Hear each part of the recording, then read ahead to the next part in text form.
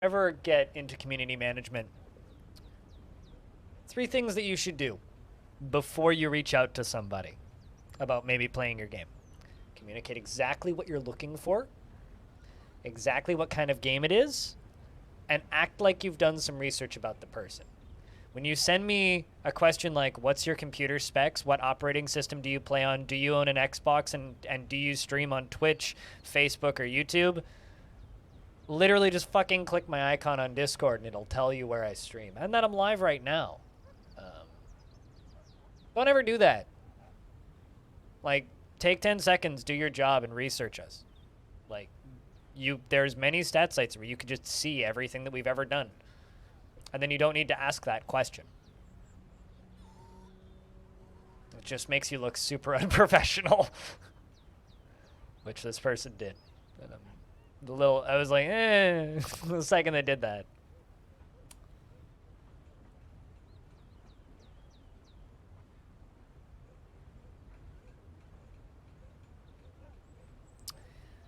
All right. It's time to put a marker in the chat. Let's say, without further ado, it's time for us to continue working on that obsidian thing.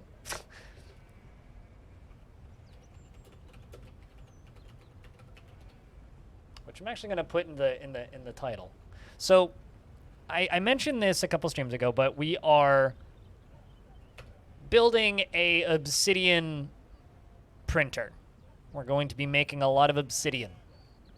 But we're still in the process of building the obsidian printer. Then once I have a whole bunch of obsidian, the goal from there is to then rebuild the majority of the upper layers of the fort in obsidian. I want to rebuild the walls in obsidian. I want to rebuild those tiles in obsidian. That's the goal. I want to rebuild these upper walkways in obsidian. There's a lot of things I want to do. But in order to do that, we are going down here and building this, which is a selection of large dugouts, which, as you can see, we're still working on. And then we still got this, all the way down to here. Now, the goal for today is to finish digging these out. And once we are done digging these out, we're going to cave them all in. I'm going to go around the edges, and we are going to drop each layer down one at a time. Also, it looks like we're trading. All right, well, I guess we shall follow the dwarves while they trade. But the goal is to cave that whole thing in on itself and basically just, with one button press, collapse everything into itself. Currently, we are in early autumn, so Stone, if you're wondering, we just had the last tribute. And currently, the dwarves that are alive are LaFonda, Pilot, Radio Free Olive, The Scoid, Whitcode, Jack Narik, Quavenir, Vimamel, Arch, Tygo, Diamond, Massive, Corvius, Swade, Defcom, Tiny Goliath, Free, Ghost, Seeker, Knowles, Max, Blue Water, Animal, Alien Slayer, Critty, Hurimaru, Just Some Old Guy, Sad Robot MTG, Lumpy the Second, Vinsati the Third, Zindros, Nanochip, and of course, Axon Third. So we do have some unnamed merchants still, if anybody would like one. But aside from that, it's just us continuing to build in Longdeath. I feel like the frame rate just accelerated. What happened? Cool. Sounds like a dangerous idea. Yes. But also, it's not a dwarf fortress if you're not doing things dwarfy. And I feel like dwarves have a very maximalist approach to efficiency. If you can do something faster while breaking it, you might as well do it. So we're going to do it faster by breaking it, because we want to be dwarfy. So I'm going to cave that whole fucking thing in with one lever pull. Name him Laggy? Can I do something to, like, make me remember that it's you? Like, give you this one and go Laggy Ultimate. Just so I know who it is. Otherwise, I won't know who it is after, like, 2 rounds. She is 108 years old, born on the 16th of limestone in the year 216. Her quite dense eyebrows are incredibly high. Her close-set cobalt eyes have very large irises, and her nose is extremely narrow. Her ears are extremely narrow, and her very long hair is arranged in double braids. Her hair is gray, mixed with a crew, and her skin is sandy taupe. And you are married to Dodek. You have a deity, no kids. She is truly fulfilled by assisting those in need, though she wishes this were not the case, as she considers altruism foolish. She has a very calm demeanor and finds comfort in that. And she is somewhat scatterbrained. She is often cheerful, and she tends to avoid any physical confrontations. She is conflicted by this for more than one reason, as she can sometimes act without deliberation. She can handle stress, and she is quick to form negative views about things after suffering a major injury in 319. She doesn't mind wearing something special now and again, and is curious and eager to learn. She tends to consider what others think of her, and she likes to take it easy. She has a noticeable lack of perseverance, and she finds obligations confining, though she is conflicted by this for more than one reason. She tends to be a bit stubborn in changing her mind about things, and can occasionally overindulge. She idly chews her lips when she's bored, and she always takes a deep breath whenever she's surprised. Whenever she is surprised. Her hands get she waves her hands frantically when she's trying to remember something, and she needs alcohol to get through the working day. Welcome to Z-Fort. Also cinematic, yeah. Also, we have to, do things that are exciting for the audience, right? Because if I'm just doing the thing, right, that's not super exciting. So we have a support here, a support here, and a support here, and a support here, and a support here, and a support here, and a support here. So what we're gonna do is we're gonna connect all of these supports all the way down through here to one giant lever, and then I'm just gonna fucking pull that lever, and we'll see what happens.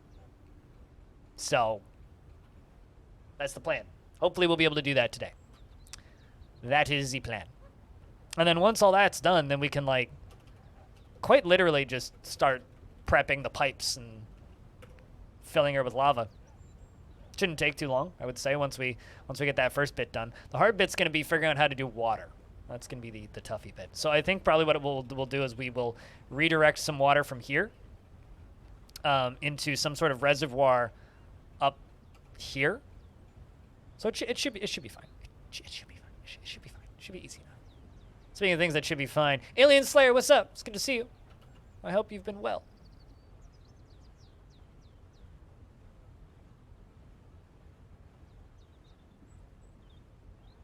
Is a giant obsidian mine? A giant obsidian production spot, yes. Well, buckle up, because I got another one coming for you in like a week or two. Alien Slayer.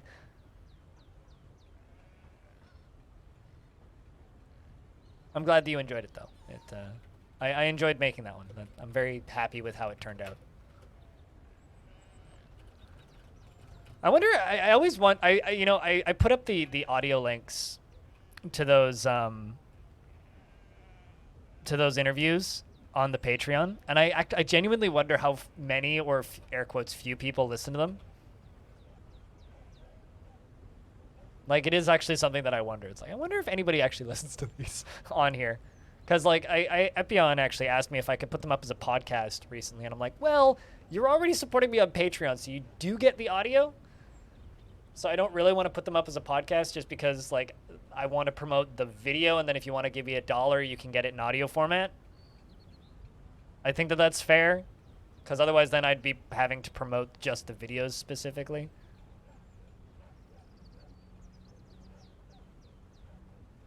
And that's not really something that I want to do, but maybe I'll do that one day. I don't know. Release them like a week after the video and audio format. It can crash, but the crashing is unlikely. It should handle it. I mean, it'll lag. Like most things with DF, if you do something that requires a lot of calculations, the game will just get stuck for a minute and think about it, and then it'll figure it out, and the game will go again. Like, there was one time I caved in way more than what I'm going to be caving in.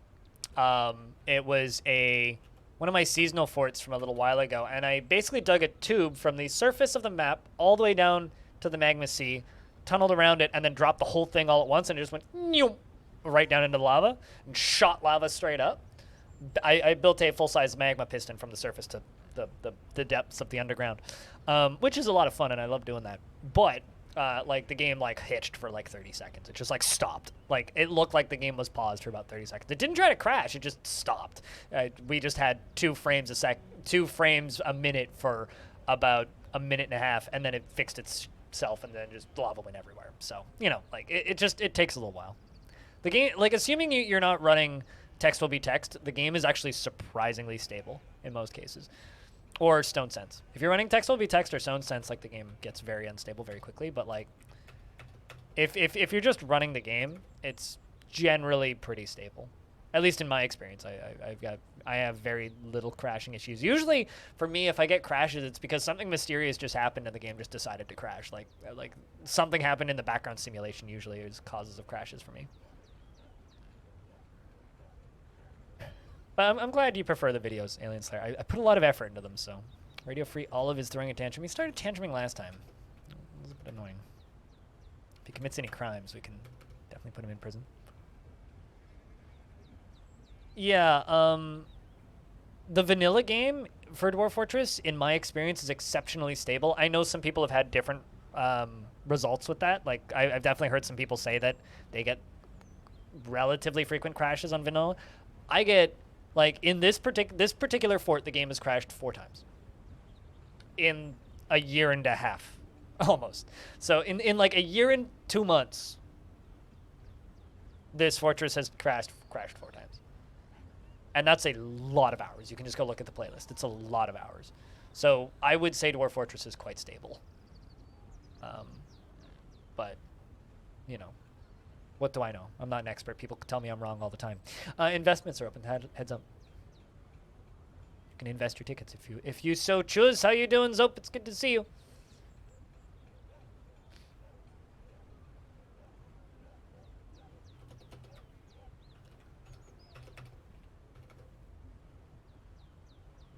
Although, we were talking about like the old days recently, and there was somebody who tuned into my stream while I was playing Riftbreaker. And they tuned in, and they were just like, this might be a weird question, but did you used to play RimWorld? And I was like, yeah, I used to play RimWorld. Why do you say that? And they're like, because your voice sounded, I thought your voice sounded familiar. And it was this weird moment of like, man, there's people who don't follow me on Twitch that recognize me from like streams I did years ago. It's actually kind of weird.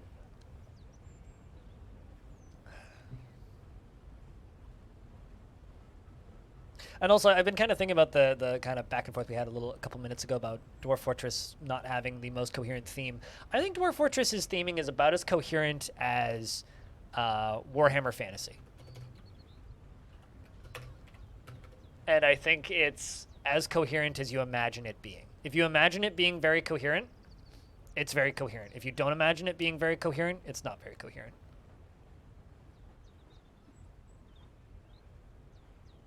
But I think because a lot of people's headspace image of Dwarf Fortress is a variety of different fan arts from different people and different tile sets by different artists and official and unofficial art and Tarn and his brothers like crayon drawings kind of in like a blender. Because of that, it makes sense to me why people's mental image of the game could get kind of messy. Yeah, absolutely. And then, you know, there are people who then add in, yeah, absolutely. Like, I've seen your art. Like, you tweeted some stuff at me, right? Unless there's 2 of you, in which case then I don't know who the other one is. Like, I've certainly, like, hell, I've even had some people, like, saying that they imagine their dwarf looks like this. And that's just, like, an emote that Cooler drew for me, right? So... I think like it might be a combination of that. Like since everybody's like some people's canon mental image for Dwarf Fortress now, and I've had people tell me this, is Krug Smash's art. That account is for fan art. Well, I appreciate it. I don't get fan art very often, so thank you. It's like I get fan art from Stone and sometimes from Cooler, but generally I don't get fan art, so I appreciate that. Stuff's cool. But yeah, no, it's I think that might be why the aesthetic for Dwarf Fortress might seem all over the place, because so many people have so many different images of what is canon artwork. Too cartoony? Fair enough. I really like parts of the... Uh-oh. There's somebody dead. Did you... You might have died last stream. I think that this person died of thirst because they went nuts. So let me just make sure that you have a coffin available, because there's a skeleton in that doorway. I don't think there's a skeleton available. Uh-oh. Yep. Okay. Well, we get to dig out some skeletons. Some places for skeletons, I suppose. That's awkward.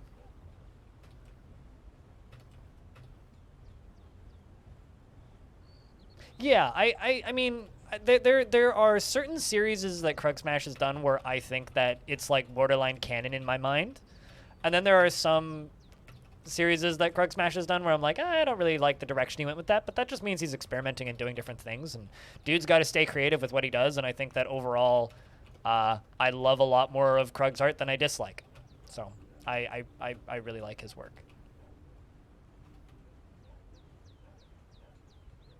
A hiccup fit? That's never fun.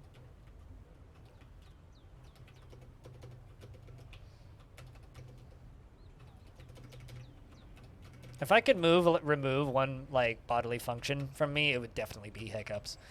Because, like, it always sucks when I just, like, scarf down a sandwich and then just, like, can't stop hiccuping for the next 5 minutes. It's just never pleasant. Body just decides to do it sometimes, though. Alright. Dwarves should just come deal with these.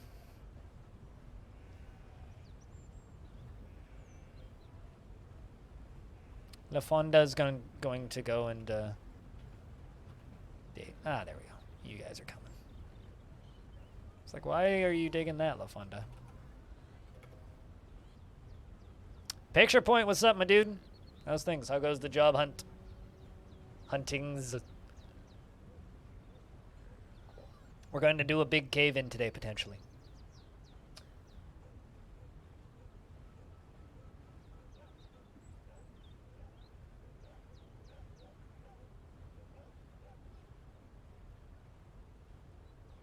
It's your choking prevention system. Hiccups is a method of choke prevention. So if your body thinks it's going to start choking, it makes you hiccup because it's supposed to and like boot something out of your lung, if I understand it correctly.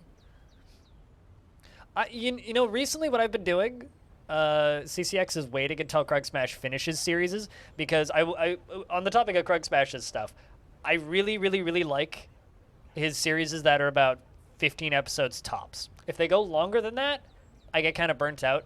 And the whole Scorch Fountain saga into the Watchful Eyes into whatever he did after that one, I kind of burnt out on that whole series. It just kind of went on too long for me. So now what I've been doing is I've been waiting until he finishes a whole series, and then I just binge it. But, you know, you got to do what you got to do at a point.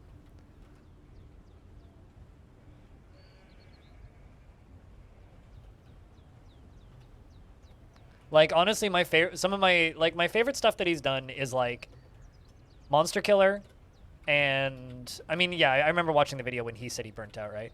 But like the stuff that he did that I enjoyed the most was Monster Killer, just because it was the first one that I watched.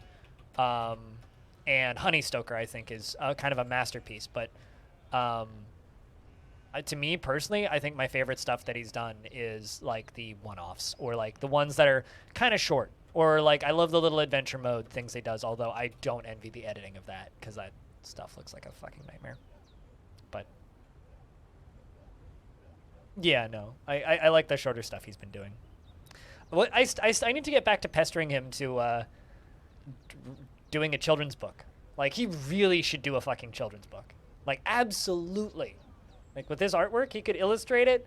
He could like just like take one of the stories from one of his Fortress series and put in writings on each side of the, like on every other page. You could have a bunch of writing and just I would spend like $80 on a Kickstarter for like just a nice paperback or even hardcover like little book this big to put on the back of my toilet. Like I would absolutely pay for that.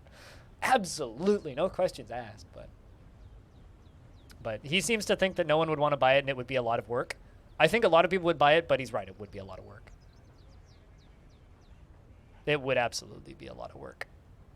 But I think what he needs is a publisher to reach out to him, and then maybe he'll do it. But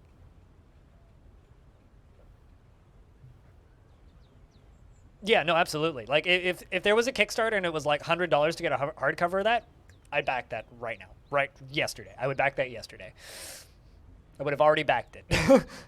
So, but you know, books are hard and publishing is hard, so I get that. But I know a couple of YouTubers that have done really well going into book writing. That, and I would personally be totally okay with him uploading one video a month for 6 months while he worked on it, or a year even while he worked on it. And I'd keep supporting the Patreon. So, but I'm envious of what that man's achieved in such a short period of time. And Neil, thanks for the host. By the way, chat, just remember, one way that you can help the stream directly is just hosting it, because auto-hosting doesn't do a thing anymore.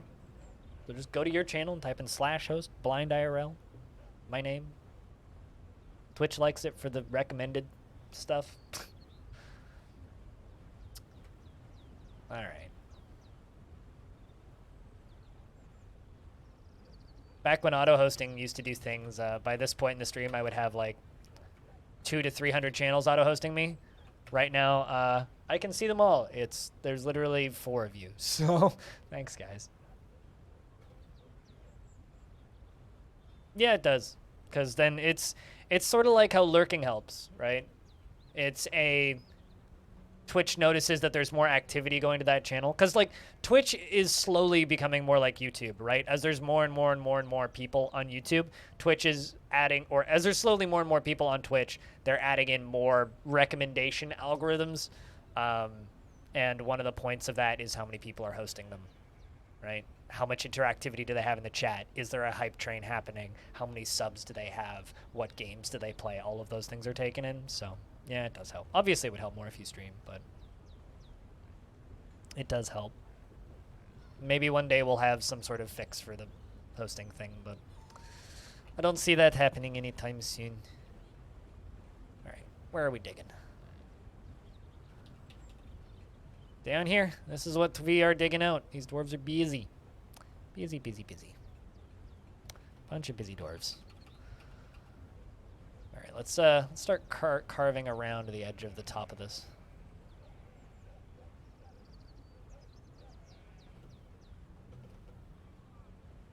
Or click a button if you have FFC or better Twitch, yeah. Oopsies.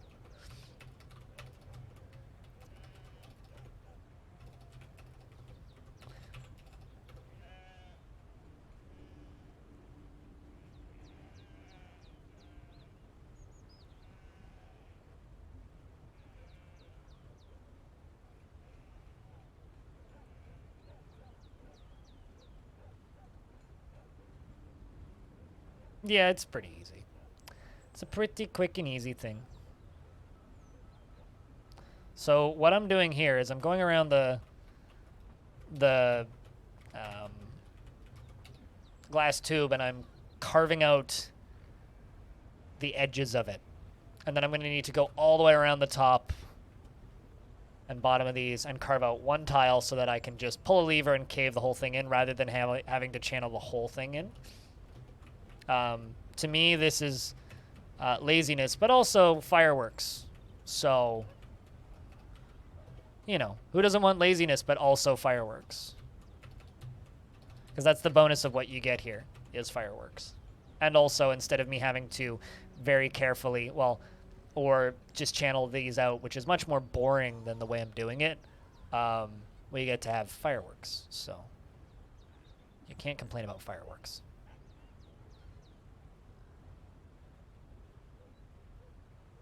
So while they're also working on the lower layers, we are going to start cutting these bits and pieces out.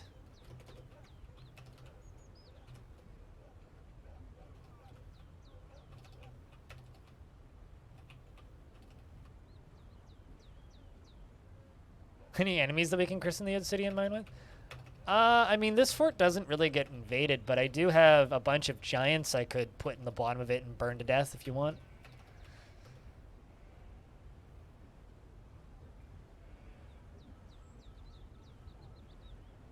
Could absolutely release some giants in the bottom of it.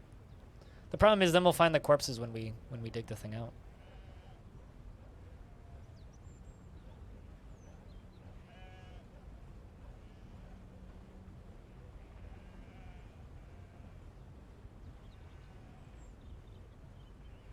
But not really, I guess. Outside of the giants, there isn't.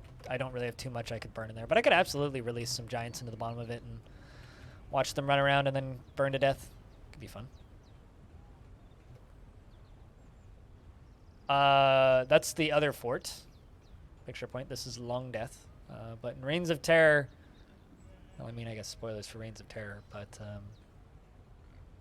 we haven't died yet. We haven't died yet. The one issue that we kind of had was we had a bit of a tavern brawl that got a little bit out of hand, but outside of that, no real issue.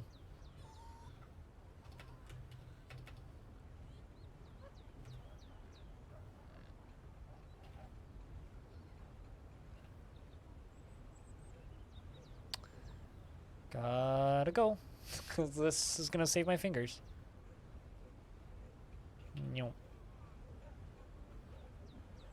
Well, there we go. Let's go do the same up here.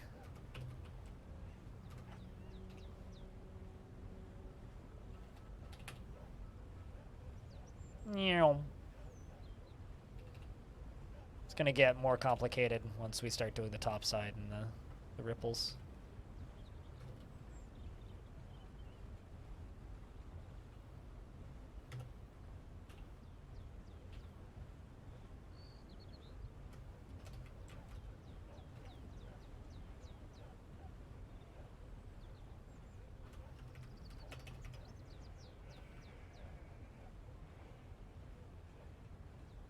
We'll do the sides first, I think. Apparently there's a new G-Force driver up.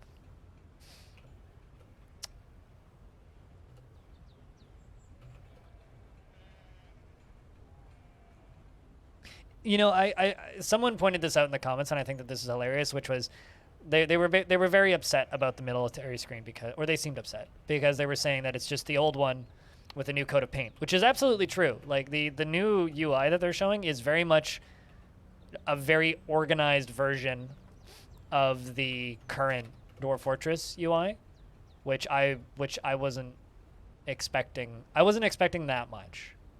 Like I was expecting less than that. So when you're expecting so little, when your expectations are low, just a much more organized version of the UI that we already have is a very nice addition to the game, right? Like the military UI, like it's fine.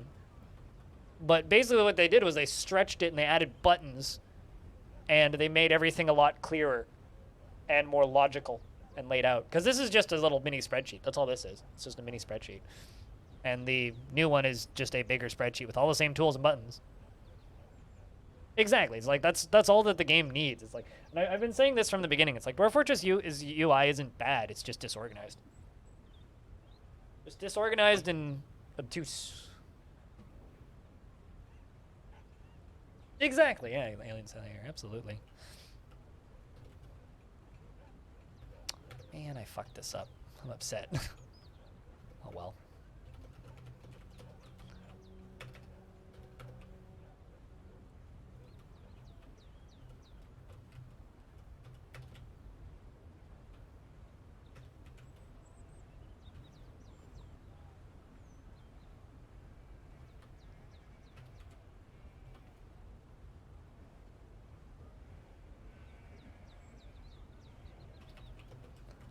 So I can't go all the way along here. But I have to go around it. Gotcha.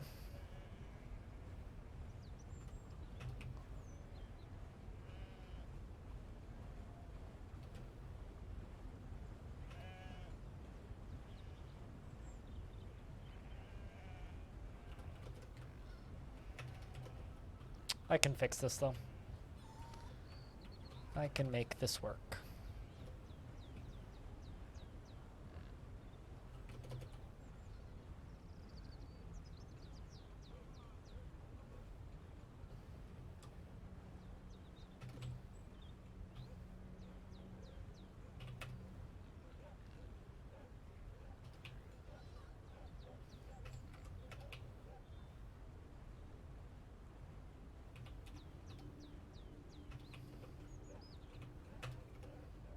And then up top here was where I screwed it up. Okay. I can make that work.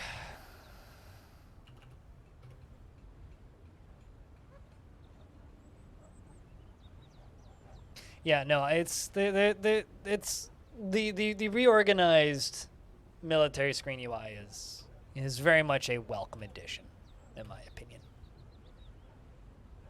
And I think is going to continue to be a welcome addition.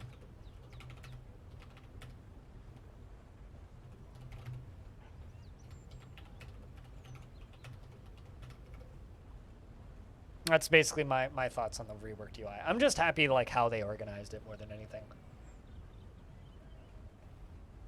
Like, I don't know. Like there's a few people that I've seen in comment sections that have been very critical and mean.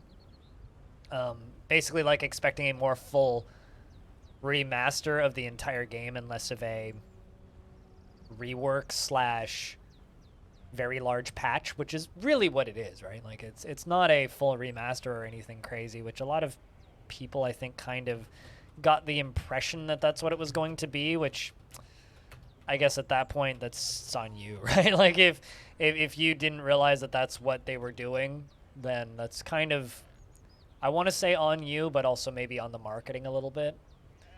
There's definitely some people that have been acting very disappointed, which I don't know. I think that they're playing the wrong game at that point. But then again, those are the same people that have been yelling that Dwarf Fortress doesn't have smooth movement the entire time. And I mean, even like to kind of echo what Tarn said, that's a thing that could theoretically happen, but would take so much development time. Is it really worth it, especially for this version? Like maybe in the future.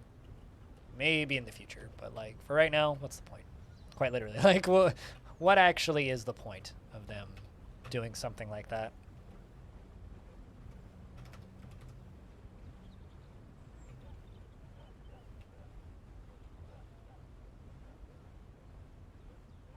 Oh, I screwed this up, doing every other one.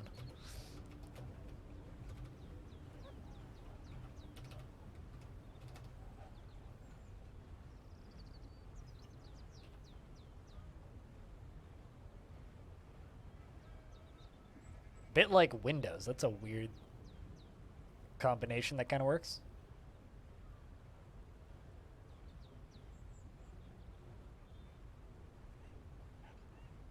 It's accumulated about 8 different UI toolkits and interaction styles that are currently depending on which part you look at. Oh, you mean like, oh yeah, no, okay, no, I see what you mean. Like I said, weird combination that actually kind of makes sense. Or weird comparison that kind of makes sense.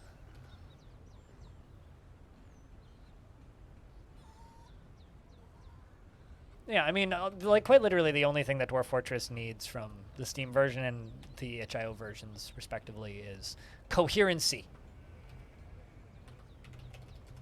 Which is funny because I was arguing that the visuals for Dwarf Fortress are quite coherent earlier, but, you know.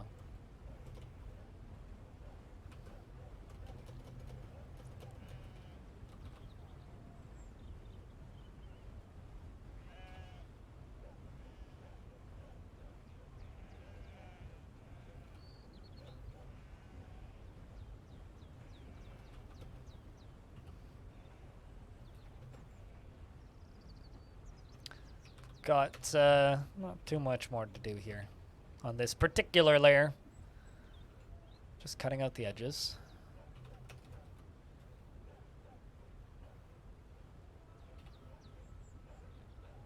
Actually, just be faster if I did this one manually. Yeah, it is. I'll do these longer bottom straights with the replays and then, or with the macros, and then do everything else manually. Although this is just gonna kind of keep going because I hit the button too many times. Okay, it's easy to remove. All right, let's let this play out. It would help if I unpaused. Smooth movement is for the birds. I mean, they don't move smoothly, but I love the way the movement for the vermin look. I love that movement. That movement looks great. Right, so dwarves will occasionally run upstairs and do stuff, but I'm gonna have some really good miners by the end of this. That's for sure. Some really talented miners by the end of this. It's good to have some talented miners in the fort. It's been a long time since we've done a lot of mining in Longdeath. A lot of these dwarves are getting a lot of mining practice. Oh yeah, also something that's a little concerning is we're down to 26 dwarves in the actual fort itself. So, I really need the dwarves to make babies. Preferably sooner rather than later.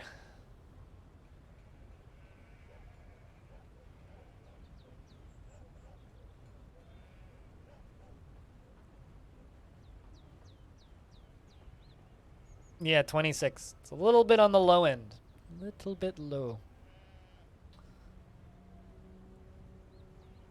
But overall, it's not bad. Procreation activate. Unfortunately, it's not that easy.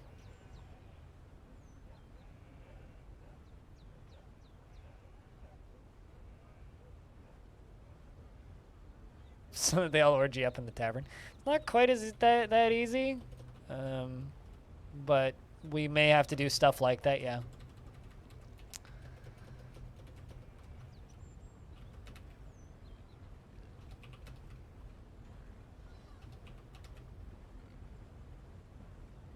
Comes out before you die? Well, are you planning on dying in the next 5 years? Hey, Sama, what's up? So if you're not planning on dying in the next 5 years, your odds are pretty good.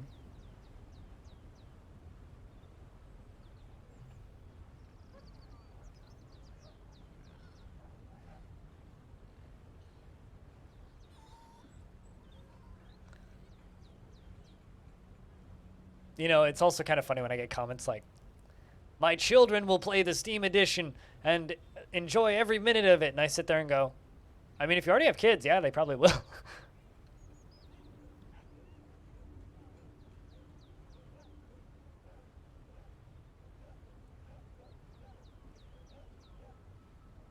At least, like, I guess the statement there, and this is, like, I guess the difference between the Dwarf Fortress community and, like, the rest of games as a whole, is the Dwarf Fortress community says, I hope this update comes out before I die. The rest of the games industry is like, why is this fucking shit taking so long? Like, it's like the difference between the Dwarf Fortress community and most games communities. It's like, Dwarf Fortress community, please be finished in my lifetime. Rest of the world, fucking lazy shit developers taking 10 years to make the goddamn video game. Like, that shit to me is just funny.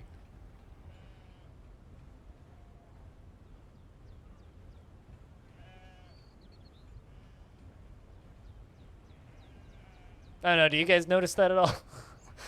Or is that just my observations?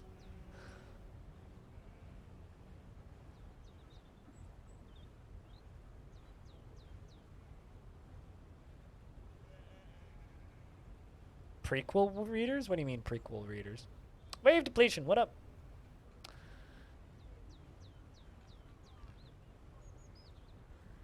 I mean, I really hope that they will send people to Mars with computers that are good enough to play Dwarf Fortress.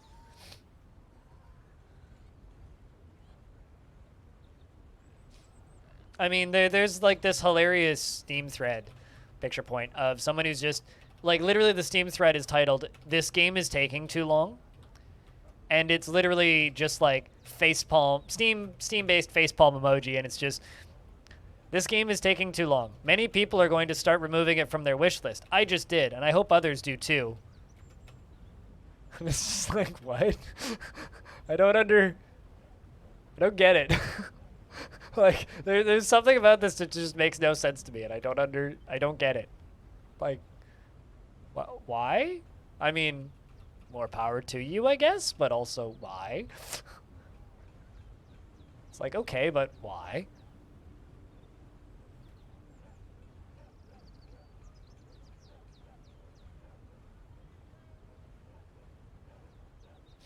Yeah, but that's the entirety of games, right?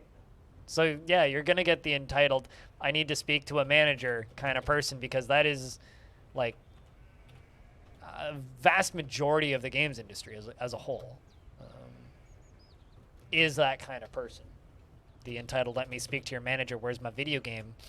Like, this is the exact same reason why I'm so fucking happy. And this is probably why they didn't do this.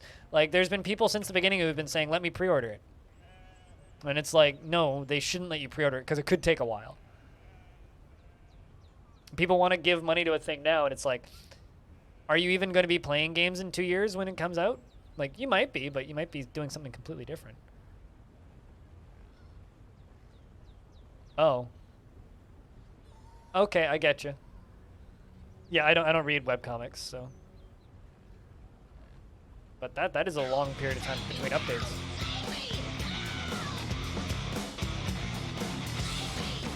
Video games. Video games! Welcome back, Wave Depletion, with the 15th month.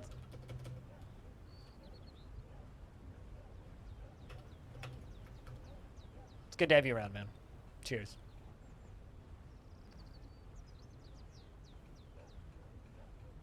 And thanks for continuing to watch the stream.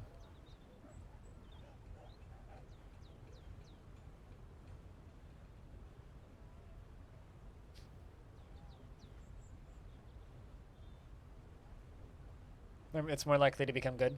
The difference is most developers can't afford to take their time, right? That's why you get half-baked messes, because most developers can't afford to not put out a half-baked mess. Because they start working on a thing and either it outscales or outscopes, or they, like,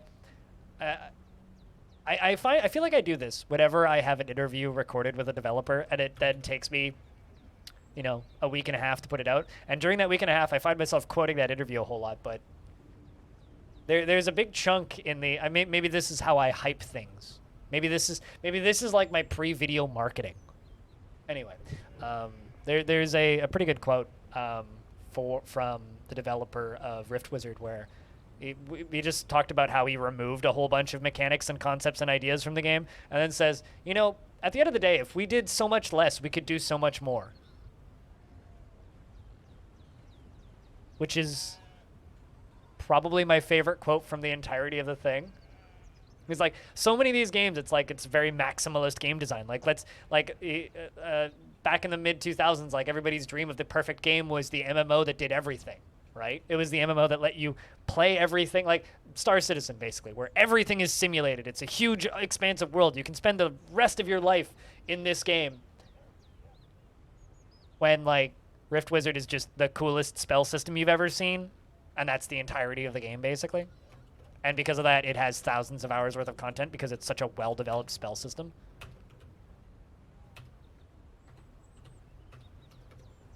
I don't know.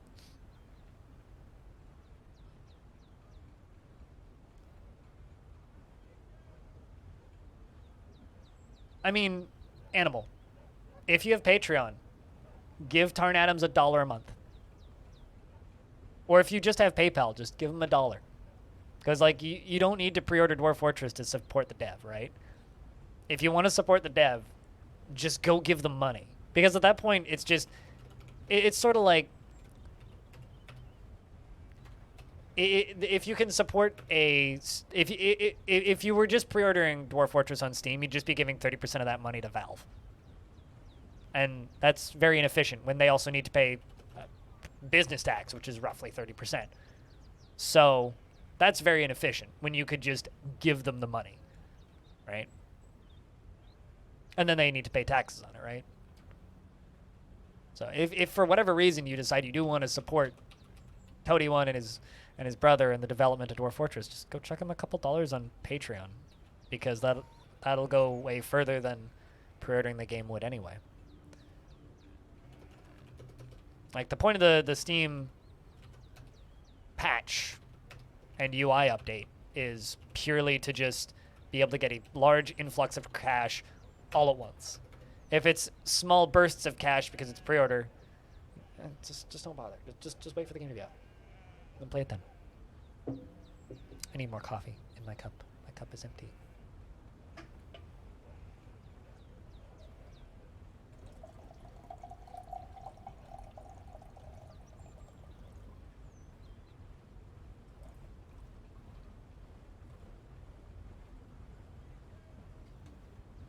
Perfection is achieved not when there is something to add, but when there is nothing left to take away. Yeah, no, I could agree with that. Does Tarn have a Twitch account, or is he subscribed to this channel? I don't think he has a Twitch account, no. Why? Were you going to gift him one? It's like I know he has a Discord account, but I don't think he has a Twitch account, no.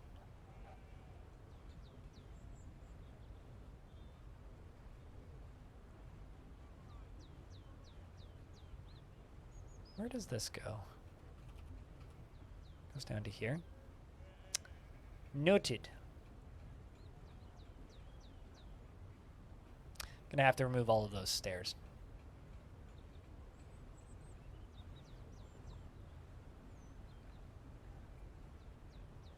You would totally give them something? Yeah, I figured. Yeah, no, I mean, like, there's the Kit Fox Games accounts, but I don't...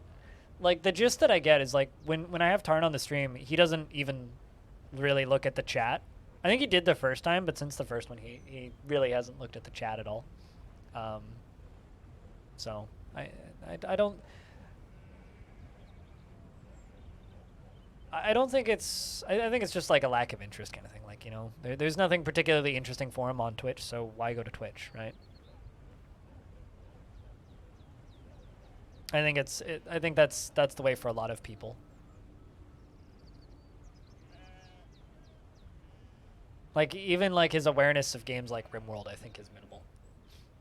Like, I think he's like familiar with the fact that they exist, but like I don't know how much time he's spent with any of those games, if any.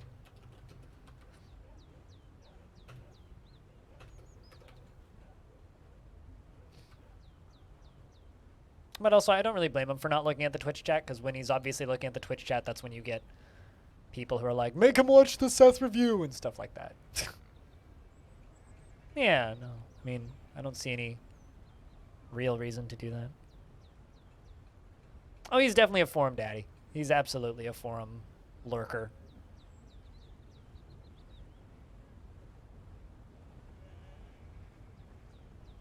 I mean, like...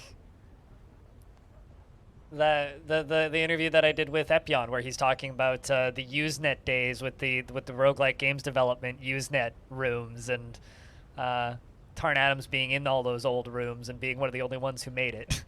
You know, like that kind of thing. So it's just it's a weird... I don't know. Twitch is a weird thing, and I don't really fault people for not getting into it, I guess.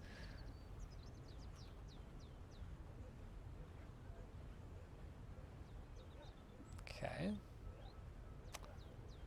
Not too much left. Got the bottom side done. Right side done. Left side, top side's the only side we need to do left on this one, so.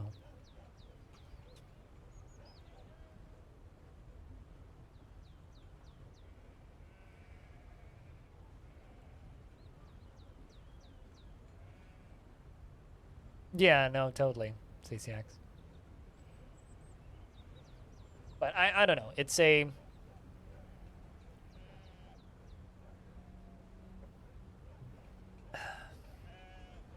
Yeah, it's weird. It's weird.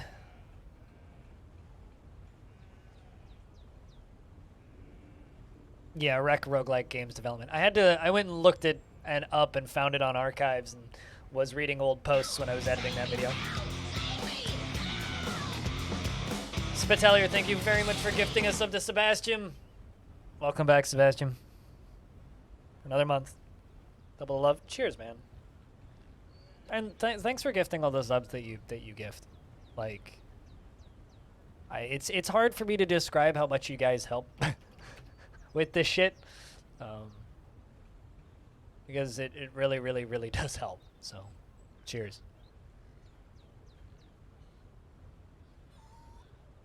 So, thanks for gifting a double sub today. And shouts to Pilot for also gifting one. Because I'm one of the lucky ones. I got people that support me.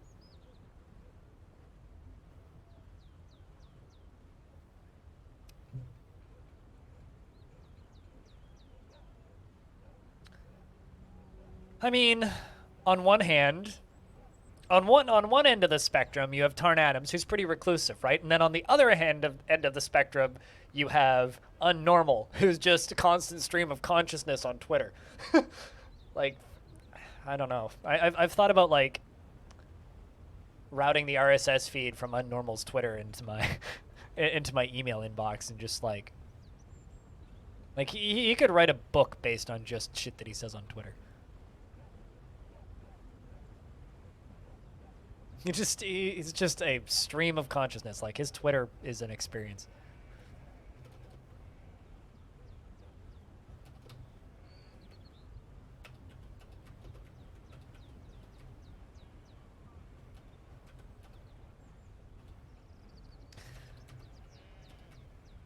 I'm thinking after I sit down next month and play a shit ton of Caves of Cud, because I'm going to definitely take advantage of that tourist mode that they've added. I think that I'm going to finally get brave and start doing interviews on Caves of Cud. Because I'll be honest, that is like some of the most, like, I think for every filmmaker, if you could call me that, I don't know if I count as that, but for every filmmaker, there's certain projects that are just intimidating, and that is very intimidating. Very intimidating.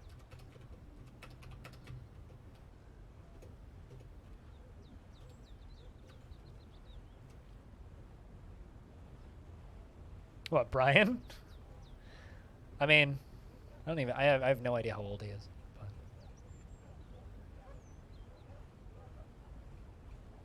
The thing that blows me away is my dad talking about Jason's writing in Tarn Adams' book. Because he's just like... it's funny hearing my dad talk about how he thinks it would be interesting to design a dungeon and tweak those little dials to create an excellent play experience for the player. But then on the flip side, then talks about how he thinks that D&D is addictive and potentially dangerous to your brain's development. And I'm just like, you realize that you're describing D&D, right? Sama, thank you very much for the 3rd month. Welcome back. Cheers. And thanks for the bit, Pie. One day you'll hit $1. I mean, yeah, you can't leave that opportunity lying around. You got to grab it at least for a minute. And thank you for the 5-pack. Fucking cheers. And guess who you caught in that? The you caught. Okay, so first off, I know every single one of those names. Those are all people who are like active members of the community. But Alexander is the community manager of Kitbox, so that was a good shot there. Cheers. Thank you very much for gifting 5. Somebody make that into a hype train. Come on. Just need someone to cheer 100 bits or resub.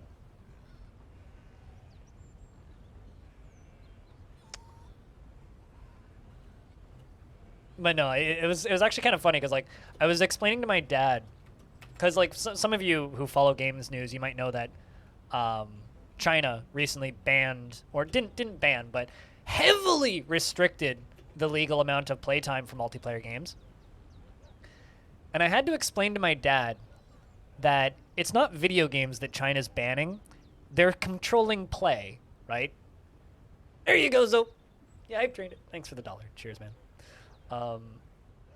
But they're not.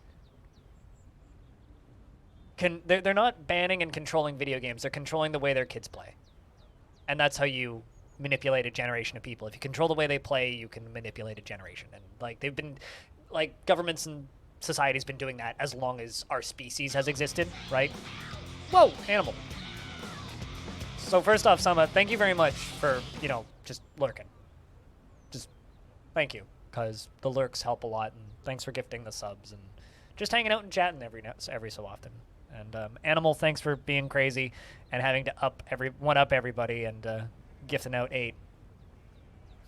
You got a very talented NetHack speedrunner in that list as well. Also, Tom got one too.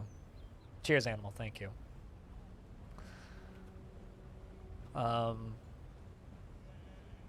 Helping keep this stream funded. All right, so what do I still need to do on this layer? Just jump straight to level 4. Let's just move down a layer and do this one.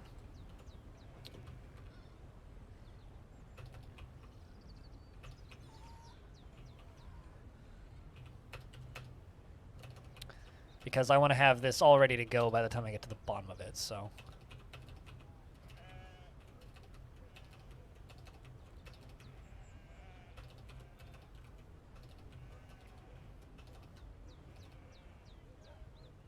Did I miss a spot? I did. But seriously, guys, thanks for all the gifts, and thanks for the bits, and thanks for just keeping this channel here. You guys are awesome. And I kind of lost my train of thought, but I had like a flow going there, and then Animal decided to be silly and saw my gifted out of 5-pack, so.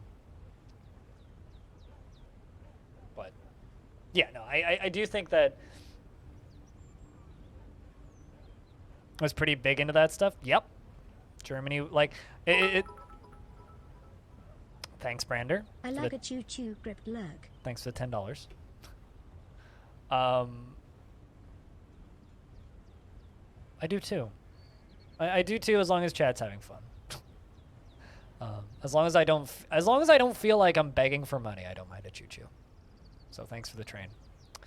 Where was I going with that? Yeah, it's like Germany did that a whole lot. Like China's doing that right now. Like that's what that is. Like it's not concern about video games, and I think that there is portions of old media that my dad looks at that warps that into, oh, well, they're obviously doing that because video games are dangerous. But it's the same old bullshit that, you know, old media has been doing as long as video games have existed, right? And it was comic books before that, and now it's video games. And it's like they take that opportunity to be like, and then my dad's like, wait, so you agree with China that video games are dangerous? I'm like, no, but like if you control what kids are allowed to do, like if you give a kid a toy gun and tell them to go shoot their friends, they will join the military at 18.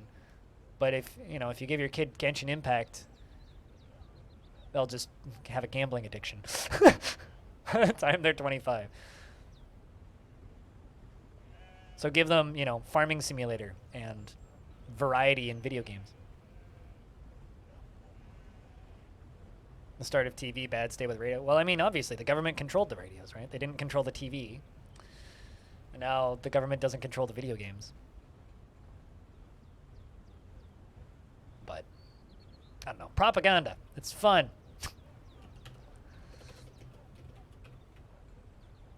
Streamer, why is stream full of politics? Bah, I don't know. Alright. Okay, so those are the pieces I'm not supposed to demolish. And go all the way down here.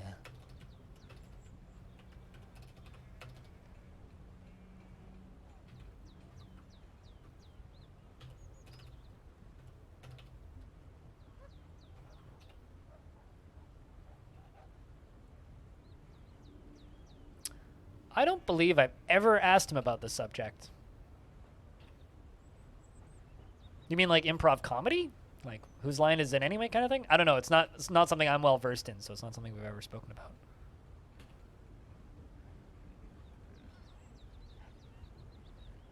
But nothing close to Dwarf Fortress.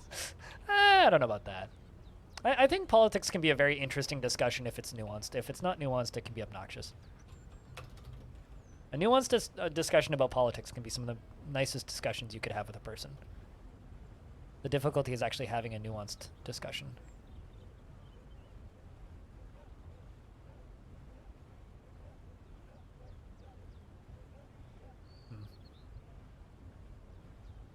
No one wants politics. They're just inevitable. This is what it really is. Thank you very much, guys, for that silly hype train with the $11.01 in bits and 15 gift subs. Seriously, thank you.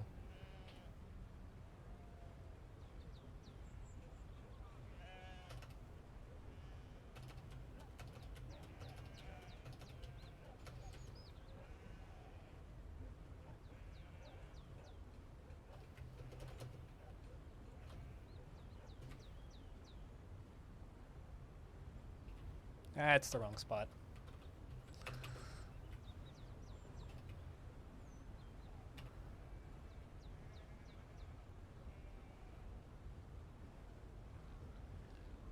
Yeah, well, to be totally clear, when me and my dad were having that discussion, it was the first night that my mom was sick, and so me and my dad went to the pub because we both needed a beer. So we were just kind of talking about random stuff, and by the end of it, I think I mostly, especially when we had that discussion of controlling play, and then comparing it to the way Western governments were controlling play in the 70s and 80s with D&D and comic books, you know, like they decided that that was a bad form of play. So instead of, you know, making it socially acceptable to play video games in D&D, they removed that because they figured those were new, dangerous technologies and scary. And, you know, they've moved past that, more or less. Like, there's still some people that go after video games as a type of play, but generally, video games is, like, kind of given its space these days, thankfully. Generally, when I say generally. We really need to update those VODs on that YouTube channel. I need to talk to FG about that. Boss wanted to check on you. Were you being too efficient again?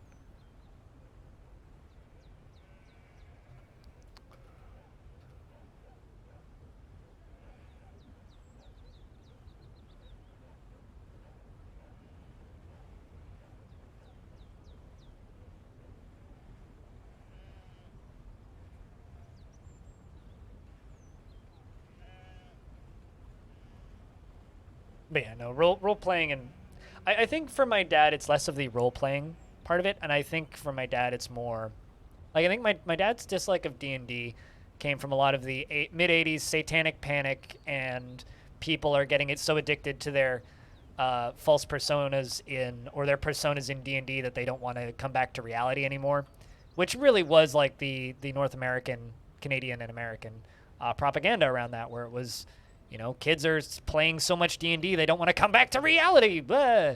And then you'll lose your child. And, you know,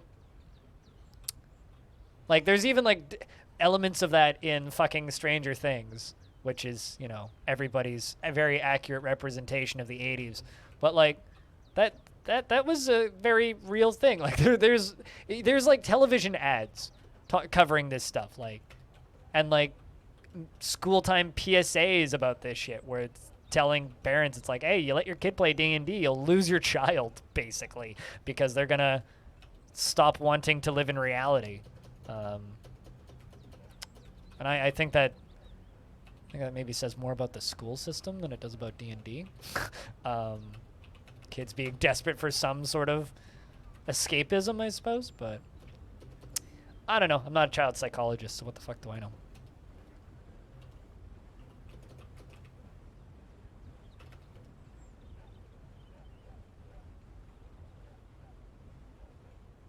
Then got banned for a minute? Huh. Well then. Or watch the D&D cartoon? Yeah.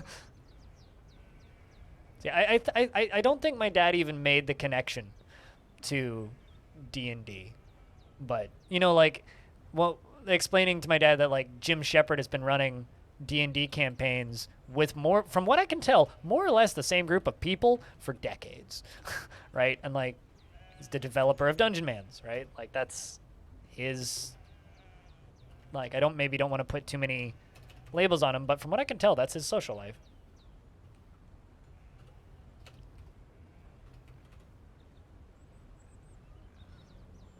It's just what he does. I mean, for a little bit, that was Harry Potter for me, right? But for me, the reason we weren't allowed to read Harry Potter was because a lot of the kids that were going to our church weren't allowed to read Harry Potter because they picked up propaganda from other parents, or their parents, I guess, picked up propaganda from other parents. And because of that, we would have been allowed to read it, according to my mom. But the reason we weren't was because the other kids weren't, and my mom didn't want us to be like that one weird family that were allowed to read Harry Potter. So we were able to read it later on in life. So I didn't start reading Harry Potter until like the 6th book was out, basically. For that same reason. It was like similar levels of like just bullshit. Oh, this is Satan. Okay.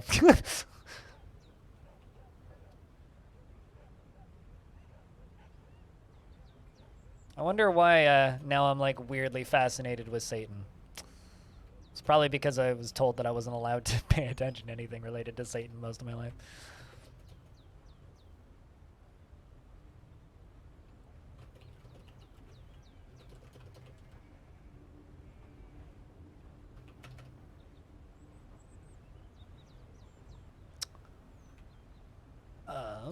Also, I think it should go without saying, no, don't click that link that bot just put in the chat. I'm actually very perplexed as to how those bots are suddenly able to do that in my chat. Unless like a setting got flipped with the recent Twitch changes because of the new moderation settings. Because I always had email requirement. I need to go look. Choo-choo.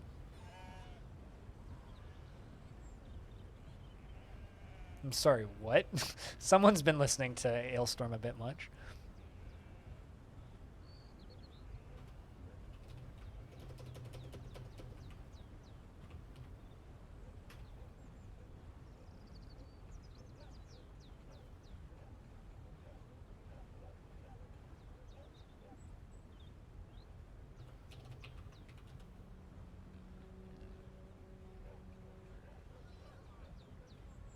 What, fuck you with an anchor? I mean, it's a good song. It's definitely a good party banger. It's gonna curse you soon. You're gonna be in public around you, and you're just gonna randomly tell your manager to get fucked with an anchor, and they're just gonna look at you like, sorry, what? Can you repeat that?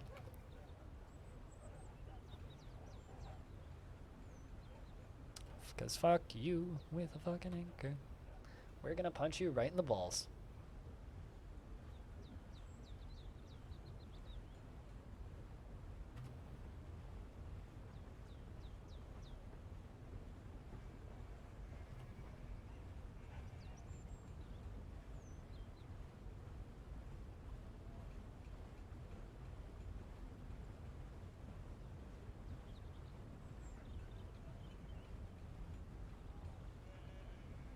Where's that singing coming from? It's coming from me. Ba ba ba boo. Oh my god, it's a ghost! That's right, Junior. You'd think they'd figure it out after, you know, hearing that singing many times. By like the 3rd or 5th time using that command, they would have figured out where that singing's coming from, but not yet, turns out. How's things, cutest?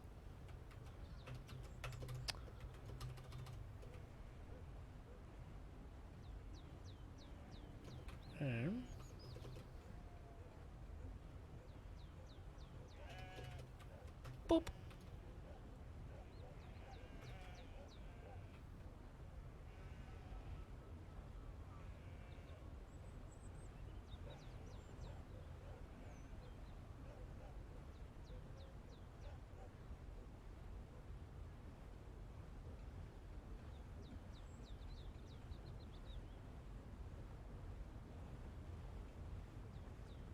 Conan didn't figure it out too. Yeah. How about me? I'm all right. I'm all right. Recorded interview with the Rift Wizard developer on Sunday. Started editing that yesterday.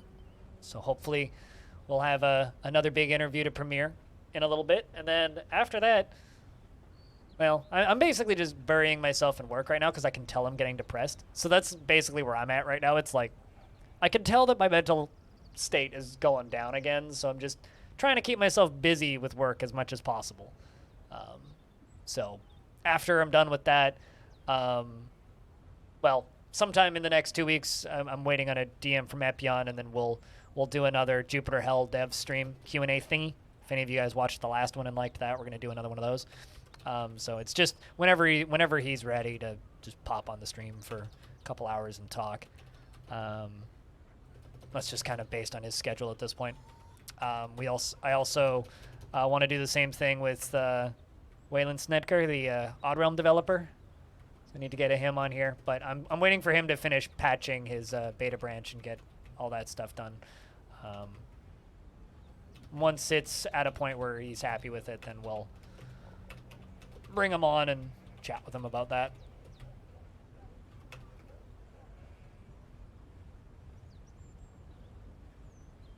So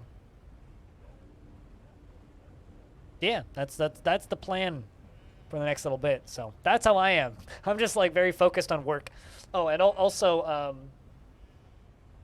basically once November starts, I'm gonna DM Tarn and be like, hey, do you want to come on again in the next couple weeks? And I'm definitely doing that because the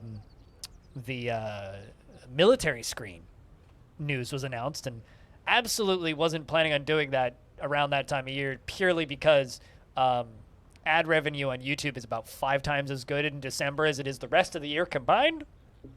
So I'm definitely doing that because the military screen came out recently, and there's been a lot of good news recently, and definitely not doing that because it's just marketing-wise the best time for ad revenue. And cool, nobody got thrown in prison. I thought I missed a mandate. Steam version does. Yeah. No, if you've never seen or played Dwarf Fortress, people are starting to think it looks done because the Fortress mode does look like Fortress mode's getting there. Fortress mode doesn't have too much further to go, I don't think. That being said, like adventure mode and Legends and Arena are like entirely incomplete still. Which, you know, I wonder if that stuff will go quicker than Fortress mode. I wonder. I guess it depends on how spaghetti-y the code is on the back end for that stuff.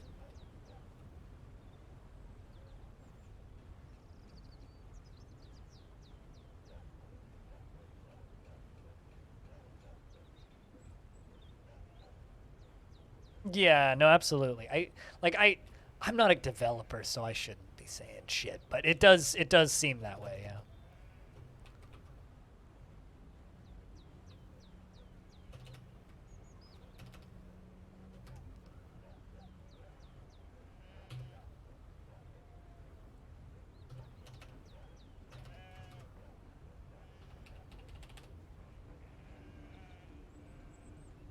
You're a developer, so you have a bit of confidence saying this? Yeah.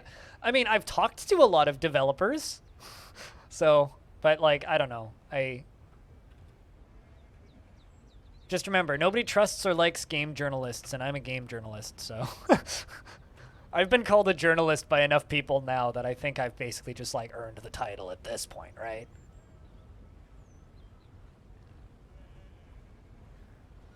I mean, Legends viewer is not going to go anywhere, right? Like, DF Hack's not going to go anywhere. Like, it'll look different, but it's not going anywhere. Dwarf Therapist is not going to go anywhere. Like, those are all going to get updated, right?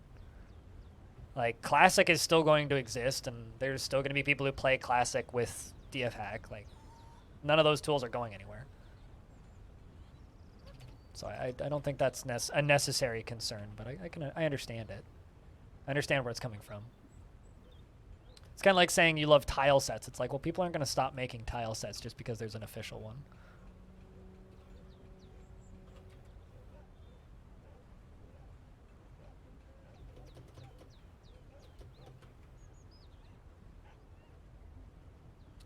I'm not. And the reason I will say that I'm not is purely because guy who works on it is confirmed he's going to keep updating it, and also Classic will exist, right?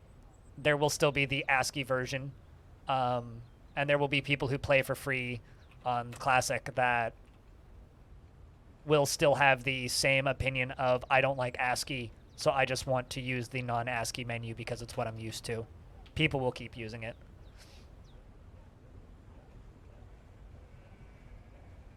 Why would you fear that? That usability is still going to continue. Like, Tarn has straight up stated in interviews with me in the past that he doesn't want to disrupt the development of the third-party tools with the Steam version. Because people like those. Personally, and this is a me thing, but I think that ideal outcome, I overpressed the button. I personally feel that the ideal outcome for the Steam version for me is that people will not recommend the lazy noob pack anymore. I think that the best possible out... How many times did I press the button? What?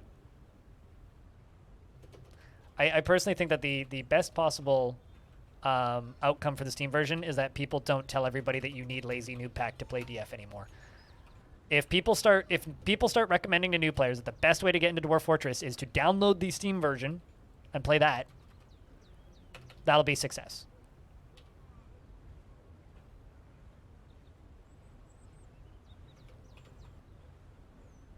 That's what they should be aiming for. And if they can pull that off, then they are good.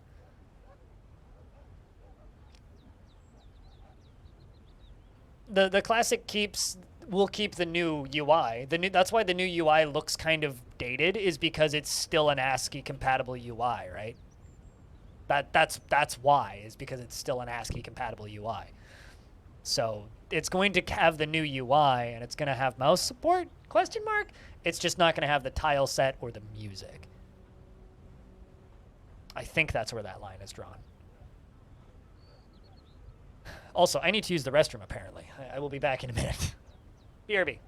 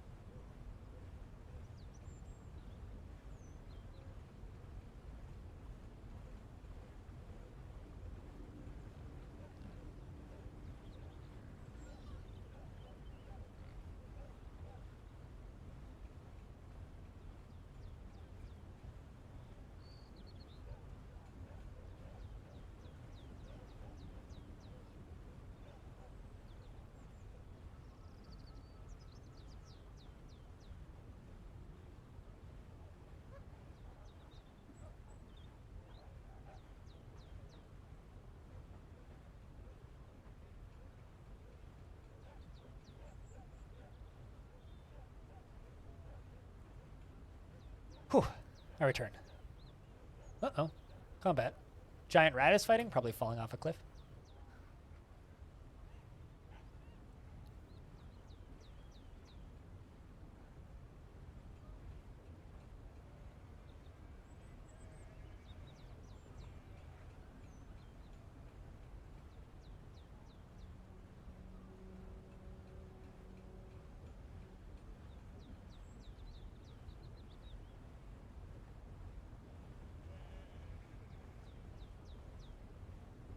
All right. Back to digging.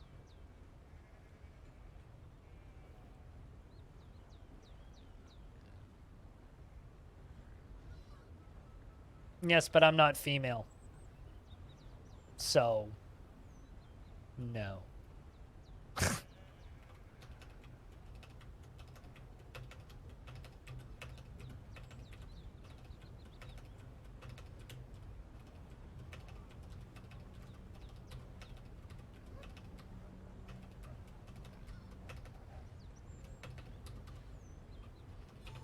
I never said that you were suggesting I do that. I'm just explaining why I think that giving out any kind of adult entertainment, as somebody who doesn't create adult entertainment, is a terrible business decision. Terrible business decision. That's all.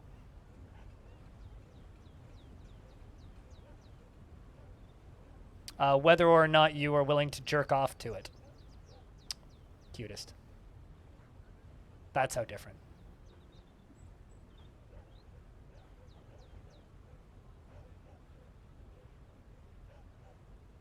That's got nothing to do with leaking.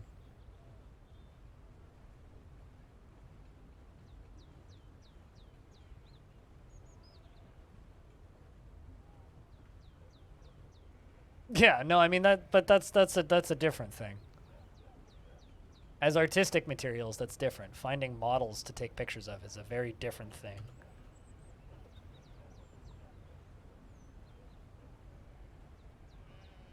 I mean, I'm into weird shit, but feet's not one of the things that I'm into. And if you're into feet, fucking, by all means, have fun. It's a pretty harmless fetish, frankly. Just don't be weird about it. Alright, I'm having to, like, squint at these tiles that I'm clicking on here. I think that's all of them.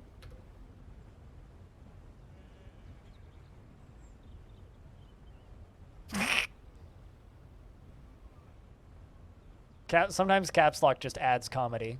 Twitch ups.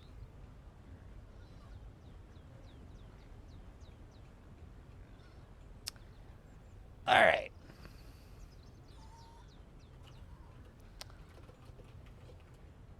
It's just like normal talking sounds. Exaggerated yelling!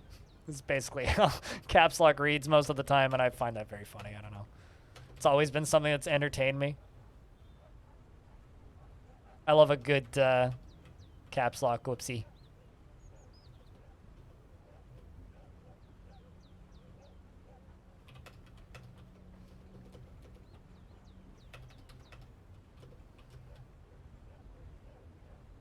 It did, which is why it's funny.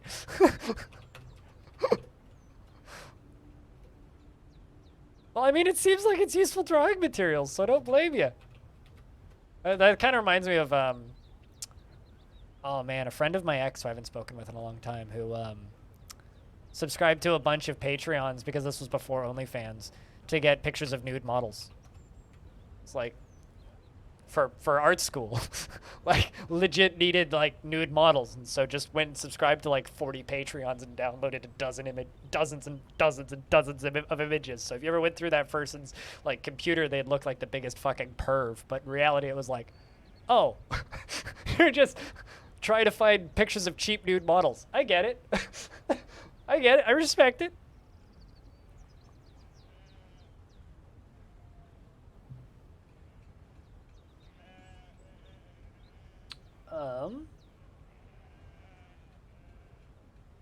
Just making sure no one's gonna cave in anything anybody's standing on. Nope, doesn't look like it. We should be good.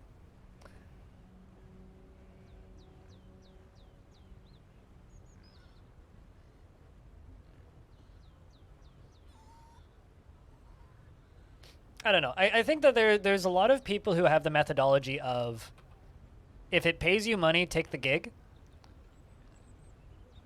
And at least for me, when it comes to most things, a lot of money's not worth it. Like, money is great. Thank you for giving me money earlier, chat. But there's a lot of things that cost me, that could pay me money, theoretically, that are just not even close to worth it.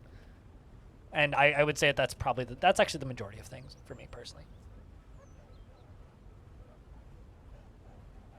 No, I'm not saying that you were being serious. I'm just kind of talking more broadly about the subject now. And whether that's like about, you know, a like specific style of content, whether that's certain ways that I could do Let's Play content even. Like, there's just some things that to me are just... It's just not worth it. But no, I definitely read the tongue-in-cheekness.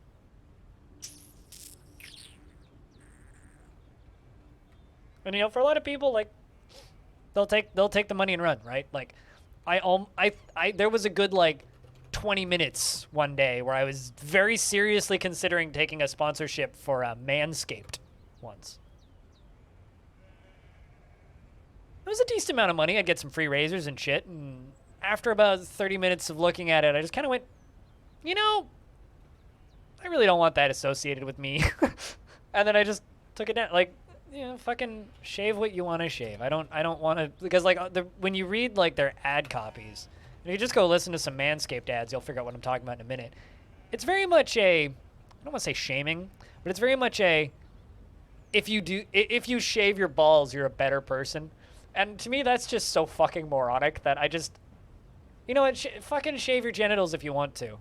I've done that in the past, but like, you shouldn't be using marketing to pressure people to do something.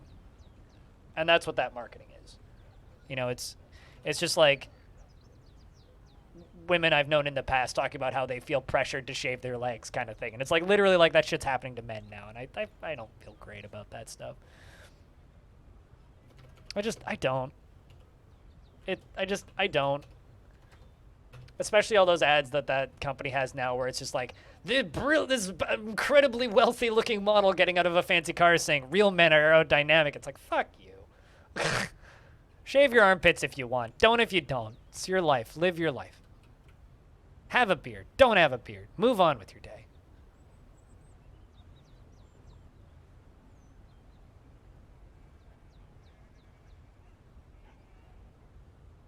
Morning TV stuff.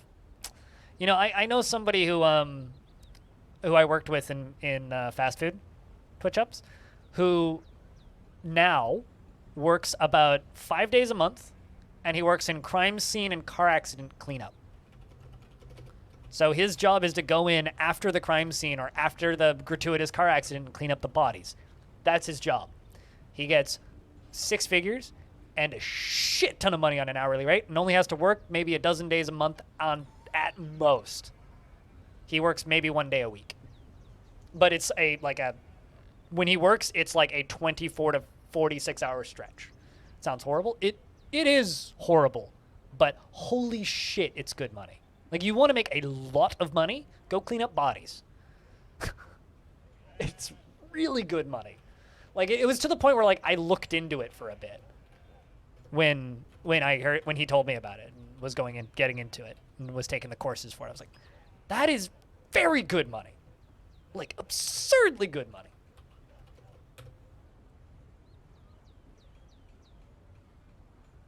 Yeah, absolutely. Except it's like that minus the ridiculous hours. Well, you do work ridiculous hours, but you only work a couple of days. But when you work, you're there until the job is done. I mean, I'm clearly not a real man. I don't have any pictures on the internet of me shirtless holding a fish, and I don't have a deer head on my wall, and I don't own a pickup truck. So obviously I'm not a real man by marketing standards. Although there are photos of me in photo albums holding some pretty large salmon that me and my dad caught, but no recent ones of me shirtless holding fish. Right? By marketing standards. We could just dig out this layer. Get the dwarves busy on this layer.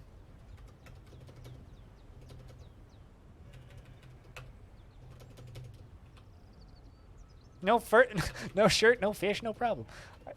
It's like Tinder profile bingo.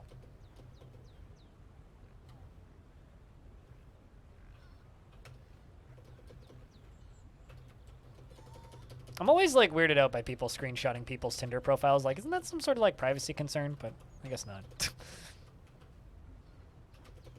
/our Tinder is a funny subreddit. I'll just put it that way. Let's go down this way.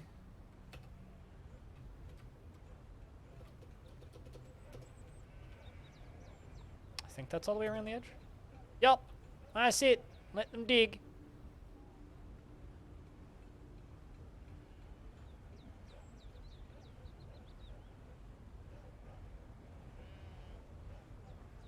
As somebody who has virtually no hair on me, except for the really important parts, I don't necessarily agree with that.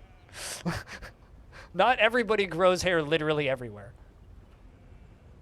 We're into late winter. But I can confirm that that's not actually true.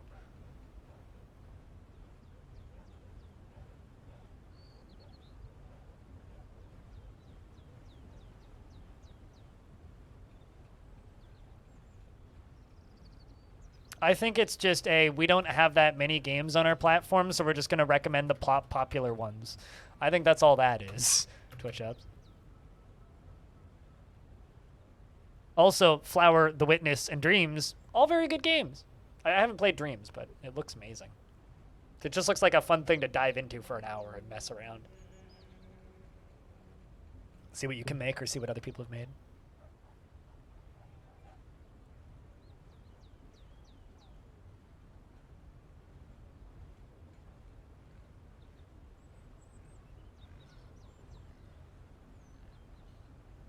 Just waiting on this slow-ass dwarf to bring a boulder over. Well, they mine out this. We got a lot of digging to do today. That's going to be the majority of today's digging. What action RPG? Hi.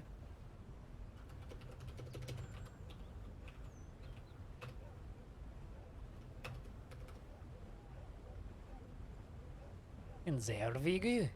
Then we can smooth the edges of this and then cut her down. Cut her down. It's funny, every now and again Twitch will send me these recommended emails. It's like, recommended Twitch streams for your viewing, and it's like Summit, Lyric. And I'm just like, cool. Yeah, definitely. Twitch's recommendation algorithms, at least for their emails, are not great. Grim Dawn, I get you.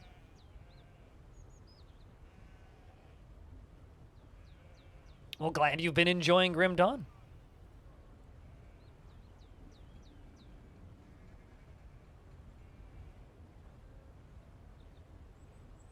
A lighthearted Roblox? Oh, no, totally. That's why I said it looks like something that would be fun to mess around in for a bit. Not something that I would, like, play seriously, but definitely looks mess around worthy.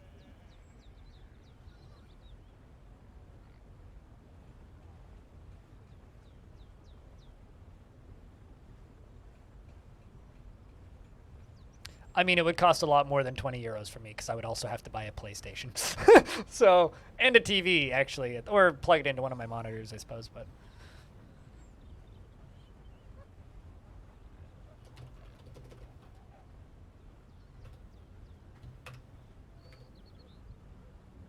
But no, totally. Like it looks neat. I haven't owned a console in... What was the last console I bought? Or owned. Actually, I just bought a new console, so I shouldn't say that. I did actually buy a console. Actually, some of you may probably know what console I bought, but to those of you who don't know what console I bought, what console do you think I bought? Like me saying I bought a console. What console do you think I bought? That's cheating, picture, you know. An Amiga. Yeah, definitely. This fucking thing. I pre-ordered it. This fucking thing. I can't wait. And also, I want their SDK to be released. I want people to start making games for this thing. This is supposed to be shipping soon. And yes, I'm going to stream these games. Switch? Nah, fuck no. Abso-fucking-lutely not. Yeah, I'm gonna stream these games. It really is. So the way this game works is there's a public development thing, so you can just make games for it. Oh, underneath dev, I think. Playdate Mirror, a desktop app that mirrors your screen of your connected Playdate in real time, perfect for capturing Playdate video, so you can stream it or record it locally. There you go. That's how. It has built-in direct capture through USB. Donkey's been missing for a week, eh?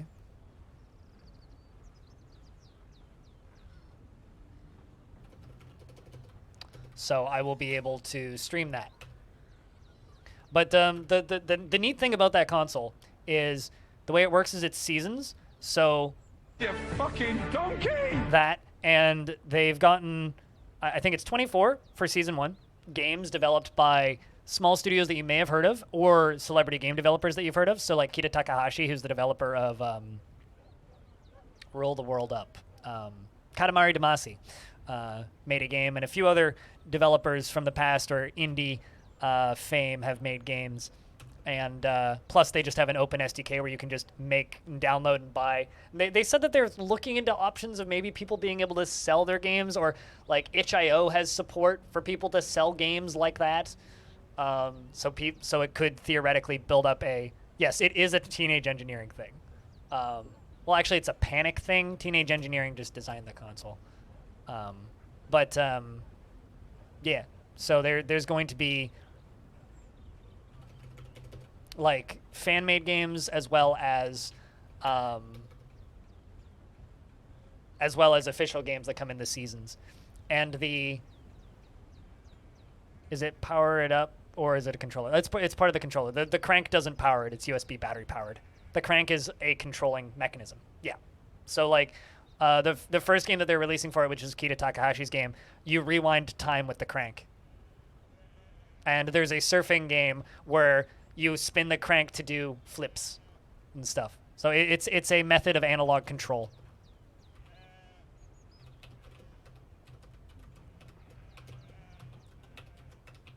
And apparently the only rule for the Eric Pope, is that his name? The developer of why am I blanking on the name of that? Papers, Please made a game for it. So yes, that is the website. Play.date.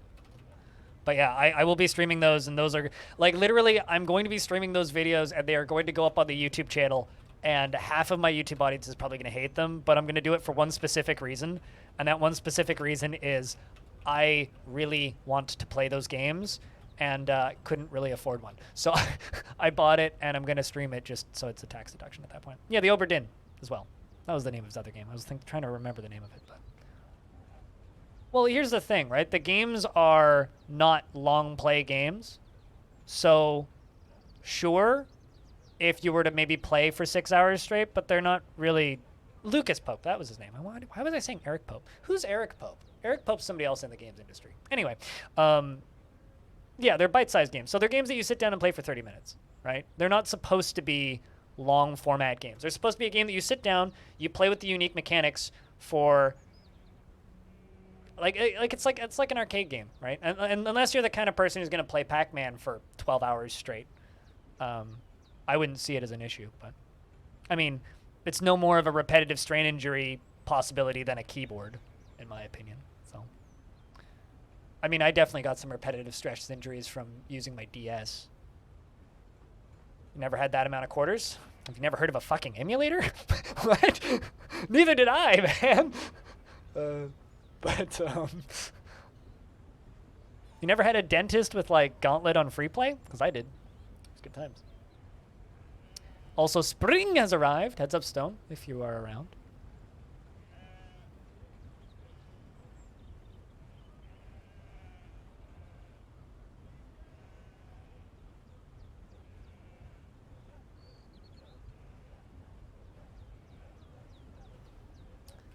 All right, so the merchants have arrived and are here to drop off stuff, and it doesn't look like I've lost any dwarves to old age, which is good. Let's continue digging. Well, actually, smoothing is the other thing that we're doing too. Digging and smoothing.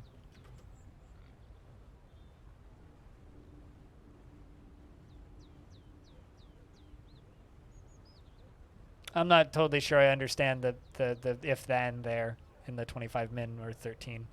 As somebody who likes Star Trek and Twilight Zone, I can't decide which one I would want.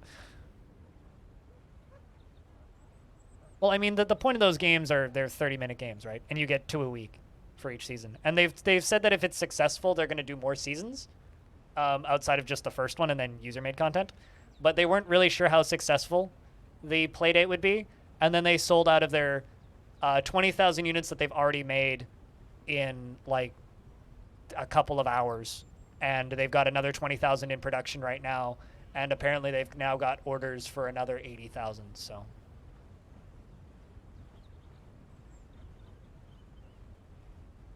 Well, I mean, everybody has like developed ADD because of this world that we live in, where everybody's staring at their phone all the time. But sure, I guess I see what I guess I understand what you're talking about.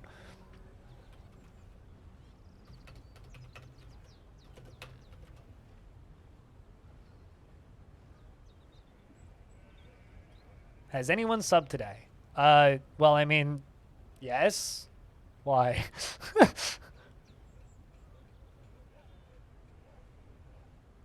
We've had some resubs. There was a little hype train earlier. Yeah, there was 15 gift subs earlier.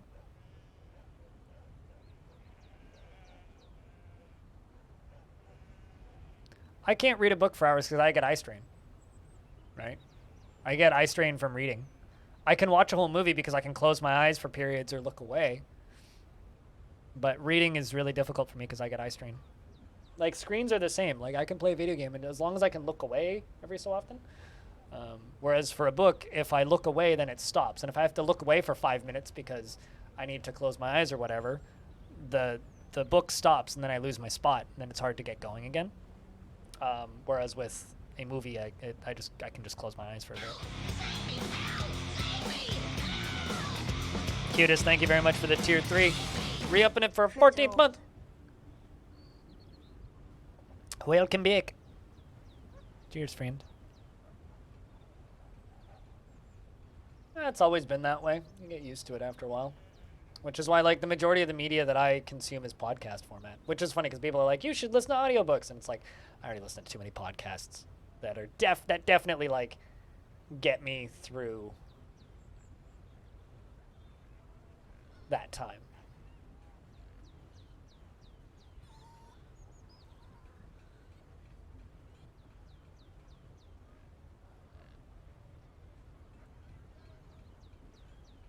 So I don't know if Stone is here right now, so I'm just going to screenshot this for Stone, because I think Stone may be AFK.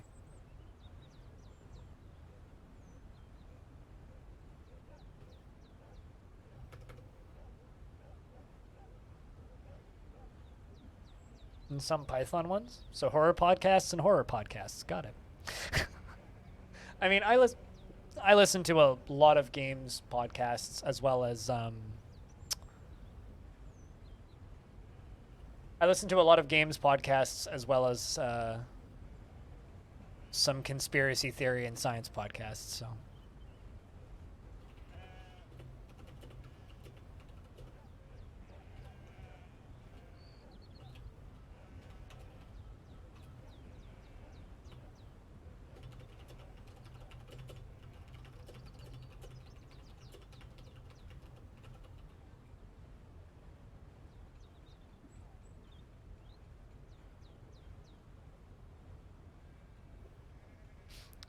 I didn't even eat snakes. Because I love to blend those two quotes together where, like, it's why is there all these snakes on... Why are all these motherfucking snakes on this motherfucking plane? Combine that with carrots. Why is it always carrots? I didn't even eat carrots. Snakes. Why is it always snakes? I didn't even eat snakes. I don't know why, but that's just such a funny image in my head. Because there's this video from old YouTube of taking the carrots, why is it always carrots? I didn't even eat carrots, and snakes, why is it always snakes? Or why did it have to be snakes? Like, and then blending those two lines together. Snakes, why is it always snakes? I didn't even eat snakes.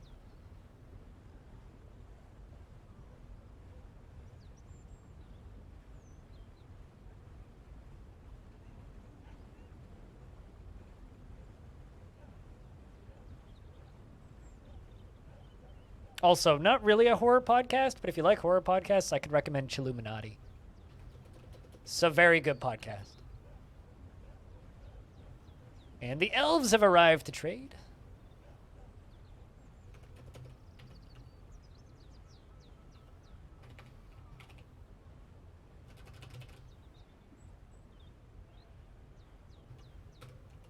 And we'll keep digging.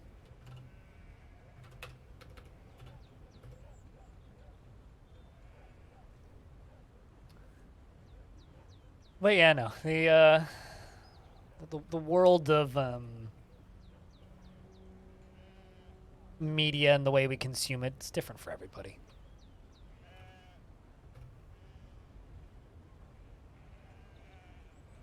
It's different for everybody.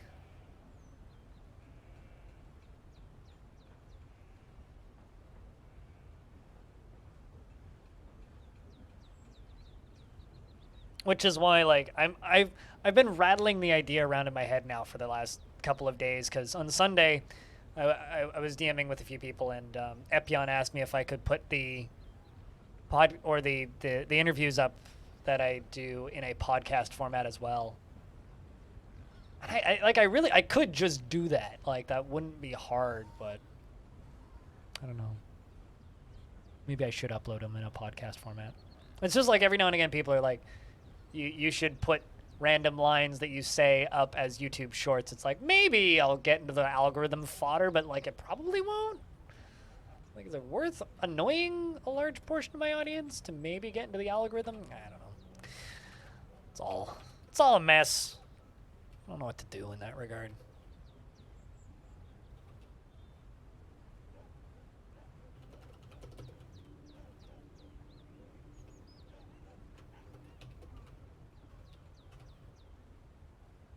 Would fit on TikTok? My shit? No, wouldn't fit on TikTok.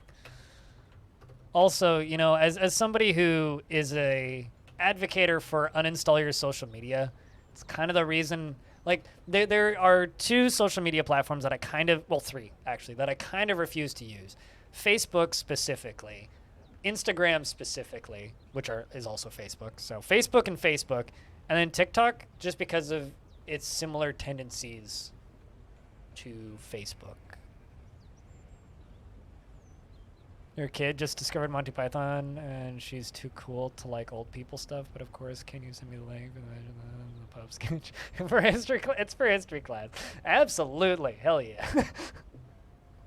Great, that's perfect. Wonderful.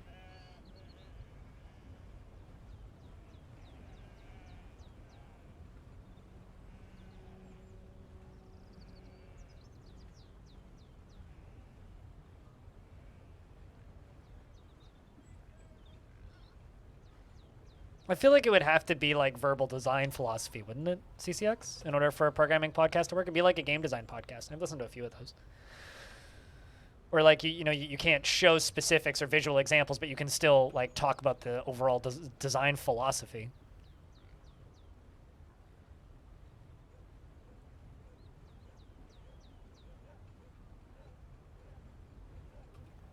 I mean, it's just like, you need some sketches from Blackadder. It's obviously for history class.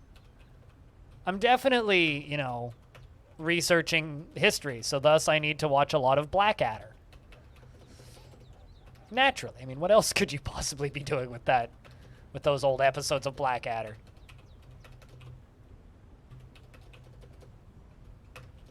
Or Faulty Towers, for that matter.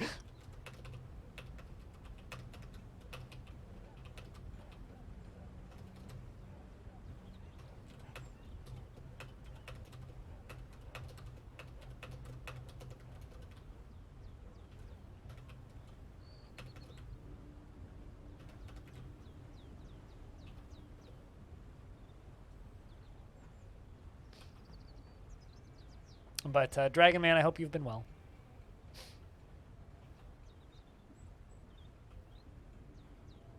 Also, I mean, if you want to expose somebody to Monty Python, but they're too cool for old people stuff, just make them play Rock of Ages 2, which is probably the best Rock of Ages game.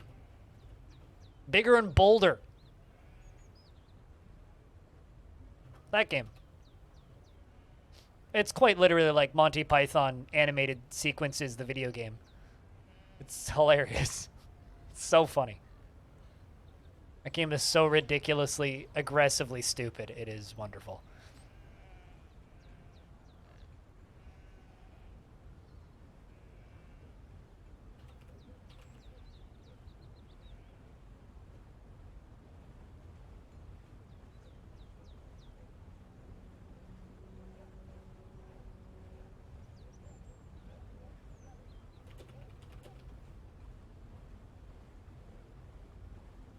But sometimes it's good to have something that is aggressively stupid.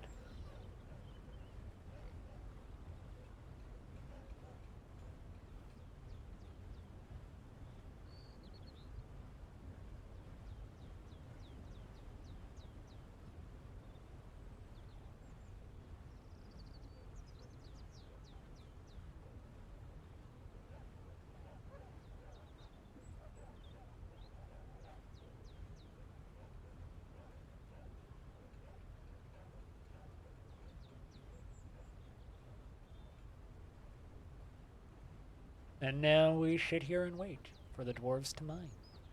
And polish and smooth.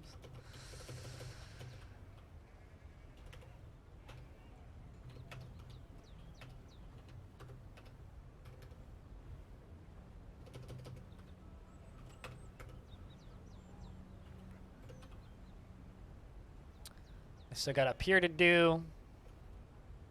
A few more spots around the edges to do. We got all the tops and bottom sides to dig out. Pretty sure I could probably... The way I'm going to do this, the edge bits, is I think I'm going to just macro the whole thing. It'll take a minute for the actual macro itself, but... Well, no, actually I can't do that because they shift on each layer. Can't actually do that.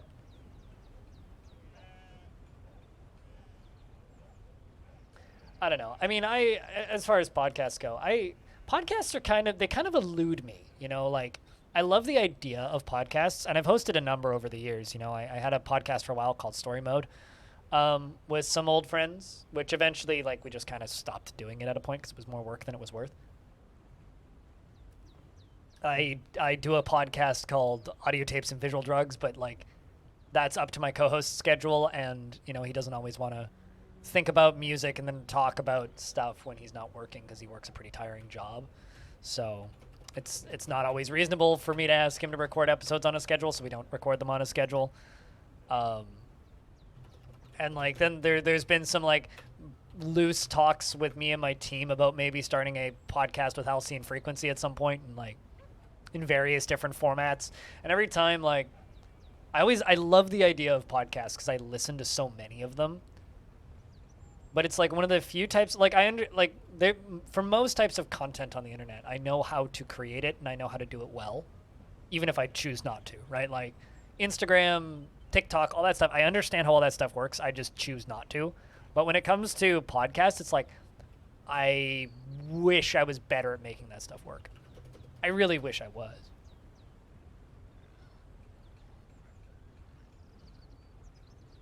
Because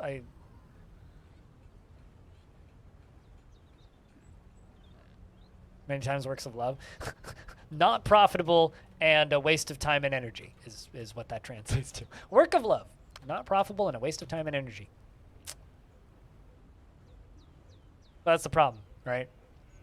And this is why I do those interviews, you know? Because do they make me any money? Realistically, not really. The videos themselves, like, no. Here's the thing, right? Let me finish. For me personally, the actual those interviews that I put up are absolutely worth it for me. Absolutely worth it for me, because they are bits of content that I create that people hold to a higher level, that get overwhelmingly positive responses, that the people who watch them love them. The problem is I've made about 80 cents in ad revenue, I think, on the Dungeon Man's one. The interviews I do with Tarn Adams do quite well.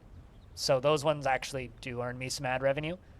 And I get money through the Patreon. And bless all of you folks who give me money on the Patreon, because that's what actually allows me to decide, okay, I'm going to stream a little bit less this week and do that.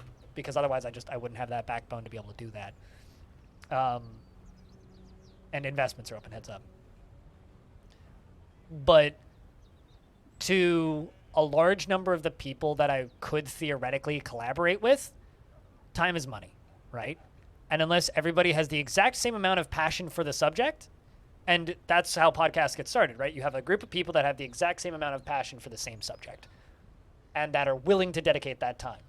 unless you have a group of 3 or 4 people to do that with and accept that you're not going to make any money for the first year, it's never going to happen and it's never going to work.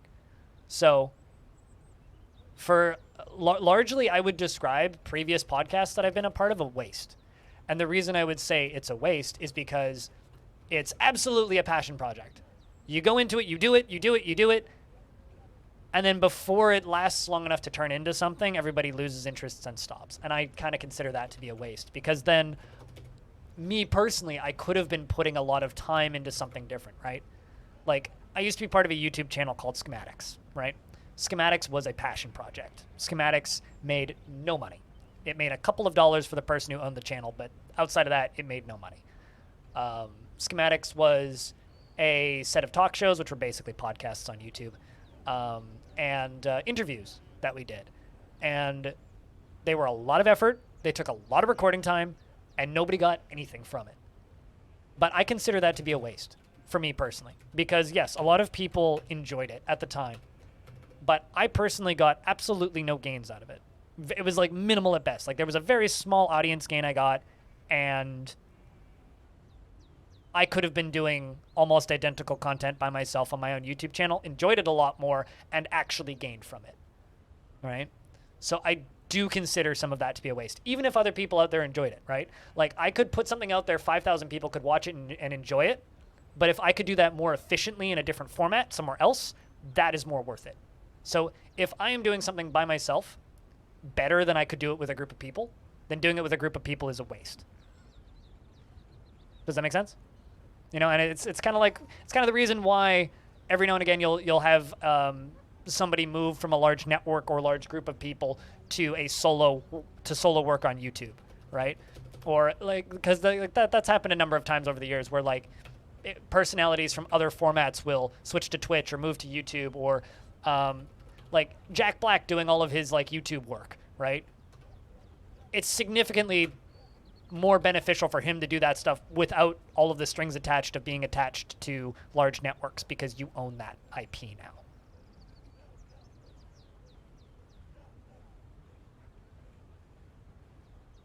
You've done 1 or 2 animated short films and comics by yourself, and you think for that exact same reason? Yeah, sure, potentially. I mean, like, if you, like, I, like that Dungeon Man's video, because that's the most recent one I did. I am incredibly satisfied with how that turned out.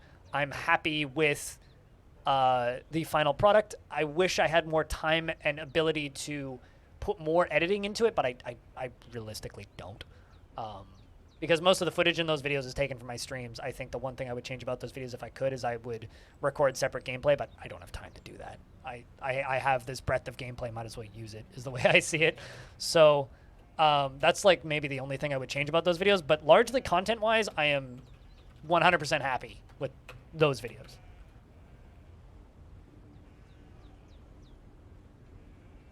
Well, it's not making other people depend on your work. It's other people being as interested in your work to do it for the same amount of pay, right? And if that pay is good pay, you're much more likely to get people interested in working with you, right? If that pay isn't good pay, then people are going to get frustrated and pissed off and stop being your friend. So then at that point, you're losing friends, which is a very valuable resource for a lot of people, right? And I've definitely lost friends because of group projects. Absolutely, that's happened. 1,000% that's happened. Because we all get into a thing, we start working on the thing, and then one person doesn't pull their weight enough, 2 other people get frustrated, and then it's just, you're on your own again.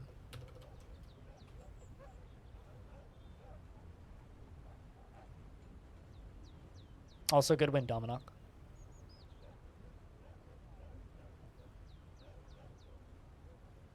I mean, Picture Points worked on a lot of film projects. I'm sure he could relate to some of this.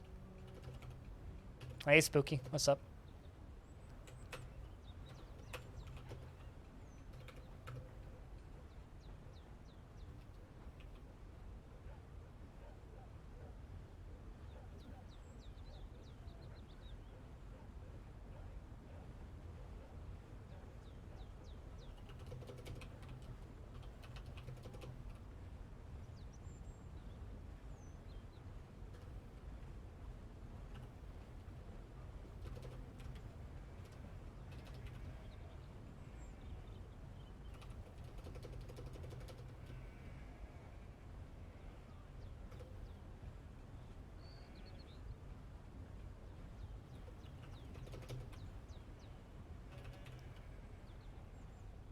Every person who works with for you.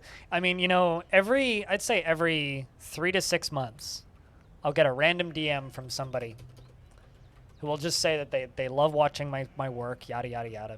And then they say, I'm also a video editor if you're ever looking for a volunteer to help. I always say no. Every time. I would love a video editor, but I would love to be able to pay a video editor. I don't want a volunteer video editor. And I certainly can't afford to pay a video editor. Maybe if my income quintupled, then I could afford to pay myself. Well, doubled, then I could afford to pay a video editor. Very part-time.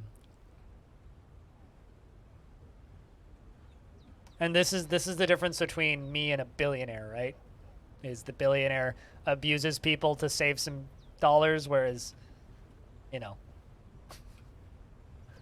poor people don't.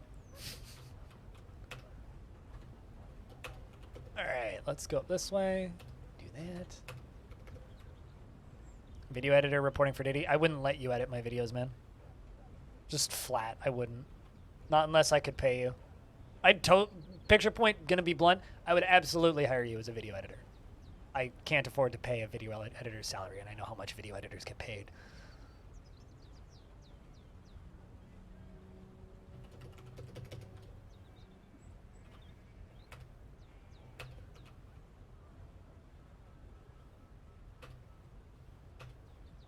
You know, like, and this kind of goes back to the, it's not a waste, but it could be a waste for somebody else, right?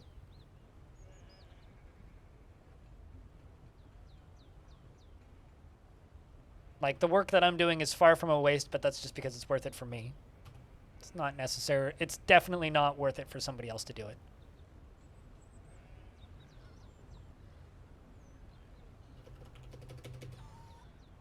Like, I would kill to be in a position where every interview I put up got 50,000 views, because then I'd get like $100 in ad revenue, give or take. $10 depending on the time of the year. And like, that's not a huge amount of money, but you know, it's enough that I could look to get more help with working on them, right? Yeah, like I've had some people like ask why I try and make those videos into videos instead of just podcasts, which kind of rolls back around to the previous subject. And it's like, people take them more seriously, you know? You put out like an hour and a half long or hour and 20 minute long video with footage and editing. Even if the editing is minimal, people are going to take it more seriously than if you put out a podcast, because more time was spent working on it, right?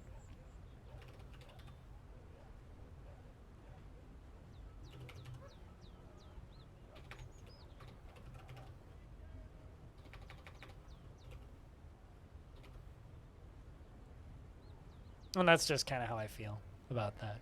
I don't know why I'm talking about this, but seems like I am.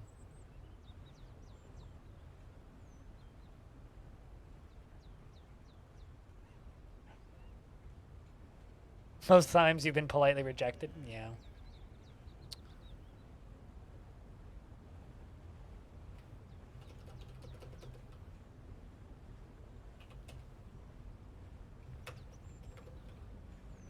Can I ask what game that was? If you don't want to answer that, you don't have to. I'm just curious.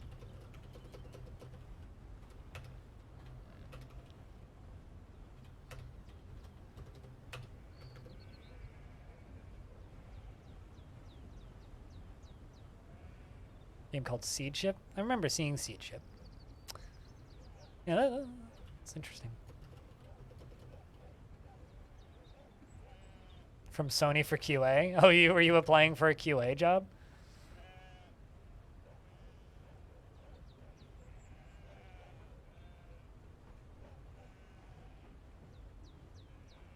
In regards to marketing and video editing stuff, look at, and just this is just because you're in LA, look at Facebook. I know that's shitty and nobody likes working for Facebook, but they hire a lot of video editors for a lot of marketing stuff. I know a few people who've worked at who've worked at Facebook and Instagram out of LA in the video editing industry, just editing those little ads that they put out all the time. And I literally mean all the time because they put dozens of them out a day, just directed at Facebook users. So you'll be part of a real big shitty machine, but the pay's good. And I know a few people who have worked that gig for a bit until they find other gigs.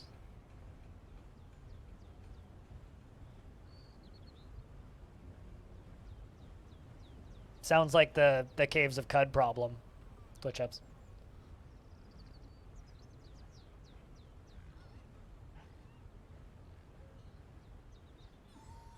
Basie. I mean, just I figured that you'd already applied at that, but that's something that I would look into. Because you've definitely got the experience when it comes to film editing.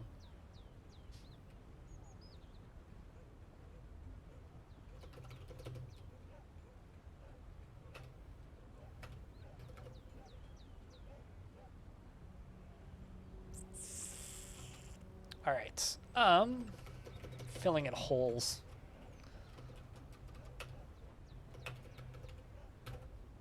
Okay. We are clear. Mayor don't need anything or what nothing.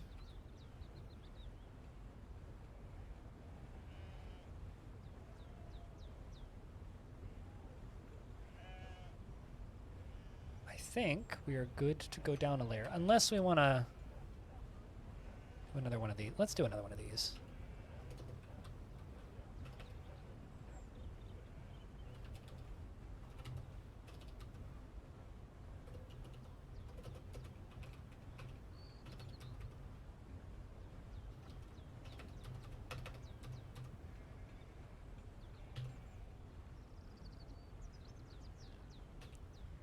There we go. Did I miss a spot? I certainly did. Record.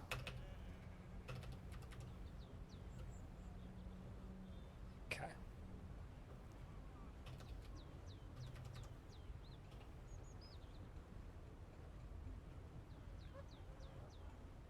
But, you know, I feel that way about a lot of games that I play Twitch up, so I can relate to that because there's a lot of there's a lot of games that I play that I would like to see more people play.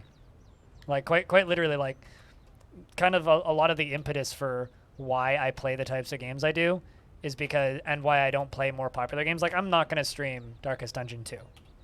Right? And I know that that's a very popular game that a lot of people are going to be playing and a lot of people are going to be enjoying, but it's a known quantity, right? Like I know that that game's good.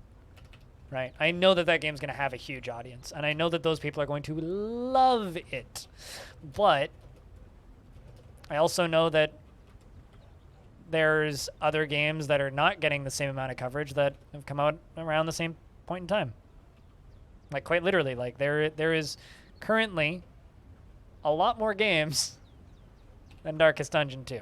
It's like I'm aware that it's going to be one of the most played games. It's going to be great. People are going to love it. And I don't need to cover it because that game's already got its coverage. Like I'll probably end up streaming some format of Age of Empires just because like I will play that myself with friends in like a co-op format against AI, and I will enjoy it. But I probably won't stream that either because it doesn't need my coverage. Go into a war zone as a tourist? It's not. Working for Facebook is just a corporate job. Like, you know, I don't want to out people, cutest, but there are people who work at Facebook, Microsoft. I used to have a ex-Tinder executive as a mod of my stream. Like, there's a lot of people who work for a lot of really shitty social media companies who've watched my stream over the years because at the end of the day, it's a fucking job, you know? You also have to remember that, cutest, you live in Russia, right? Telling most people from Canada or North America to go live in Russia is about the equivalent of what you just described. Because of our mental image of what it's like working there or living there. Because of propaganda. And when it comes to working at Facebook's like no different than working at any other large corporate entity. It's fine to a point. But pretty soulless. But hey, if it's paying the bills and it pays good enough that it's one of those jobs where you can work there for a year and then go get something that you actually enjoy doing, fucking do it. Or 2 years, you know? Like, all those people that went and worked for Microsoft for 4 years while living in their car and then retired, like, it's one of those situations. Oh, absolutely. They had another bad leak. Which is also why they got, like, completely blasted off of the internet for a minute there, which was lovely.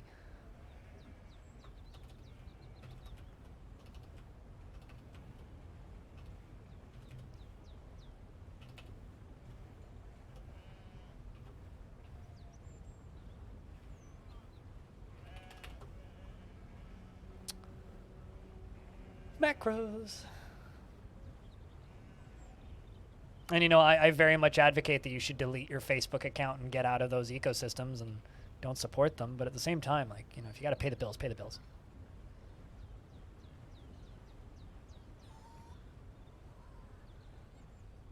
I don't think it's any easier or any harder to work in Facebook right now.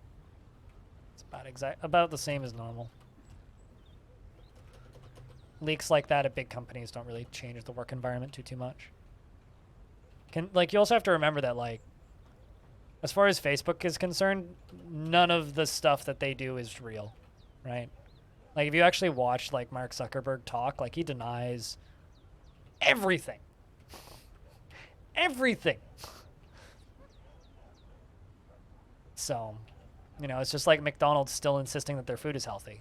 I mean, obviously it's fucking not, but...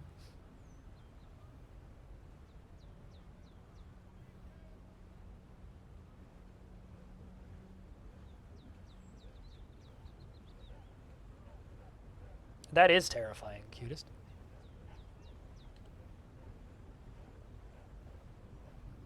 That truly is terrifying. So, you know, it's just a weird mess. The world that we live in. But you gotta pick your evils. I mean, at the end of the day, I kind of work for Amazon. Like, I'm that independent contractor life.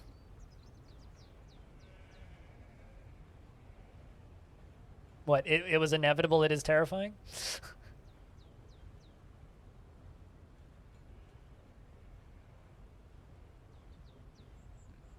So, you know, just I guess remember that at the end of the day is I'm kind of a Amazon employee. I don't like to call myself an Amazon employee, but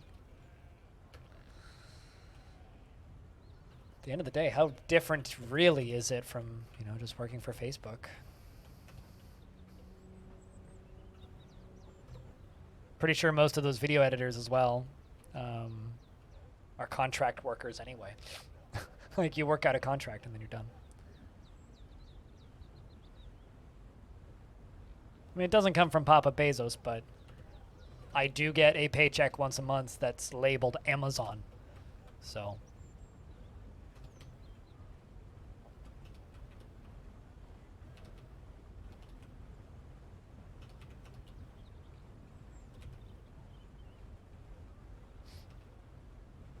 Benefits? What benefits? We don't get those. Actually, that's not true. I do get benefits. I get to talk with all of you lovely folks. That's my benefits. And I get to also beg for money on Patreon. That's also my benefits.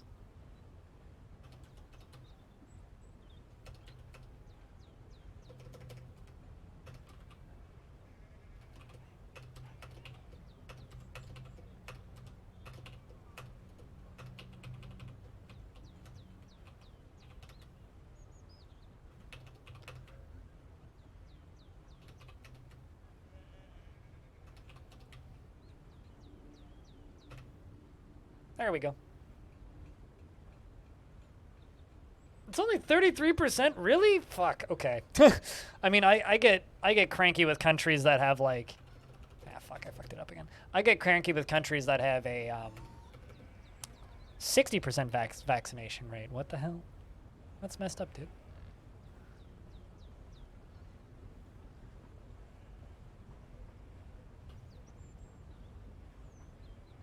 Yes, that is genuinely painful to hear.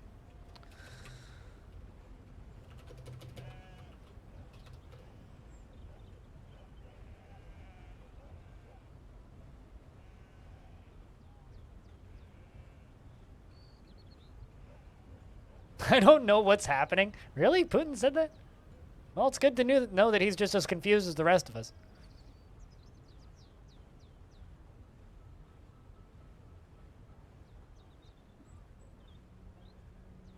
Twitch is like the middleman in this instance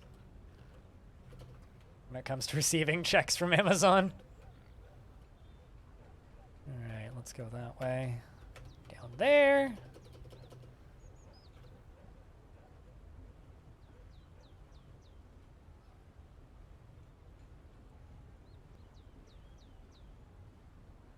I still stand by the fact that I would have gotten Sputnik if I was given the opportunity early on.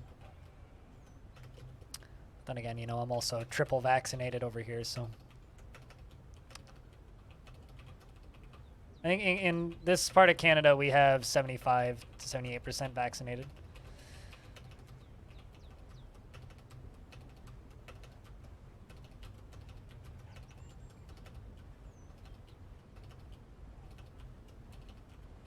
But, you know, that's why we're in an endemic now and not a pandemic, so.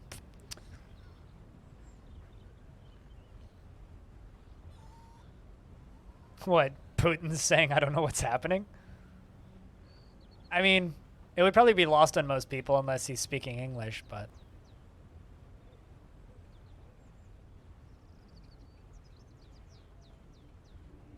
I'm not entirely certain I am comfortable with having political leaders in sound clips, but maybe. I'll leave that as a maybe. I'd need to hear it, I guess. Because that just kind of opens up a can of worms, I guess.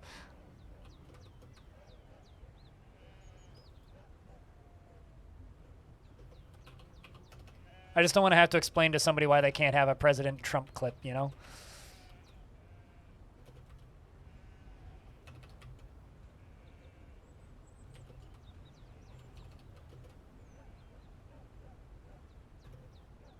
Who's, you know, like a different kind of special stupid, but still a kind of special stupid.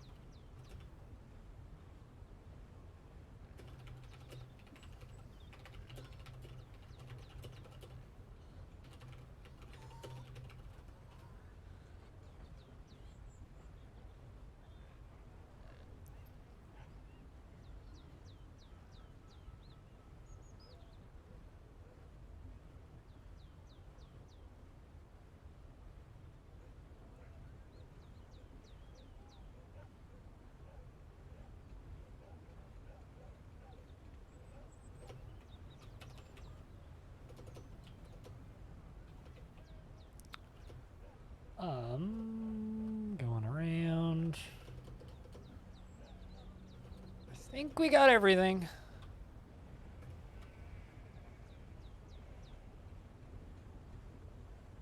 Okay, now it's time to do that again.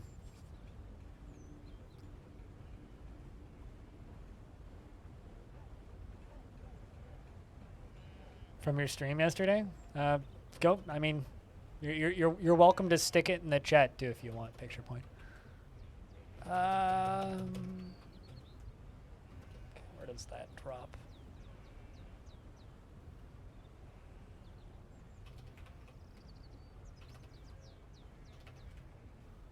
All right, let's just do this.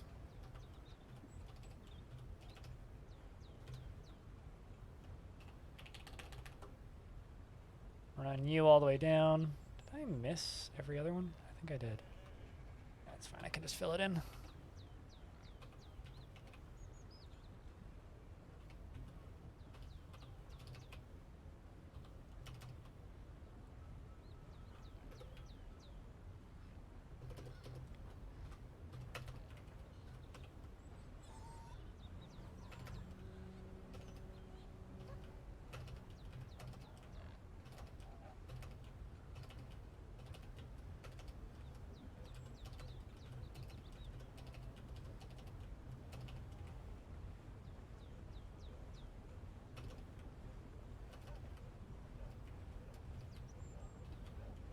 This is a long process, but it's going to end with me being able to make fireworks. Because of the designating time, I think this way of doing it might actually end up taking longer than if I were to just channel it all in the first place, but...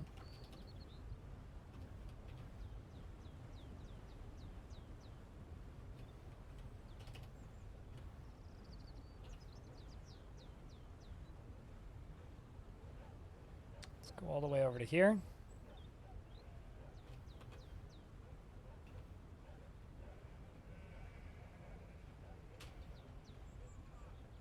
It's actually pretty clean. You have a good night, Animal. Thanks for gifting some subs.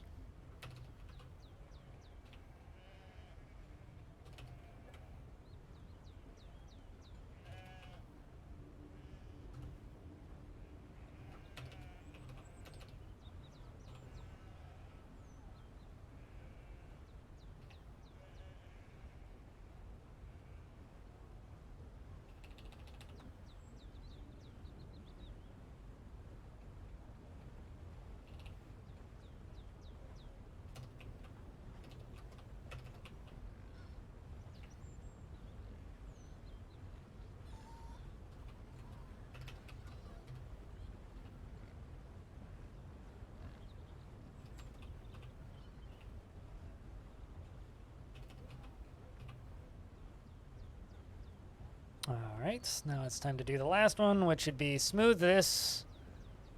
Jump over to here. Press H, double hit, move over to, done recording, and then just power across. Ta-ta, Animal, you have a good one.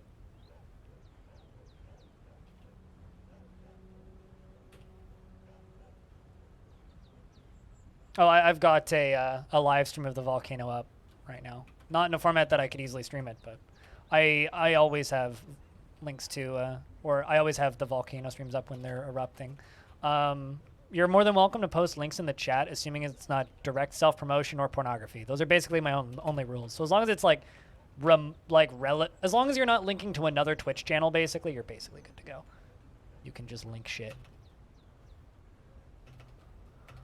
I don't really care. I kind of work on a trust-based system. Assuming I trust you, you can post whatever the heck you want.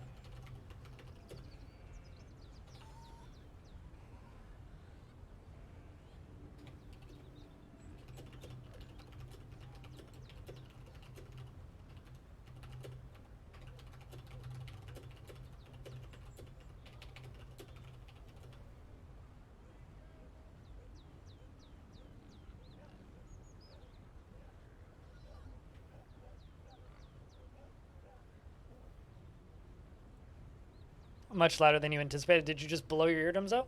Yeah, it's always better to ask. But yeah, well, here's the thing. Depending on the political regime, I could theoretically say yes to that, but it depends on the political regime at that point. Situationally dependent, I would say. Cutest. Situationally dependent.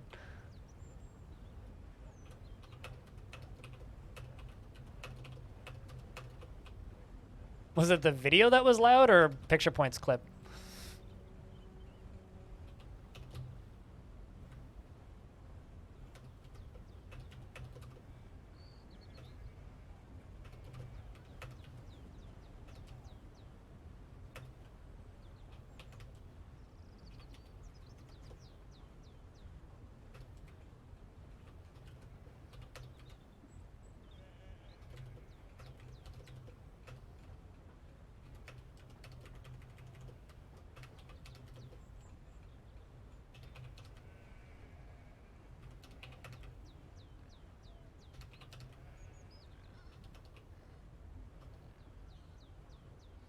Oh, there we go. We can make that work. Oh, the video's loud? I have YouTube automatically muted, so it wouldn't make any sound if I clicked it. Is that the stream that I'm thinking it is?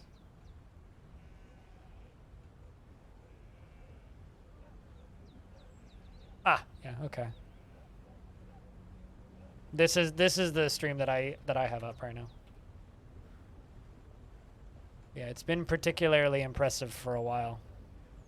Whoop, another round of patch notes for the beta branch of...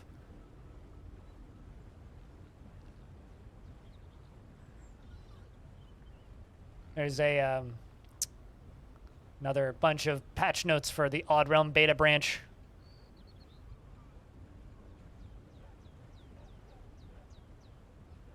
Which I'm glancing at.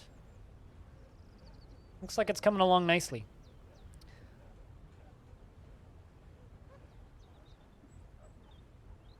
Oh, also, looks like Discord turned on a goal feature thingy. I need to figure out how to turn that off. It's for the server boosting stuff. Because I sleepishly accidentally turned it on this morning. Because like, new feature, check it out. I was like, sorry, yes, what? So I get to figure out how to turn that off tonight, but.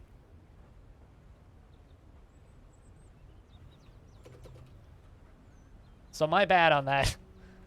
Yeah, if you go to my Discord right now, there should be a thing that's like a nitro boosting goal, which I turned on by accident this morning. So I'll turn it off. It's probably tonight once I figure out how to.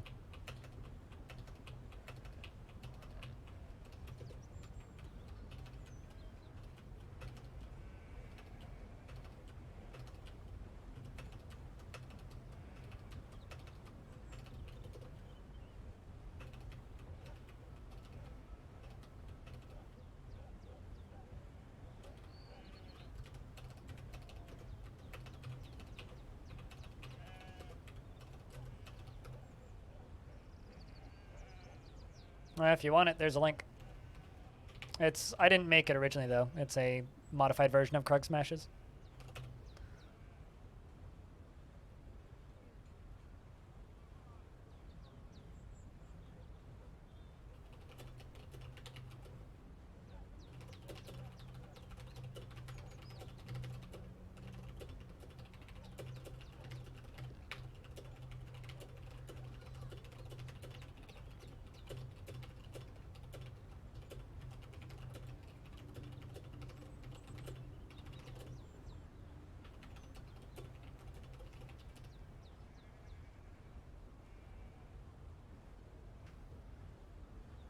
No problem, Stefan.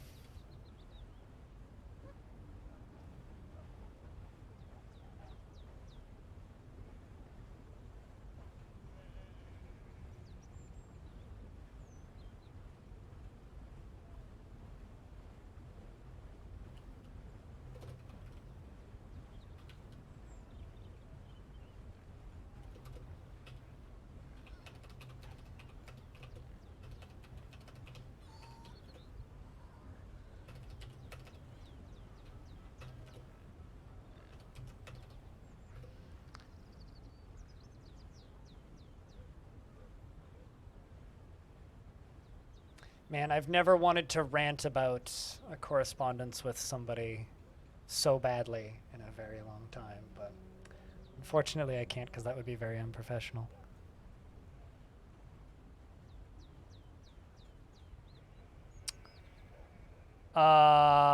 No, I have not.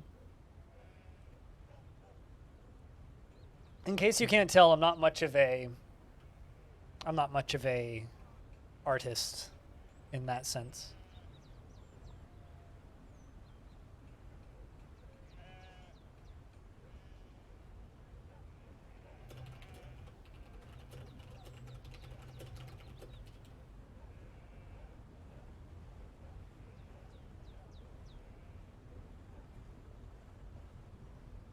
Okay.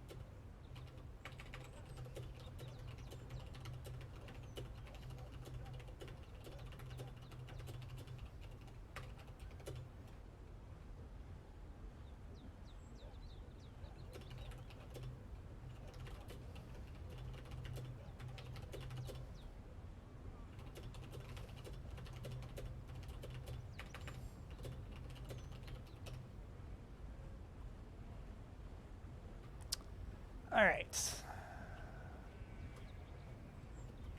All those are clear. I think that's everything. Go all the way up to the top.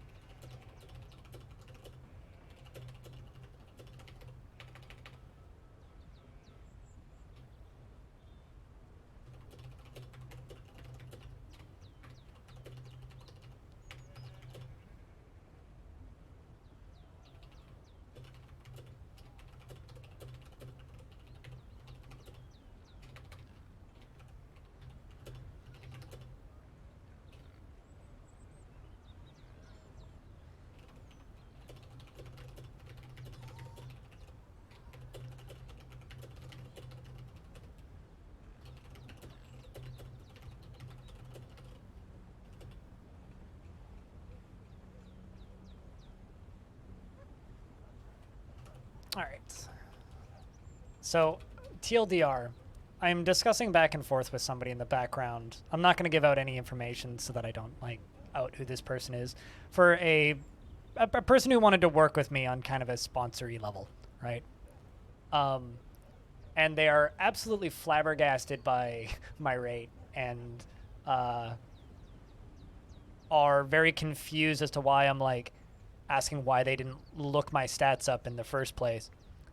TLDR, if you want to work with a streamer, there's 3 things you should do before you DM them. If you're ever going to create any kind of product, if you're ever going to advertise anything, the first thing that you do is you go to a website called Sully Gnome and you look up their stats and you look at the games they play. And if the games they play are not even remotely close to the game that you're making that you're trying to sell to them, don't even reach out in the first place. Second, if you do want to reach out and you want to offer compensation, have a gander at what their rates would be. Look at where they live in the world. Look at what kind of deal this person has done in the past. Maybe they have a playlist of sponsored content. I do. Have a glance at that. See what that sort of stuff looks like. Don't ever DM me and ask me what my view count is or what platform I work on. You're in my fucking Discord server. You should be able to figure that out. Good God. Like, I'm not even mad. I'm just perplexed at this person's like lack of ability. It's like if you want to work with me on something, know who you're working with before, like, that should be basic marketing 101. Know who you're working with before you DM them. Be like walking around on the street and saying, hey, do you want to be paid to do a thing? And then asking them what skills they have after you've already offered to pay them. It's like, what? You don't do that. Jesus. Now I'm like giving this person business advice. I'm just very confused. Best of luck to you in your future endeavors. Also, if you're doing it on Discord, hide the game that you're playing so that I can't see that you're playing Escape from Tarkov the entire time. Because I know that you're playing Escape from Tarkov, and I hope you're having a good ratting sessions, but seriously, what? I feel bad saying stuff like this, but...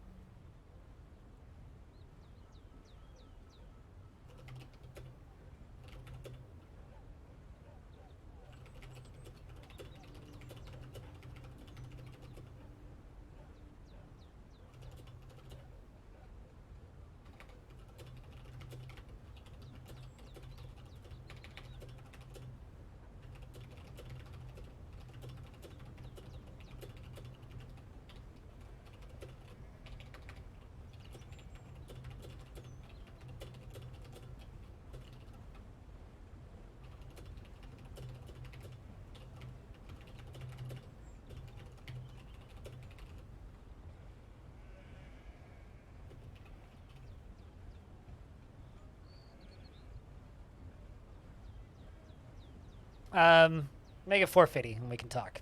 Bye. I will promote you for 450 for 8 minutes. I will say a lot of really nice things. Actually, you know, that could be a really good, like, streamer shtick. You just say, you compliment somebody for tips. So tip me and I will compliment you. I'll say nice things about you and improve your self-esteem for money. There we go. Or insult you if that's what you want. We can make that work. You've heard of videos that start like that. One of my favorite metal YouTubers has a video called "For Your Metal Health," and it's literally just like a 2-minute set of riffs with her just saying like, "God damn, you look great. What did you do to your hair today?" Kind of shit. It's just like 10 minutes of, or 2 minutes of compliments in like guttural screaming format. It's very funny to me. All right, we'll do that, and that, and that. Oh, Sully Gnome is one of the most important websites in this industry, and everybody should use it to know who they're talking to before they start talking to the person. For any, like literally anything. It doesn't matter whether or not you're a community manager or just looking to stream with somebody. You should look them up on Sully Gnome first.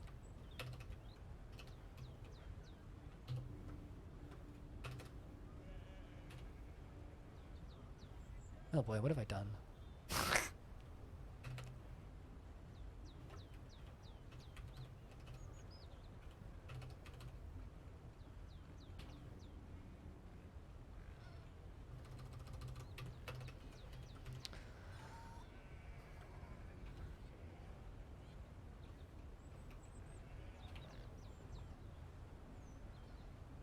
So what do you get for a 50p? Hey, thank you for the bones. That's what you get. How's that?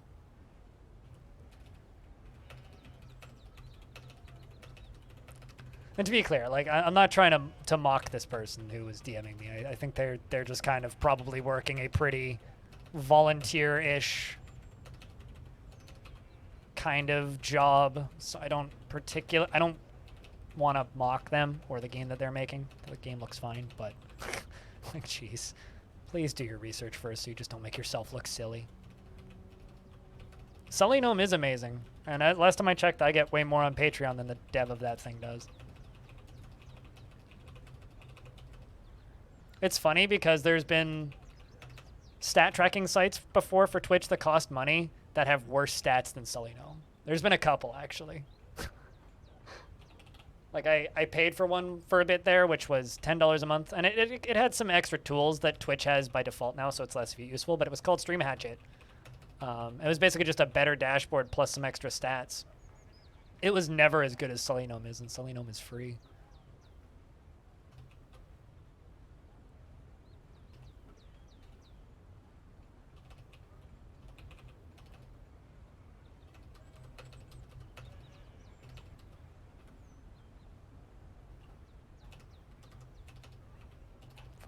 Just screwing this up.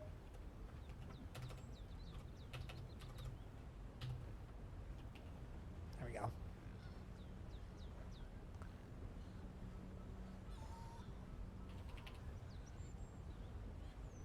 You can go track all of my history on Seleno for the entirety of my history streaming. You can see every single game I've ever streamed, the amount of time I streamed them, the number of followers that I got while I was streaming them. All that stuff. It's all public. It's actually part of the reason why I'm not actually that uncomfortable with the fucking Twitch leaks, because it's like, well, I mean, most of the stats are public anyway. Might as well make the rest of them public.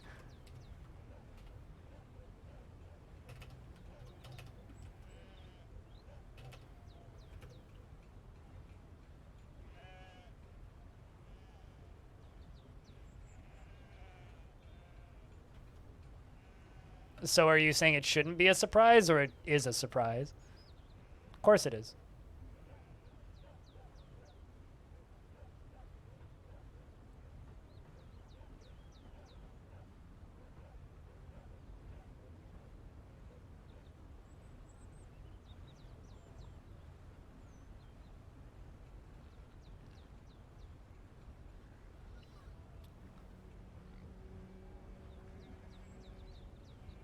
Uh-oh.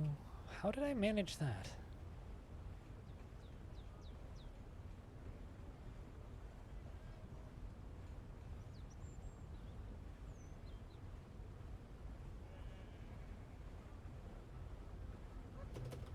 I'm sorry, what?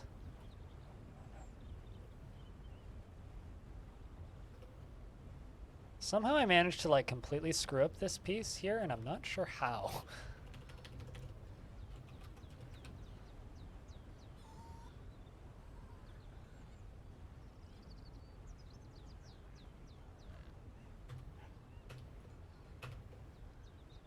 Yeah, because that needs to be out to there.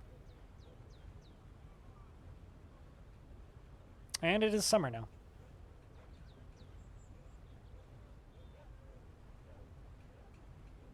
What, Minecraft?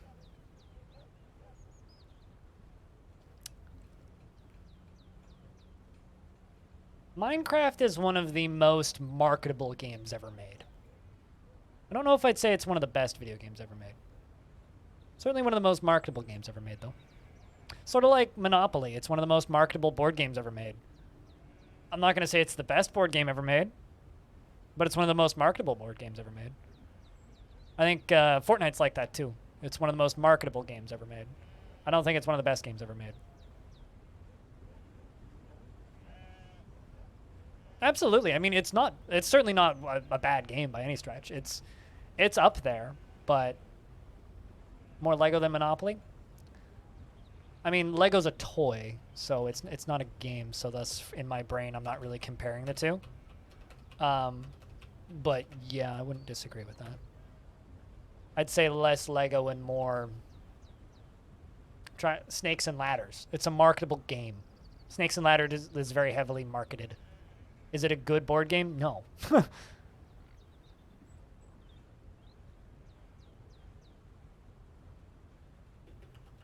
But absolutely, yes. Minecraft is Lego. But I would not compare Minecraft and Lego, personally. Can't step on Minecraft.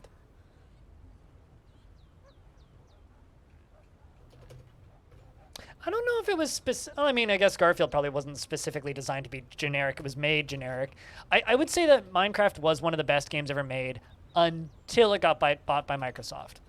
And then it just became one of the most successfully marketed games ever made. Because Microsoft took it from an incredible indie project and turned it into a mass market ordeal. And once it goes mass market, it becomes more about the market. Like, their marketing team is bigger than their dev team, right? And once the marketing team becomes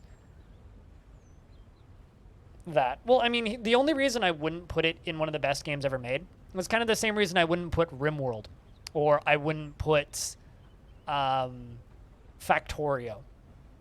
It's too open and there isn't enough goals. And it isn't enough. It isn't directed enough. And even if you sit down and just play through the vanilla storyline, that's not really Minecraft. Minecraft is the community, and the rule set outside of that. Now, if you're talking mechanics, I would agree with you that it's probably one of the best, some of the best game mechanics ever made. But I wouldn't say it's one of the best games ever made. Mechanics-wise, I would absolutely agree that Minecraft is one of the best set of game mechanics ever created. I don't think that it's one of the best games ever made. I know that's a very specific distinction, but I would make that distinction. Mechanically, Minecraft's when it comes to the creativity and the construction and the building elements, it's excellent.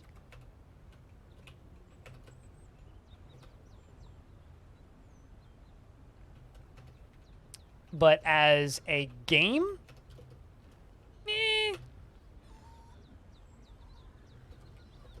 oh, I'm not bored of the aesthetics of Minecraft. Minecraft's a gorgeous looking game. I love looking at good Minecraft screenshots. That shit's awesome. The same reason I like looking at good City Skylines screenshots. But that's not game mechanics, that's creativity, right? By that logic, I enjoy looking at things that people draw in MS Paint. It's not a game, though.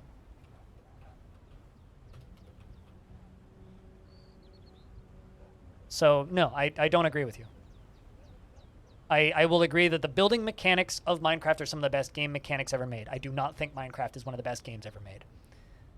Tetris is a better game than Minecraft. It's a perfect game. I'm sure I could definitely see an argument to be made for like the mechanics of Minecraft getting it into like maybe a top 20 list, but I don't think it's one of the best games ever made.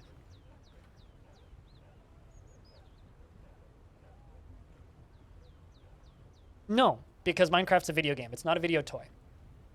There's enough goals in Minecraft that it's a video game, but it is not the best video game ever made.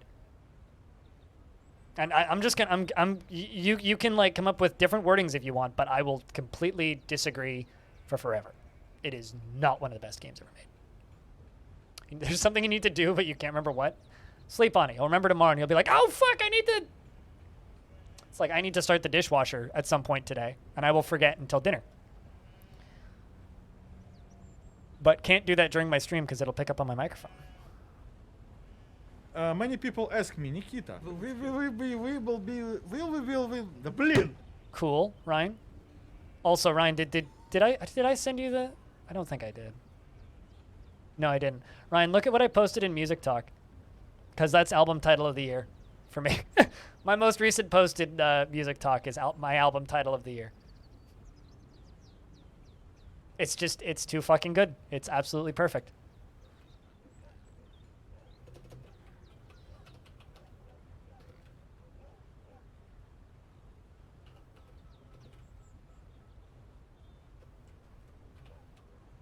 Also, how you doing, Ryan? How's things today?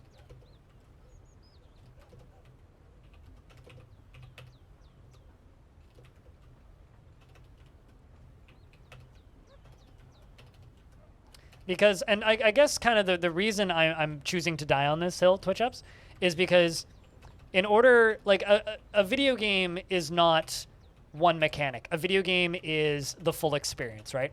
The full experience of Minecraft, in my opinion, is not one of the best games ever made. In order to, in my mind, be one of the best games ever made, every single element of the game needs to be perfect. Minecraft has one of the most brilliant set of mechanics ever. That crafting system and that block destruction system and building system is one of the most ingenious game mechanics ever developed. It's not unique to Minecraft. Minecraft was not the first one to do it, but Minecraft was the one to popularize it. And I think that marketability of that mechanic is what makes it stand out in the world of games as one of the best games ever made. Or as one of the best mechanics ever made. But because the game itself has enough shortcomings, like if you have no mods and no friends and an offline connection, Minecraft is not one of the best games to just have for the rest of your life. You will run out of things to do. You will see repetition in the game environment. You will get bored shitless of the quests that you get to do in that game. It is not one of the best games ever made. Now, if it had like Morrowind level of lore and storytelling in it, I would completely agree with you that it's probably one of the best games ever made. But because it doesn't have that, it leaves the player wanting, right? It's definitely one of the best mechanics ever made, but not one of the best games ever made.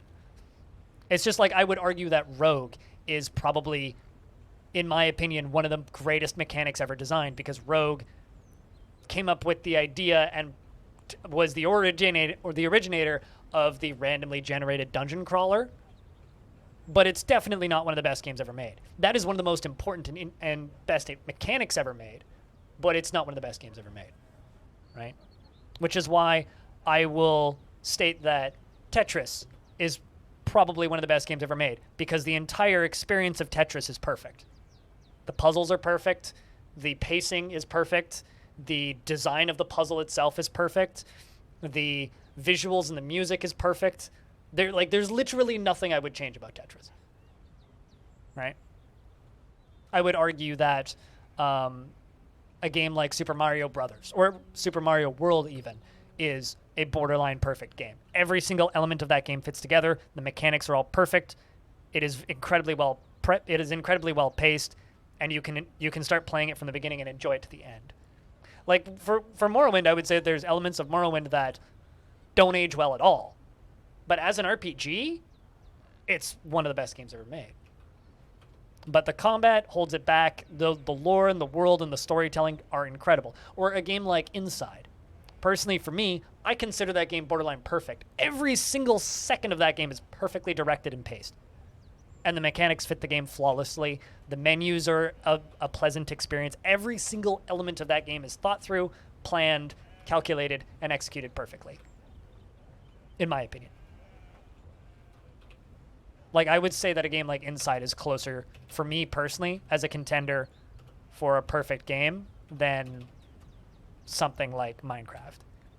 Even though its mechanics are less revolutionary. But Dwarf Fortress is in a museum for its world generator. I would say that if Dwarf Fortress was just a world generator, Dwarf Fortress would practically be a perfect game, right?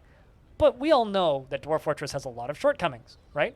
Would I say that Dwarf Fortress is one of the best games ever made? Absolutely not. Is it one of the most interesting and important games ever made? Absolutely. Does it have some of the most unique and interesting mechanics in a game? Oh, for sure. No questions asked there. But I still wouldn't say it's one of the best games ever made.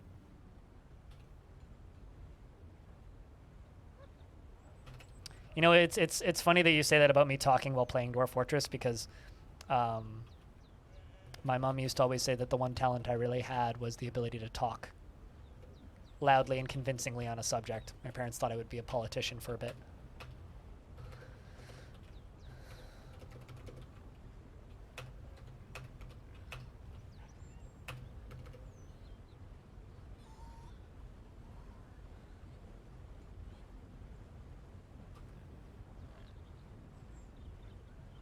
What would it be if I had to play one game for the rest of my life?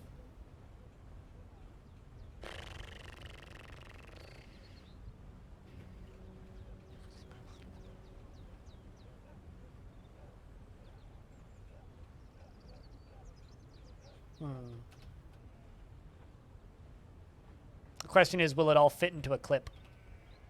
I had to play one game for the rest of my life. I'm trying to see if I can throw out something that's totally out of left field. Now, okay, so question. Is this just if I could only play one game for the rest of my life, but I get to live a normal life, or is this a one game on a desert island question?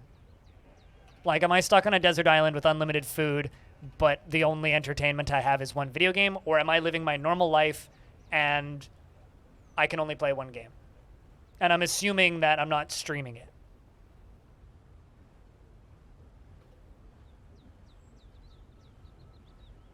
I feel like Nintendo's been struggling a bit in that regard as of recently. Twitch ups, but I think that's humans. I don't have glasses on, I can't see. I think it's humans. They look like that looks like a U. Humans. Yeah, presumably single player, and I want to know the for the rest of the year. Well, that's easy. Dwarf Fortress. I could just do that. But if we're saying one game for the rest of my life, but one game on PC or console, normal life, am I streaming it? Because by normal life standards, my job is playing video games, right? So can I only stream one game for the rest of my life? It'd probably be Dwarf Fortress. But if this is a one game for the rest of your life on a desert island with unlimited food and I'm not streaming for a living anymore, you know what I would honestly say? Portal 1. And the reason I say that is because I wouldn't play it very often. If I could only play one game for the rest of my life and I wasn't streaming, probably be Portal 1 because I love that game. Every minute of it. From end to end. I'd play it once or twice a year and I'd go farm. I'd go do other things with my life. Like if I could only play one game for the rest of my life, I would leave this industry and pick a short game that I really enjoyed playing. It would probably either be Portal or maybe something like no, like literally, like I would, like if I wasn't streaming anymore for a living, I would go the complete other opposite direction. Like I love streaming, but the thing that I think a lot of people forget about me is I am a creative person who likes this industry for the art side of it, right? I'm not the kind of person, like I was when I was younger, for sure. There absolutely was periods of my life where I was like this. I'm not the kind of person who's just going to sit down with an MMO and play that for 6 months. I'm not that kind of person, right? I played Dwarf Fortress because of the storytelling capabilities and my ability to work with Dwarf Fortress. I like roguelikes because of the artistic nature and the eccentricity of them. I like endlessly replayable worlds. Yeah, but that's probably for you like comfort food, right? But then again, if you could only play Street Fighter Third Strike, would you play it all day every day? Right? I think a lot of people ask the question of what game would you play if you could only play one game for the rest of your life, with the assumption that the person is going to play it all the time, right? Like that's always the assumption that is made. But if you remove that assumption from the equation, what do you want? Do you want your favorite film of all time? Or do you want Friends, right? It's the difference between, are you just going to marathon Star Trek Next Generation on repeat for the rest of your life? Or would you rather have your favorite movie that's an hour and a half long, right? I would probably choose my favorite movie because then I could sit down and watch my favorite movie once a year and enjoy it instead of having the monotony of constant Star Trek running all the time.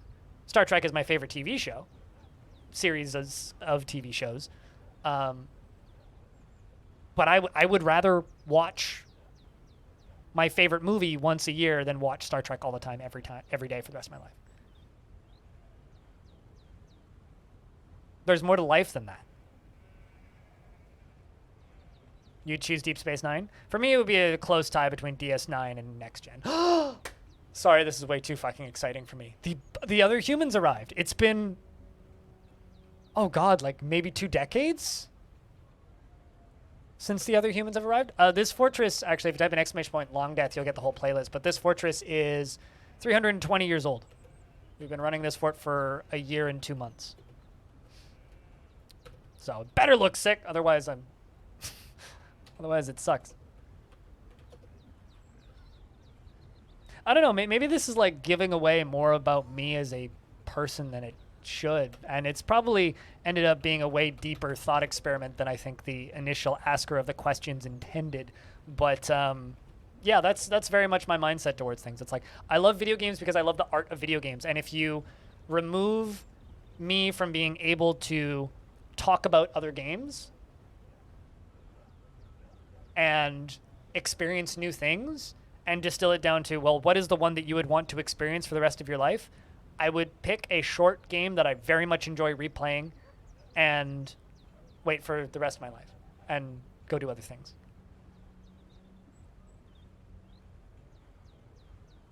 Because of its creation tool. I think that there's actually an argument to be said, well, here's the thing, right? If it's Dreams for PlayStation and you have no access to the multiplayer and you can't play anybody else's things, so it's only the limit of what you can create yourself, that could be interesting, but interesting in the same way a pencil and paper would be interesting, yeah, like the example that you gave. But I feel like for me, I would lose that because I would probably hit the limit of what I could create as a single person and get tired of it.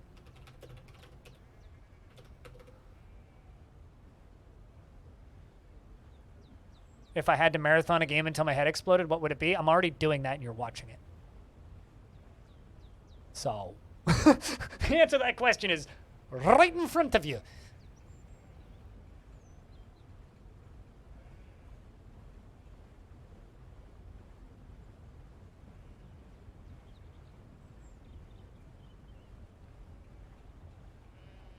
Apparently, if you have Discord Nitro, you get Xbox Game Pass for 2 months. So that's kind of cool. Sorry, just got an email about that. Also, I will be back in a sec. Got to do a thing real quick.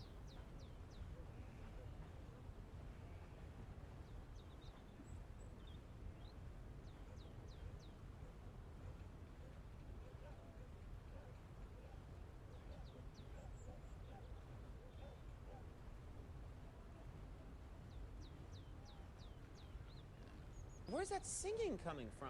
It's coming from me. Ba ba ba boo. Oh my god, it's a ghost! That's right, Junior.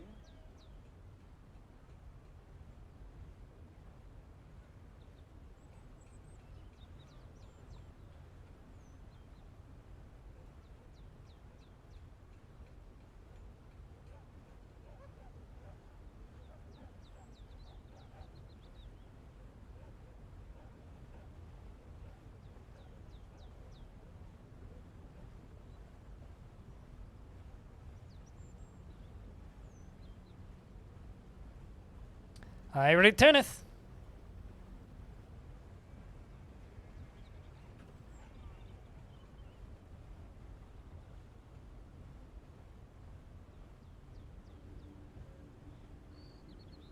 But realistically, if I had, and also to like give you the one other way to answer that question, Pi, if I was told all you can do is play video games for the rest of your life, or if all you can do is play a game for the rest of your life, and why is there combat? Okay, escape crocodile. If I was told by somebody that all I could do is play video games for the rest of my life, and I had to pick one video game to play for the rest of my life, realistically, you know what I'd probably choose? Probably it would either be something like Path of Exile or NetHack. And that just depends on how old I was at the time and how good my eyes were. If it was me a decade ago, it would probably be Path of Exile. I wouldn't pick Minesweeper. I love Minesweeper, but I wouldn't pick Minesweeper. I'd probably pick Tamatsi at that point, which is just Advanced Minesweeper. Advanced Minesweeper for masochists. But yeah, if it was just play a game until my brain exploded, it would probably be something like actually, if I had to play a game until my brain exploded, Trackmania. Could probably just sit there and play Trackmania for the rest of my life until I died. I could probably do that. Yeah, just as long as I had some good tunes. Even single player.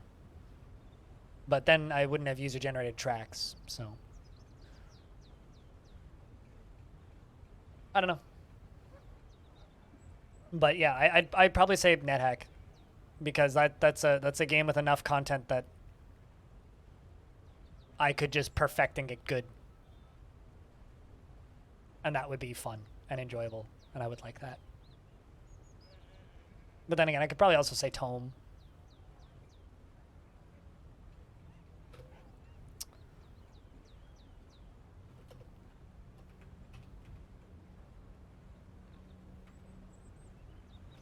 I'm so happy that we have both of the humans again to trade, because it's been so long since they've come to trade with us.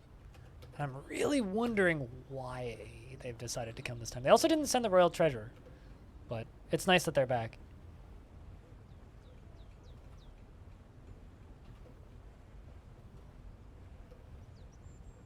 You know, it's kind of funny. There was a while ago, somebody asked me a question. Completely different question than the ones that we've been talking about for the last 10 minutes. And they asked me, is it possible for you to give a short, concise answer? And I said, no, volcanoes. Actually, no, what I said was no, because I overthink everything. And I enjoy overthinking things too much. So because of that, I am almost linguistically incapable of giving you a quick, short, concise answer. Because you ask me a question, I'm going to want to give you the most complete response. And this is why people think I'm intelligent. I'm verbose. I'm not intelligent. I have so many things I need to learn. Choose single thing you like most or awful? I mean, it's just like when people ask me what your favorite band is. I'm like, what mood am I in? What kind of mood am I in? What kind of day is it? Have I been depressed recently? Am I thinking about my ex? Because, like, that'll change drastically the type of music I feel like listening to on that day.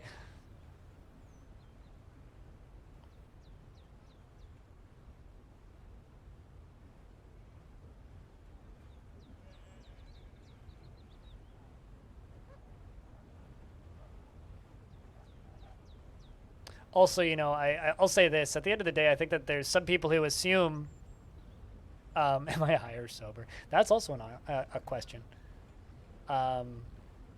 Whether or not I want to listen to the psychedelic porn crumpets. Dwarf is throwing a tantrum, should be fine. But no, like, I mean, my taste changes drastically based on how much sleep I've had, what my mood is, what I'm into.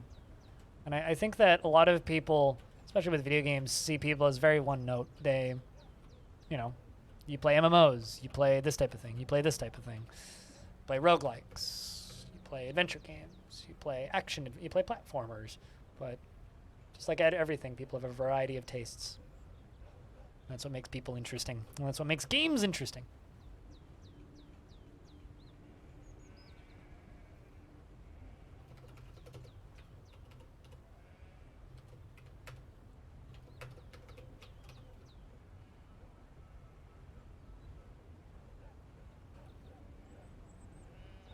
Well, it is time to go. All ZV. Are I on the edge of this? Did I not already do that? I swear I did that on this level. Guess I didn't. It was this one that I did, yeah. Are we done here? Looks like it.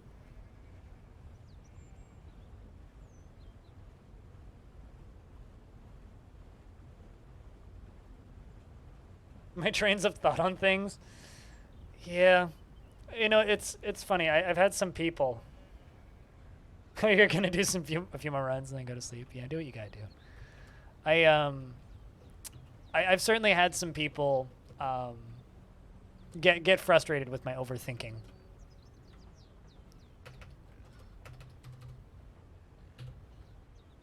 But I think that ability to overthink is what my intelligence is. That's why people think I'm intelligent, even though if you were to ask me, I would say I don't think I'm that intelligent. I think I've got so many things still to learn.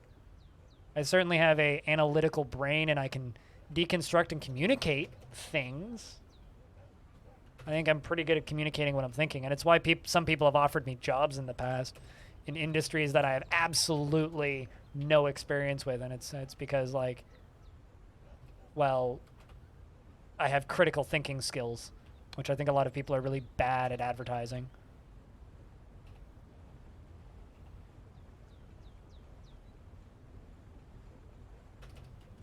I've definitely had some people relate to it.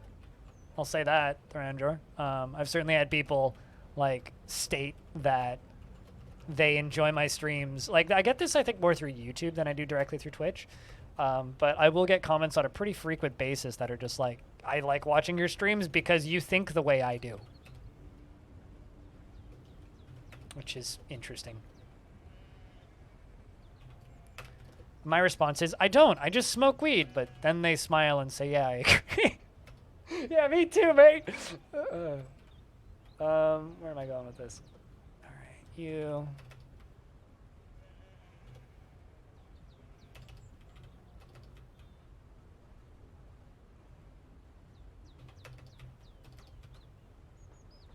Sounds like you need to try weed. I'll just say this, and I'm not that big of a weed activist. I'm a little bit of a weed activist, but I'm not that much of a weed activist. Life would be a hell of a lot better if every single politician in the planet had to smoke weed before they discuss with other politicians what they need to do. Like, if everybody was a little bit baked in government, we would all be so much nicer to each other. Like, quite literally, it's like social muting to a point where, like, it's never gonna happen because, like, you know, it's under the influence of substances and people are terrified of that for some reason. Because I guess cocaine is scary, which is true. But quite literally, it's just,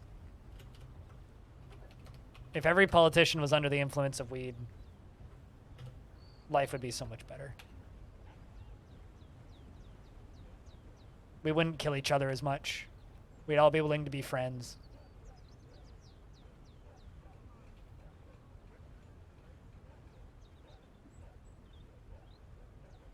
Decriminalize it and remove the stigma from it. But, you know, I will say, like, the world is making progress. Because, like, a few years ago, I would recommend a CBD to people, and they'd be like, that's a crime! And then they'd treat me like a drug addict. And now everybody's ranting and raving about how great CBD is. And I'm like, well, I mean, we've had that for years already, and I tried to tell you about it. Like, somebody who I straight up was I had a conversation with in, like, 2016.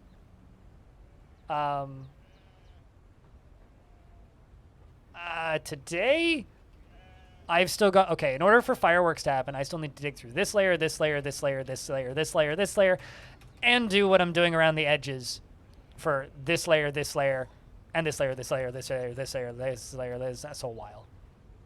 Answer that question for fireworks. A while. I hopefully will get to it today. I'm trying to get to it today, but no guarantees I'll be able to get to it today.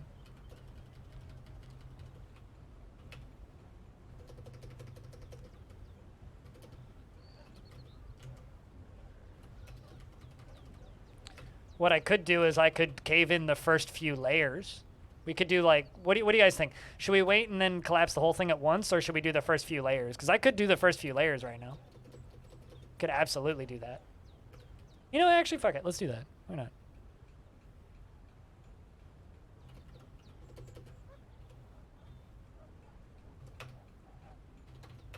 But, you know, also, like, my takes are kind of extremist in a lot of senses, so I don't know. I wouldn't take my political ideology or my take on drugs like the utmost of fact. At the end of the day, I'm just an idiot who has been helped a lot by certain substances. So, yeah, we can do a few layers early, I think. Okay.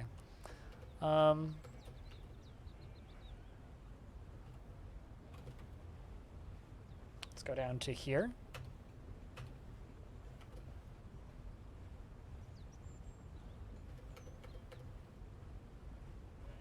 I think that we can do down to this layer, because that means, yeah, okay, cool.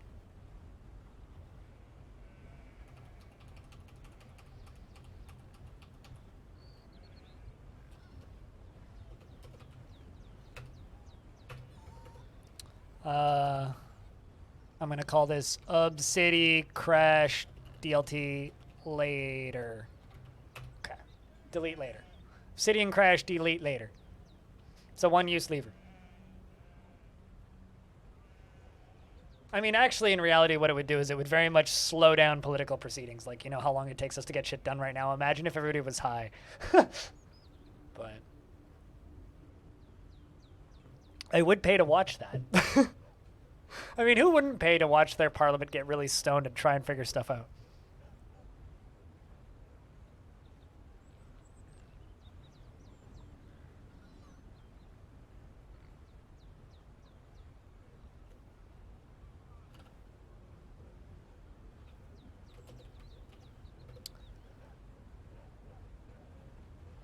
But yeah, I don't know. I'm certainly not a person to be trusted. And this is why I'm never going to run for office, and will simply stream as long as I am able. And if I can afford to with streaming, eventually buy a small plot of land somewhere, get a house on it, maybe with a pretty girl, otherwise by myself because nobody likes me. And then I will hide as a hermit and stream for all eternity. Is probably what's going to happen, if I had to bet.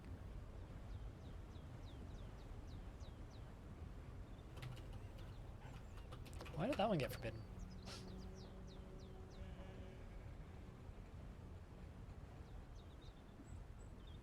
And, you know, honestly, as far as life goals go, that's pretty good. I think I can achieve that. I just need the housing market to crash a couple more dozen times, and then life will get a lot easier.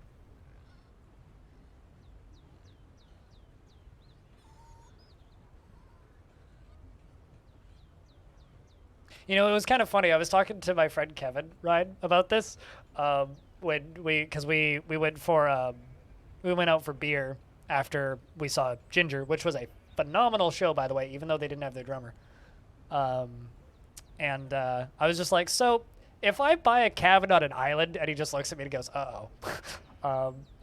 Basically it was, could I crash on your sofa once every couple of months to go to a weekend of shows? And he goes, looks at me and he goes, do you really want to see my mom? I'm like, not really. He goes, yeah, you can crash on my sofa. So I do have a sofa I can crash on.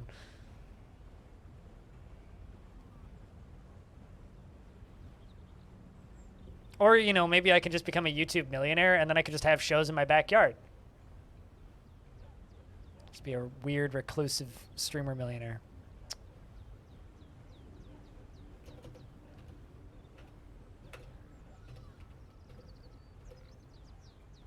Were you able to locate your record, by the way, Ryan? Or is it still just lost in limbo?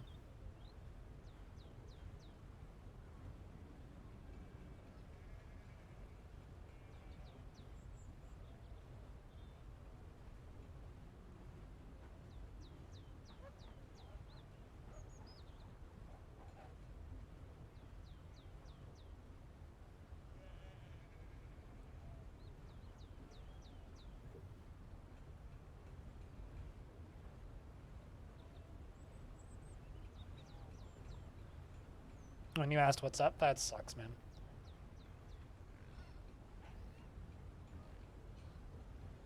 I would honestly just download the FLAC files and listen to it. But that's just me.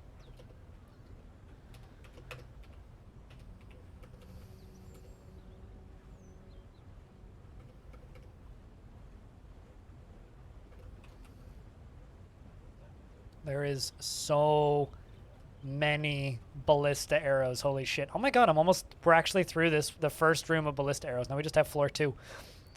That's actually kind of incredible. It's taken us decades, but we made it through the first one.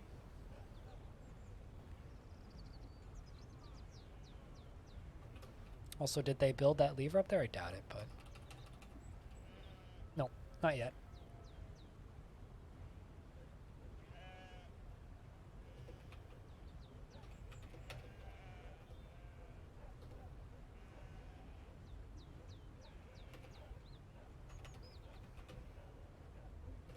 Alright, there they go.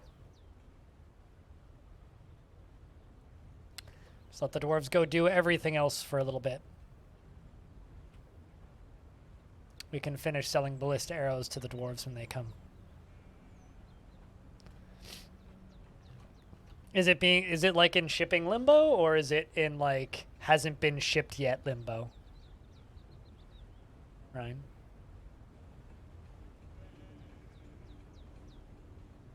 Like, is this like postage issue, or is this like label issue?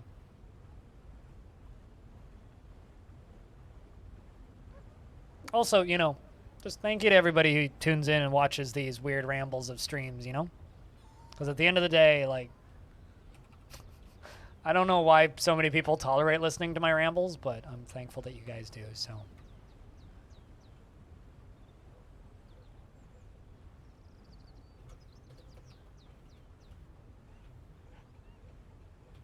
Yeah, currently most of the dwarves are slaughtering unicorns, so we're going to be working on that for a little bit. Oh, that's fucked up. This episode will go up on YouTube, absolutely. Will it go up separately? No. But this episode will go up on YouTube. Although I'm kind of, give it like 2 days, it'll go up on YouTube. I mean, the VOD will be available right after stream. Can I say something? I mean, I'm probably muted on your screen, right? But, where was I going with this? Had a thing I was going to say. But yeah, it's still going to take me like an hour probably to set up the fireworks. So I still got another layer I got to carve out, and then, well, maybe not an hour, but at least 30 minutes. we still got a lot of like levers to connect things to, and I've got dwarves that are doing this, and probably till mid-fall, I would guess.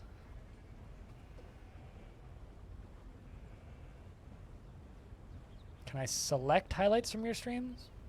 Theoretically, I could. I could absolutely do highlight reels, but I don't know what time you want me to do that.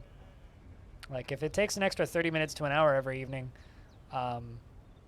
then suddenly I go from I mean, yes, I could do it through Twitch. It would be faster to just do it locally, download the VODs. Twitch is, in website editing tools are fine, but slow and clunky. But yes, I could do that. Will I do that? No. You could also just go back and watch the VODs.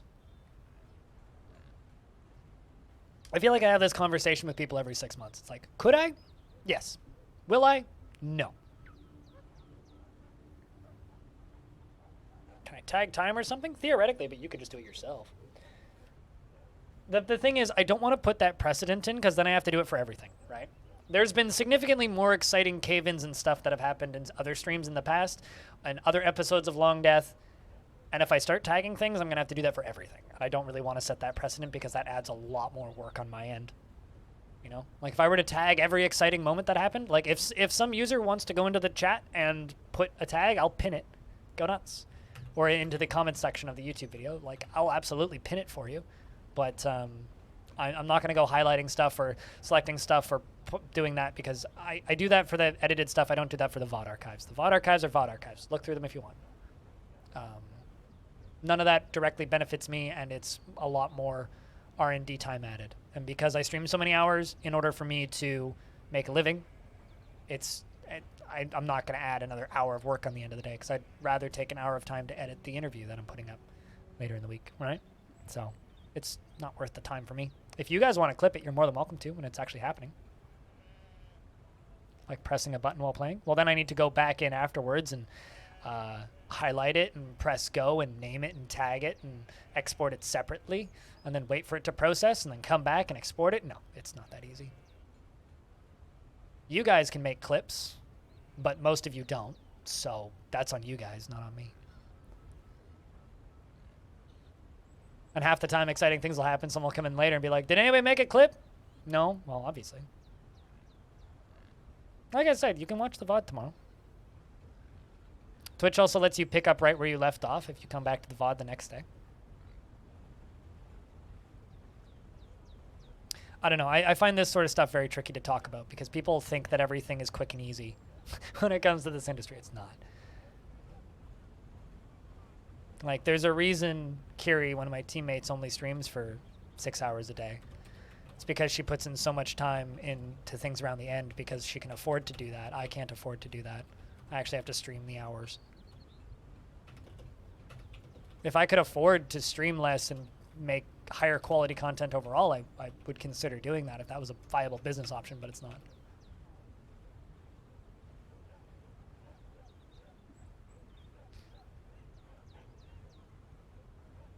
I mean, I could click this button and there's been a 30-second clip was just made, but that's not what you're asking.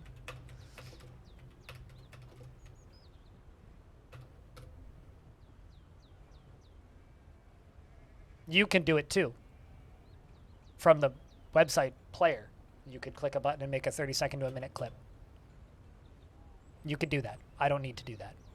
So why would I go back and do that after the fact if you guys could just do it for me? And I could click and make a generic clip, but nobody's going to watch it because it's fucking Dwarf Fortress, and who cares? Most clips are just pointless anyway.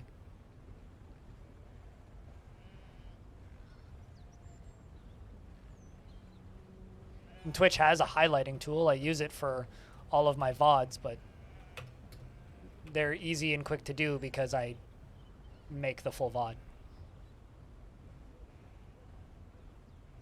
It's like anything. Twitch has those tools. They're just not great. It's just like, if you want, you could upload 4 hours of footage to YouTube and use their on-website video editing tools, which they do have, to edit an entire video with everything. Transitions, effects, You could input all of the stuff that you would expect from a normal piece of video editing software. It's inefficient and slow and doesn't look very good, but you could do that if you wanted to. Twitch is kind of the same way. Absolutely, I could edit all the stuff within Twitch, but I'm not going to do it because it's slow and inefficient. So I'd rather, and it won't look particularly good, so I'd rather just not do it. Then make clips. Some people make clips, but then people complain that nobody makes clips, and then they don't make clips themselves. And they wonder why nobody makes clips. Make clips.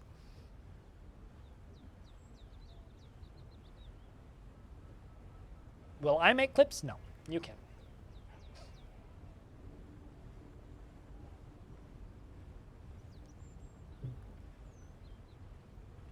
And I'm not going to do that for one specific event based on a request, because if I do that for one specific event, then I should do that for every event.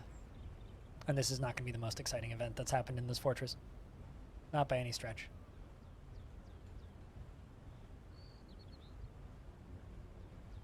All right.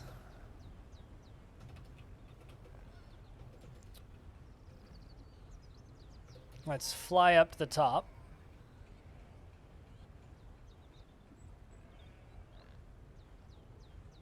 He says as he's going the wrong way.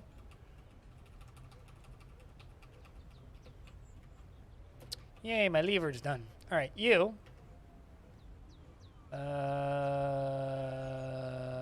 Link up to a support.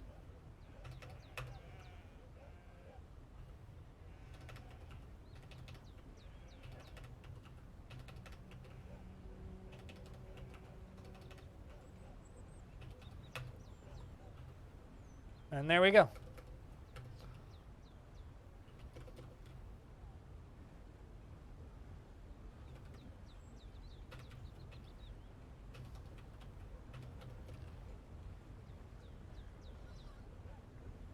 So we're going to cave it into this layer, basically. And then probably down into this layer.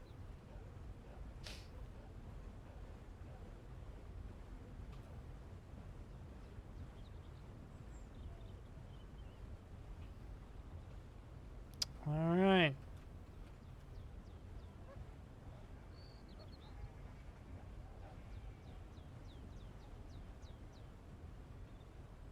But yeah, Twitch has a lot of great tools. But they're all slow and clunky to use. Well, you guys are all digging down here right now. Which is fine. Most of the dwarves are currently busy with other tasks. So that's also fine. I'll just let them do this for a bit.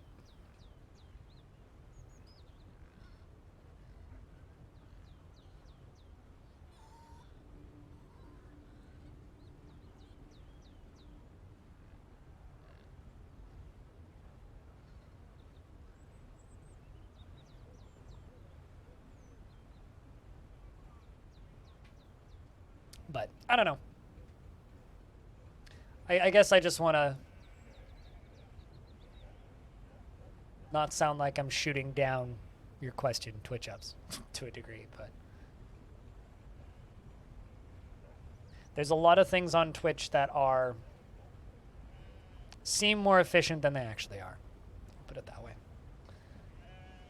Like when I finish my stream at the end of the day, I then spend the next 30 minutes to an hour setting up everything for YouTube, setting up things for the next day.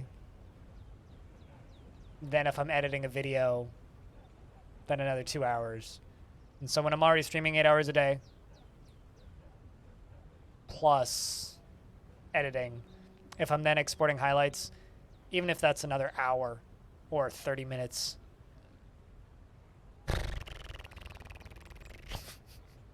if that makes any sense. Like it's, at the end of the day, I don't get paid enough to work those extra hours.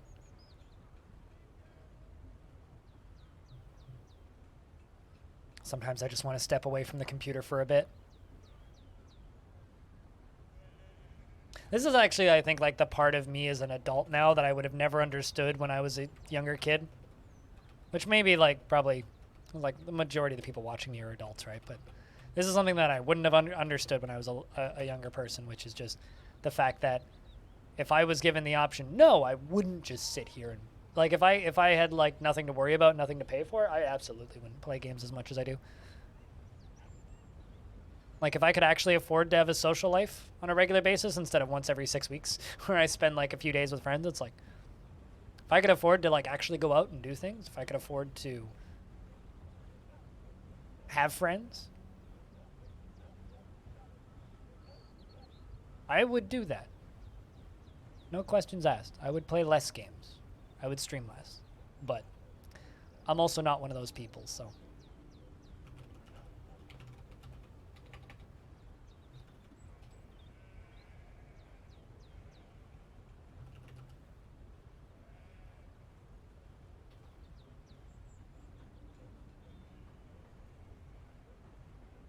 Editing and tagging and exporting is a pain. Nope. Yes, it can be. What's up, Amalier? Why do I always trip over your name? I can't say your name. Sometimes I'll say it, but sometimes I just just tongue ties me.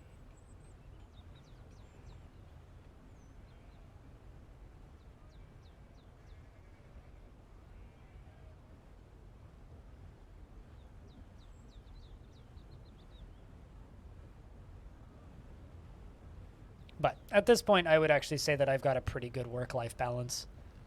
Certainly better than it was a couple of years ago. I've gotten better at balancing things. Like the amount of workload that I have right now is pretty healthy for the most part.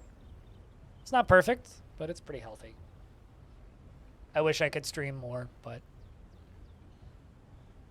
these days it's actually quite difficult to stream more. Like, I always go back on this, but, like, you know, a lot of you guys didn't watch me these days, but I used to do a 24-hour stream once a week. Once a fucking week, man.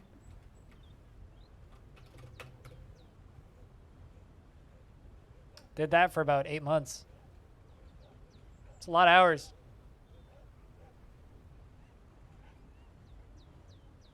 Also grew my stream more than I think anything else I've done. Painting happy little trees, Darren? What you painting? This dog is starting to act like I've forgotten about her.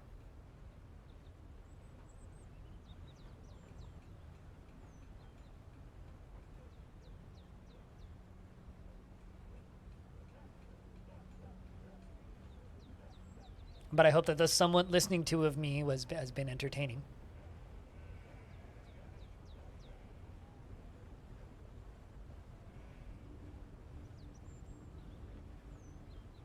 Would I recommend the occasional 24-hour stream to a noob? No. Would I recommend back-to-back 12-hour streams? Yes. The only reason I would recommend a 24-hour stream to a noob is if you have enough people in your chat to be talking for the entirety of the 24 hours. Usually what happens, and this would happen to me too when I did those, is I would have spans of like 4 to 6 hours in the middle where there was like 1 to no people talking. And this was even when I was like, you know, in the 50, 60 viewer range back then, which is where I'm at right now, right? That was what I needed, you know, to get through. Like, it was very taxing, physically and mentally. I did definitely gain a lot from it when I did it, but if you have a partner who can take over your stream, how many layers are left? I'm just digging out this one, then we're hooking everything up, and then we're collapsing it. Anything sounds like a bad idea? It's not. When you're streaming, it's not a bad idea if you have a partner or somebody that can swap off from you for 8 hours so you can go take a nap. Otherwise, like, large portions of 24-hour streams are very unpleasant. One of the first 24-hour streams I actually did, I did it with another streamer. We duo streamed for 24 hours. We both streamed. He streamed and I streamed. And that was a lot of fun, actually. But I wouldn't recommend it. Speaking of, Jess! How was your stream? Thanks for the raid. Big thank you. Cheers. I didn't even realize you were on. How was the geoguessing? I hope you guessed many geos. You know what? We need the Dwarf Fortress version of GeoGuessr, and we'll call it Geode Guesser, and you just get a rock, and you have to guess what kind of rock it is. Anyway, thank you very much for the raid. Welcome, raiders. Hey, everybody. What's up, Spafar? Alistair? Krahena? Is that how you say that? Zycrum. Guys, if you don't know Jess, you should go give Jess a follow. She's one of my teammates. She's great. Aww. What's its name? Zycrum. Congrats on our baby together. Thanks for the 9 months, Ming. I don't know how that's biologically possible. I guess we're adopting, but... Blycrum? Blycrum. You know, that might get him bullied in school, but I like it. Got to toughen him up with the rude name in advance. Soldier. It can be, yeah. Yeah, no, I got you there, Jess. I'm assuming you're just gonna vanish and go take a nap. Hey, Infinity, or whatever you got to do. But thank you so much for the raid. Seriously, it helps a lot. We're currently just playing Longdeath, which is like basically my Dwarf Fortress soap opera. This is a playthrough I've been playing for the last year. But we're going to be checking out a new game in a little bit. Sword of the Stars, the Pit 2, which I didn't expect them to make ever. So we're gonna check that out in a little bit. And if that sucks, I got some backups. So for other things that we can do later. But yeah, we're gonna be doing a pretty long stream, trying to get enough hours in so that I can get the payment correction for the regional pricing thing for Twitch. The Pit 2. Sword of the Stars, the Pit 2. Yeah. So you played the Pit 1? Then? Because this is the game I'm talking about. And as you can see, lots of people have played it. It has 4 reviews. Considering it came out on the 22nd and we're now on the 26th, that's a concerningly low amount of buzz for a video game. What's up, Rhina? Yeah, we'll see you later, Jess. Do what you gotta do.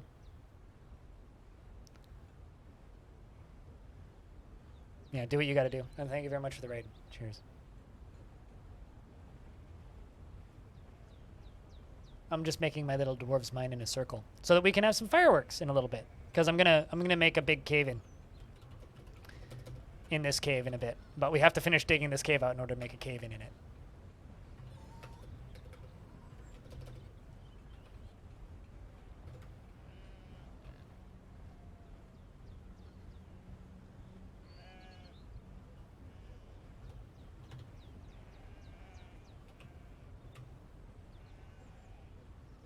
Let's go all the way over there. Let the dwarves mine in a row. Maybe they can make some friends while they're mining together. I don't know if that's actually accurate, but I like to think that if they're mining in the same vicinity, maybe they're talking. Maybe they can converse with a friend instead of just being satisfied at work.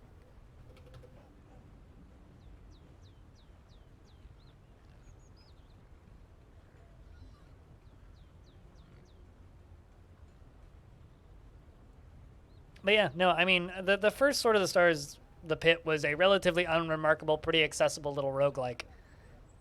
And the sequel looks strange, so... yeah, I feel like it's worth giving it a look-see, I suppose. If nothing else. Definitely worth giving it a look-see. And then if it turns out to not be great, I got several other roguelikes I could swap to. So, I think we'll probably do another hour of Longdeath. And I need lunch, and the dog needs to take a pee at some point today. So I will need to take a break at some point to run her outside into the rain to let her take a leak.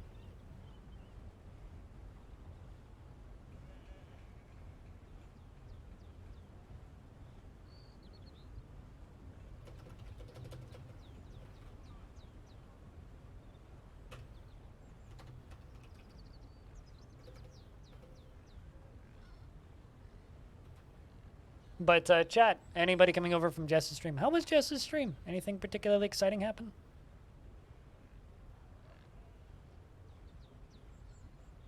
On RPGs from the 90s? There's a 4X game called Sword of the Stars.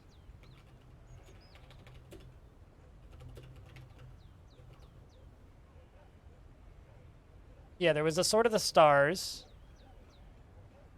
This game. And then there's Sword of the Stars Complete 2, Complete Edition, which was the fixed version of the sequel.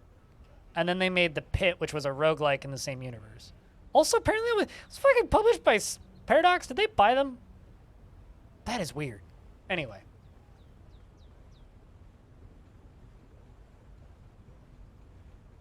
And since then, they put out a bunch of kind of odd experimental games that didn't do particularly well. And also a first-person shooter variation of sort of the Stars the Pit, which is interesting. Called The Pit Infinity. It was confusing as always. You were confused about where you were, and you guessed many geos. Just being back is exciting in and of itself. Yeah, I know that feeling. So yeah, no, I don't know. That's just a weird thing.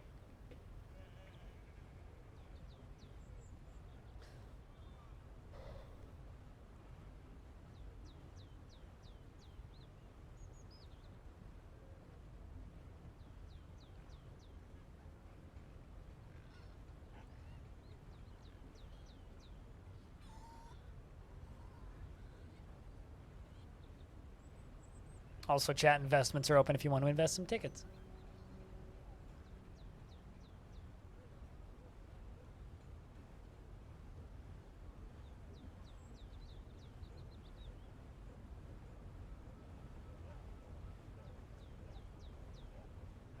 But we are getting close to being done with this.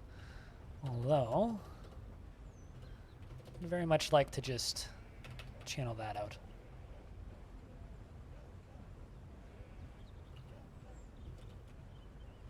Channel this out.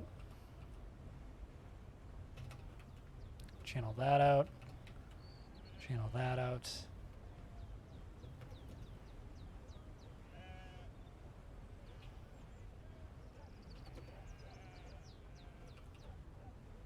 Well, we are making some progress.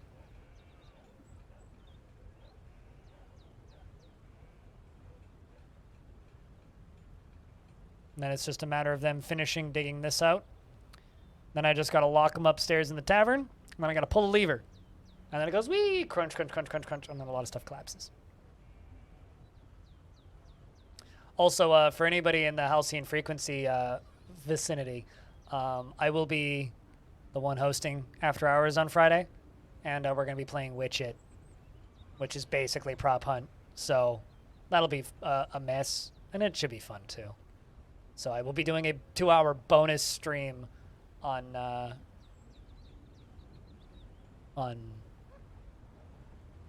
this coming Friday. So that should be fun. Which it's a good time. Yeah, I've never played it, so I just bought it.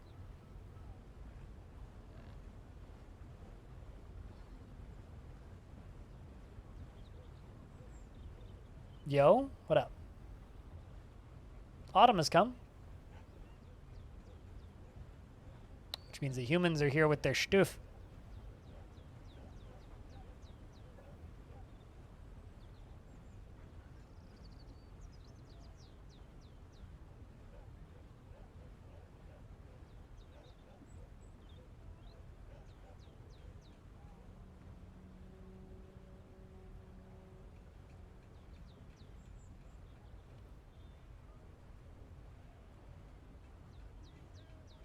Now we wait while the game saves, and it tries its best to crash. It's trying very, very hard to crash right now.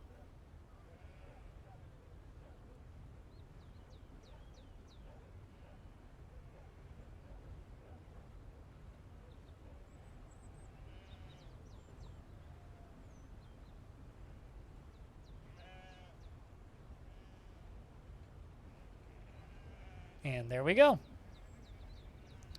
Now we are up on the surface. And the humans have arrived to give me their stuff in the format of tributes.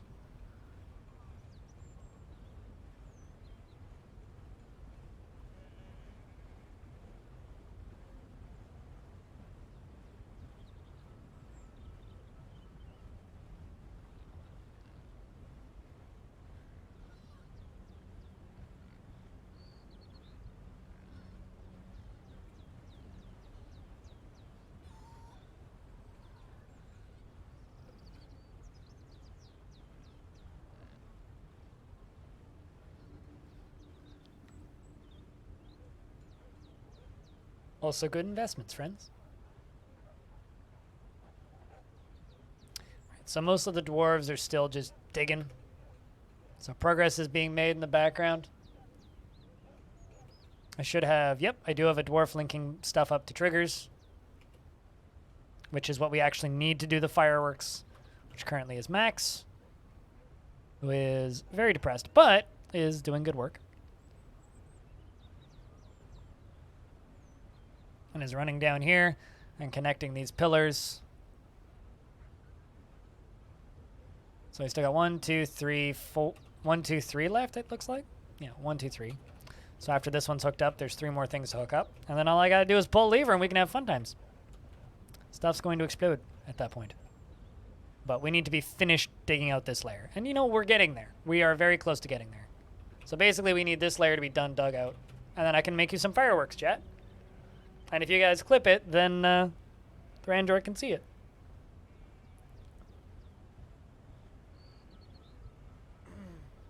Oi. Tribute is here. Let's see what we got in the tribute. This is for stones, so that you can keep track of the tributes.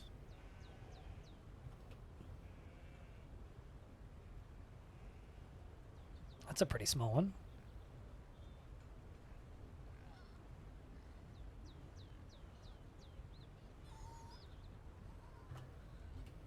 Pog indeed, yeah. Then I can cave in what? 1, 2, 3. Oh. Missed some spots.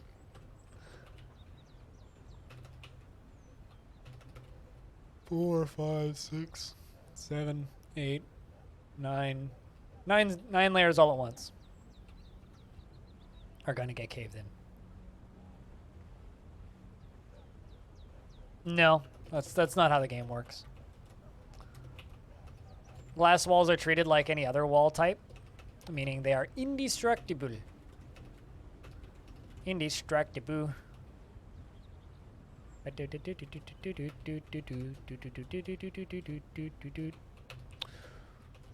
yeah, no, they're indestructible, so yeah, that can't happen. Maybe if they were windows, but even then,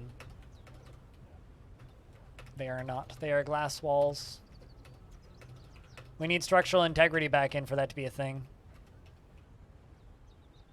They can punch through layers, yes. Which is why I need to finish digging this out before I collapse it.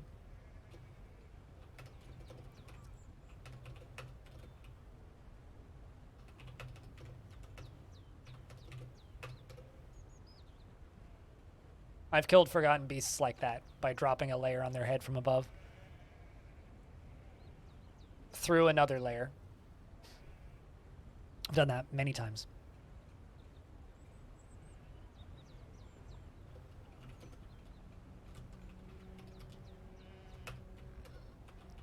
Also have to get all this stuff done so that I can, so that I don't have to go back up here and smooth this layer, because this whole layer is going to be gone probably. Potentially parts of this one and this one as well, but it'll be okay. It should stop at the layer below this one. Keyword there is should.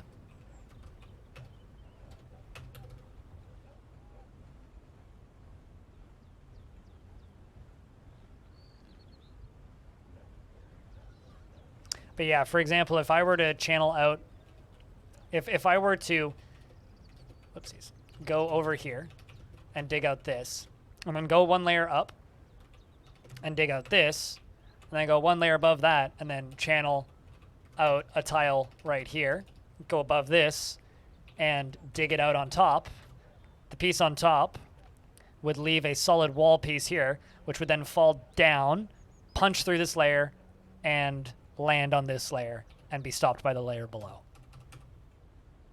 That's the kind of thing that you can do with cave-ins.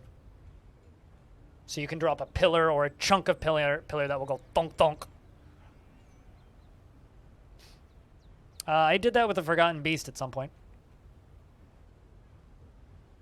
I caved in a block, a giant block that landed on a Forgotten Beast. Couldn't remember when it was, but I did that relatively recently. In the last 200 years, I did that. Well, in the last 120 years, I did that. was a scary glass forgotten beast. Made it fight with a pig, I think it was a pig. Distracted it with a pig, and then caved in a chunk on it. I can actually show you where the chunk is, because the chunk is still there. It's this right here. This big inconspicuous square. This caved in on a forgotten beast right here. Diamond, you're here late. What's up, man? You're just in time. You, my friend, are just in time. Good old-fashioned piggy distractor, yeah.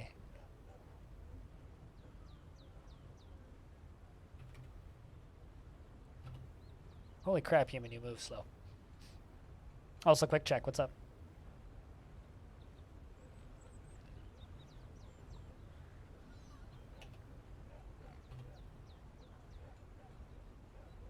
I don't understand the question. I also don't know what I'm supposed to hate.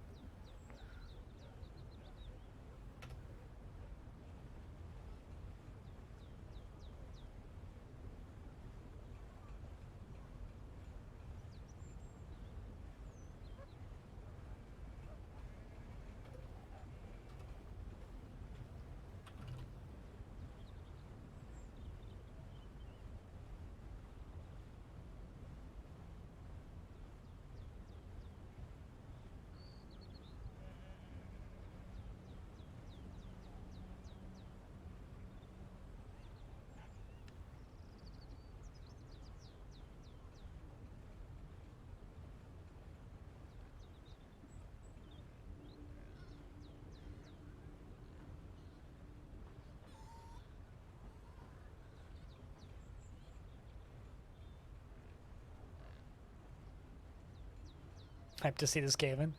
I am hyped to see it fail horribly. Which is always kind of my expectation when I do things like this. It's like, well, I know how to do this safely, but by doing half of it, I'm not doing it safely. So I'm going to miss something, and in missing something, I'm going to have to redo a chunk of it. That's my expectation, so we'll see how this actually goes.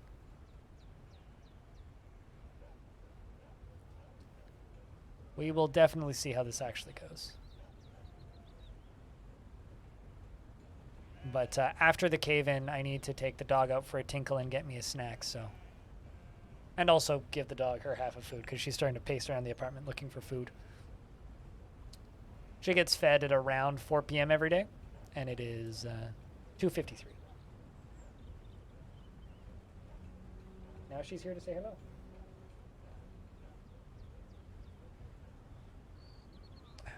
I'm dog sitting, so she's not mine. So she's used to certain things on a specific schedule that I can give her generally, but some things I can't, so.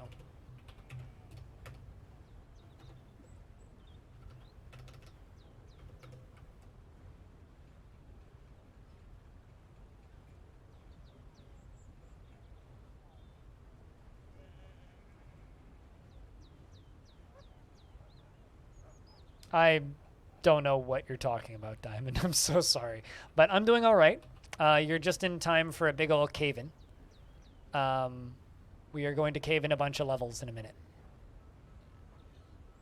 But before we can cave in a bunch of levels, you know, we need to safely prep everything, yeah?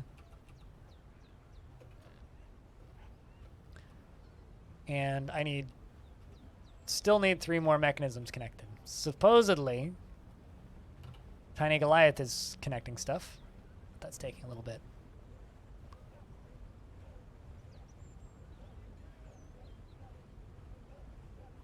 Yeah, we're going to cave a bunch of stuff in.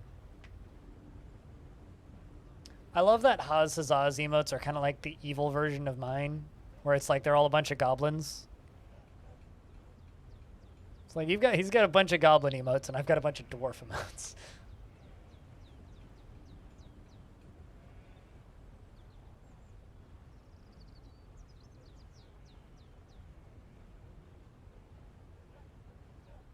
Gremlin best. I mean, I've thought about getting a gremlin emote and then just making it cost like $2,000. Because like Twitch is kind of fucked up in that I actually could do that. Also, have you guys seen the guy that's been rendering huge dwarven maps on Reddit? Because these are pretty renders. Just saying, these are pretty cool to see. This shit's cool. I love like the little, like the fact that you can just see like tiny little cavern layers.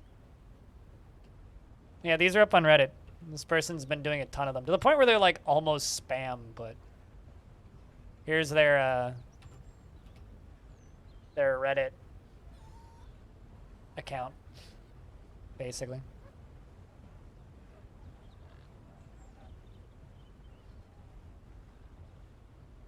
It's a big ass mountain. It's just a whole mountain range. Like those are bigger than embarks than a player would ever be able to do.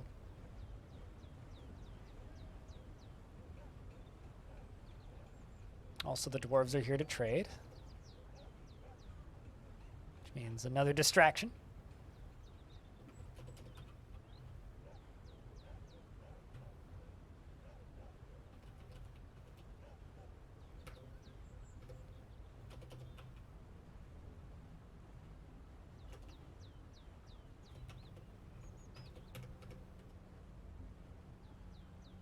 There we go. And then the dwarves are all ripped away from what they were doing and forced to go do this.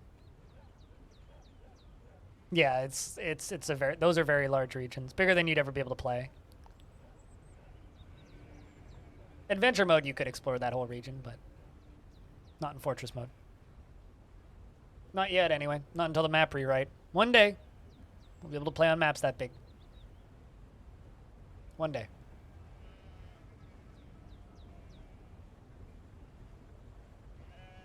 That's the major set of patches that I'm actually looking forward to. More so than any other update that's planned is the map rewrite.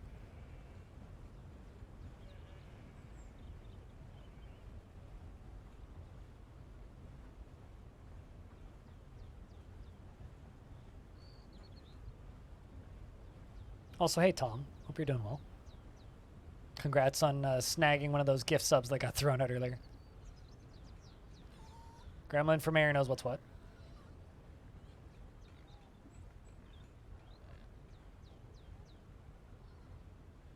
That I couldn't talk about yet? Can I talk about it now? No.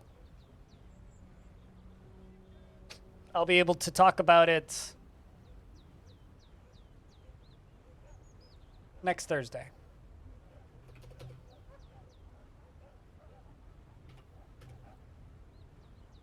So, and no, it's not the interview project that I have coming.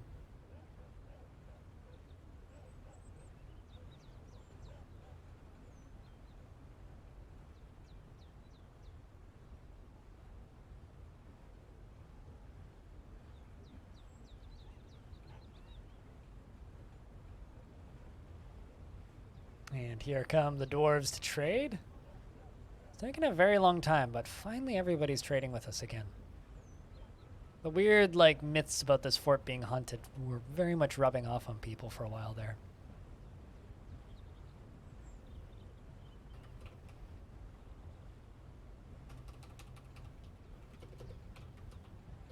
Okay, 2 more triggers need to be linked.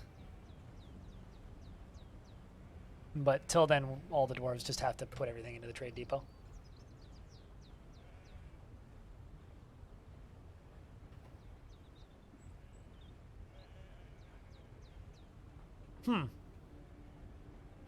Oh, the outpost liaison did arrive. I didn't see that the first time.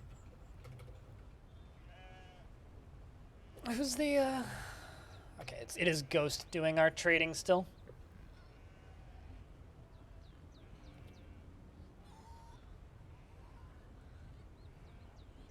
But the other cool thing I get to talk about is I got an interview coming with the developer of Rift Wizard. I don't know what day I'm going to put that up on yet. It might go up on Monday in the afternoon, depending on when I get it done. I can't do it Friday. I could have it done by Friday this week, but I can't put it up on Friday because I won't be around to premiere it. But with a little bit of I'm kind of aiming for Monday, like this coming Monday. Like the 1st, I guess. Put it up Monday in the afternoon. It's probably around like 1 p.m. on Monday. Should Be good for Eastern time zone people. Not so great for people in Western time zone, but that's fine. Hopefully by the time most people are home from work.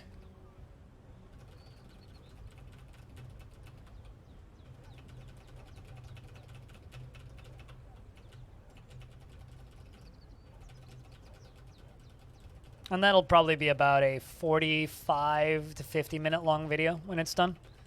Got some footage I want to chuck in there and a few other things I want to add, so it's going to take a while still, but should be cool by the time it's done, I would hope. I just, like I say, why am I buying all of these gems? I don't need to buy these gems. Like I say with all the interviews, I just hope people watch it and hope people like it.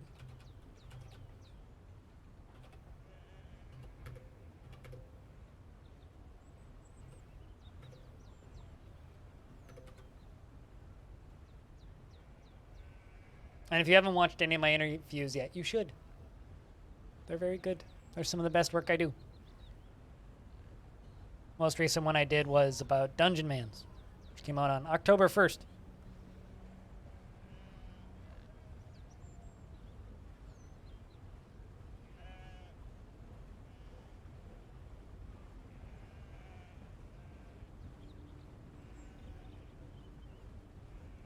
He went to see a fish tank of an acquaintance.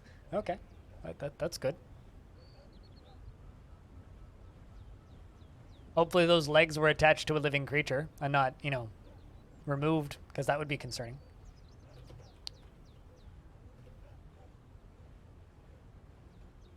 There we go. Back to linking buildings to triggers.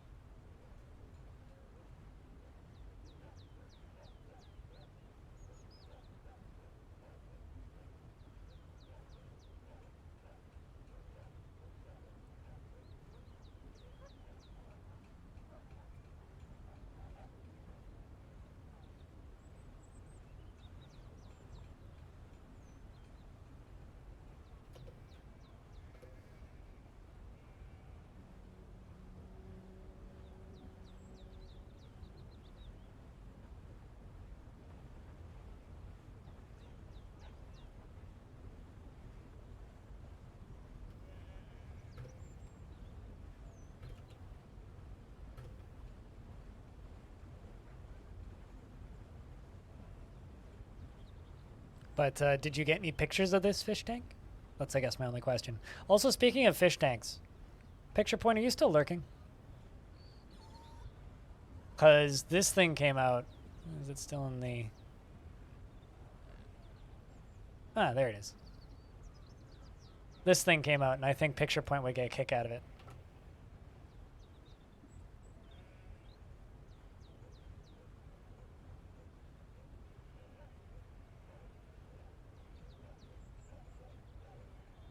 It was a very exclusive show? Must have been.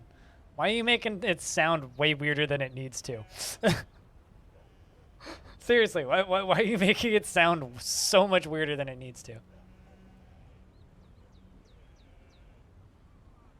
Also, you know, I'm not really a person to support games that aren't very good, but We Happy Few is on sale for $6 right now. It's a good price for that game. $6 for We Happy Few? It's better than the fucking $74.99 they charged for it at launch. But for $6, that's a pretty solid deal. Pretty solid deal, I would say.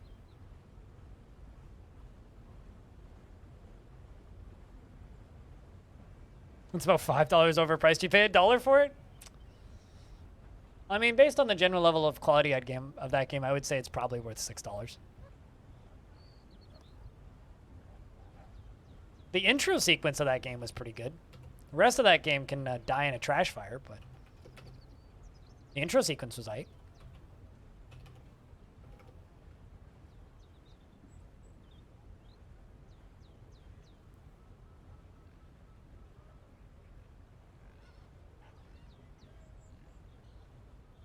Off to bed in a bit. You have a good night's sleep in that case, sir.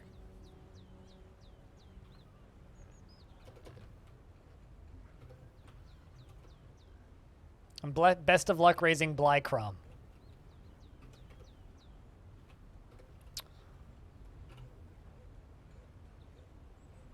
This dwarf is linking a building to a trigger. This is what needs to get done before I can do the cave-in. I mean, I could do it before the cave-in, but... Shitty mood? Wait, what part of shitty mood did you cause? I don't believe you caused shitty mood. Cutest. You have a good night.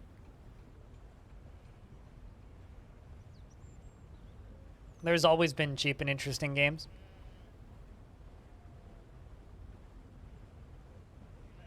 But there's so many good games available right now, we're running into an indie-apocalypse problems because there is so much good shit available. Like, people are refusing to buy great games because there are so many great games available. It's, we are blessed to have this problem, but man, it sucks.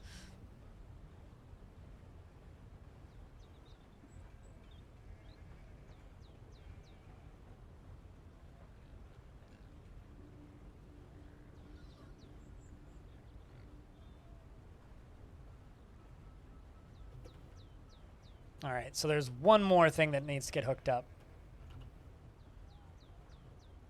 One more. Just one.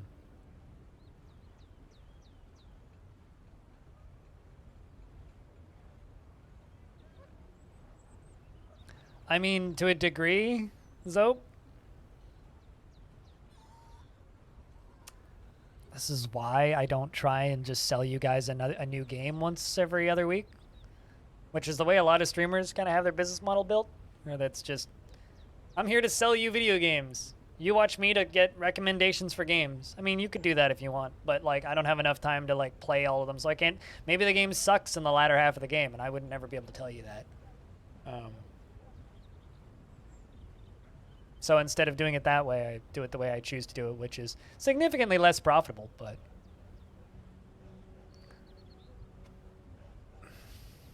You see, most adults don't need to add Boob Simulator 69,000 to their shopping basket because they could just go see boobs. I don't need to simulate. Like, if I really want to see tits, there is a strip club, like, 4 blocks that way. 5 blocks. 6? I actually need to count. I don't know if that one street counts as a street or not. Does a dead-end street count as a street on a block? Because if so, then it's 6. But anyway, there's a strip club up the street, and cover's only $10. So I could theoretically go there if I really wanted to see boobs. Wouldn't need to download Boob Simulator 69,000. Or, you know, the internet.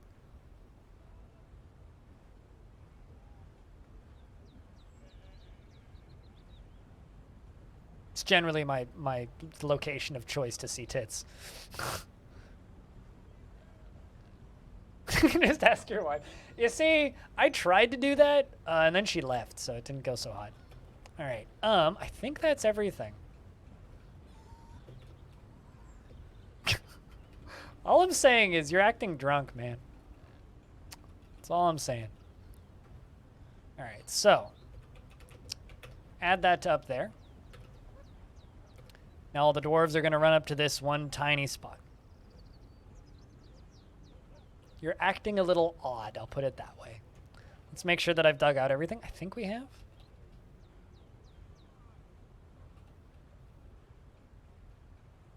Yep.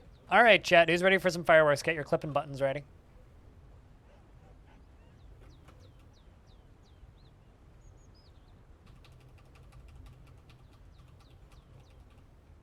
Check up, like stick your face on your screen and have a look because we're about to cave in a lot of Z levels. Okay, you ready, chat? Are you ready? You better be ready. Also, to those of you who like clipping things, get your clipping fingers ready. Cause, actually no, never mind. There's one more thing I gotta do. Sorry, I just completely debated everybody. But there's one more thing I gotta do, so I gotta cancel that. There's one more thing I gotta do. So not actually ready. I'm not ready.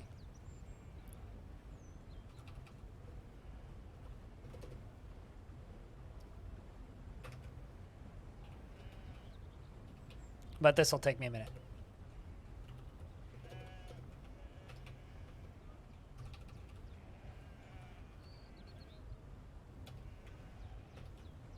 Because otherwise this staircase will support all these, which I don't want it to do.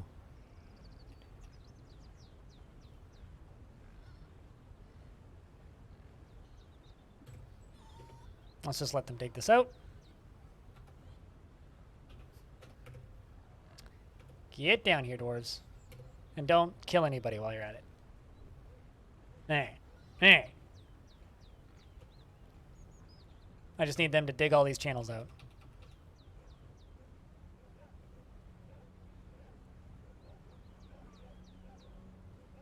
Nobody's fallen? Nobody's falling? Yay. Don't fall, dwarves. Whatever you do, don't fall.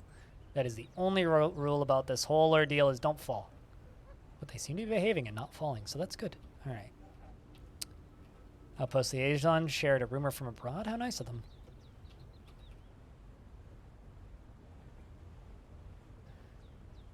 All right. Next thing we got to do is all the way up on the bottom and top.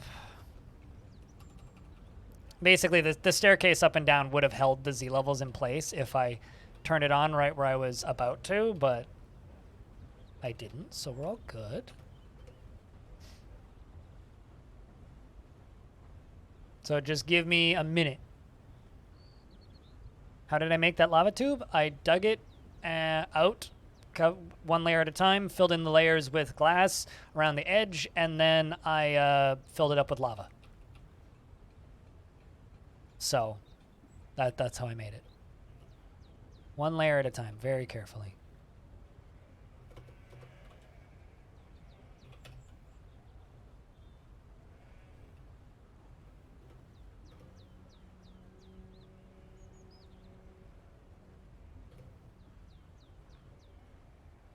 Also, how you doing, Wild Trat? How's things? Oop. And...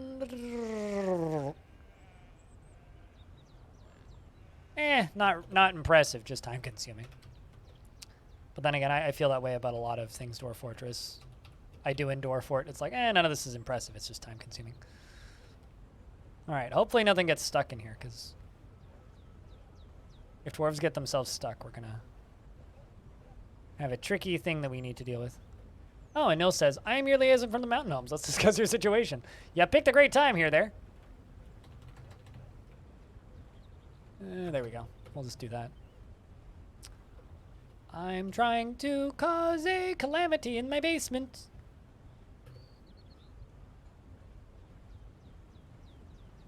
Oh, that seems lovely. Farewell, Tiny Goliath. I look forward to our meeting next year. Our fortunes rise and fall together. All right, we'll do that and this. So that. Perfect. All right. We just have to cut out that. All right, now everybody jump to your PCs and grab your pants because this is about to get hairy. Potentially about to get hairy. Just gotta wait for the dwarves to, travel to where they're supposed to be. For le moment. And then we fly up top here.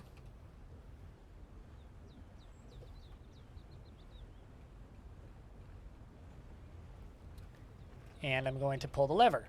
And I'm going to keep the game paused. Going to fly down to here. I'm going to follow a boulder. Let's hope that this works. Here it goes.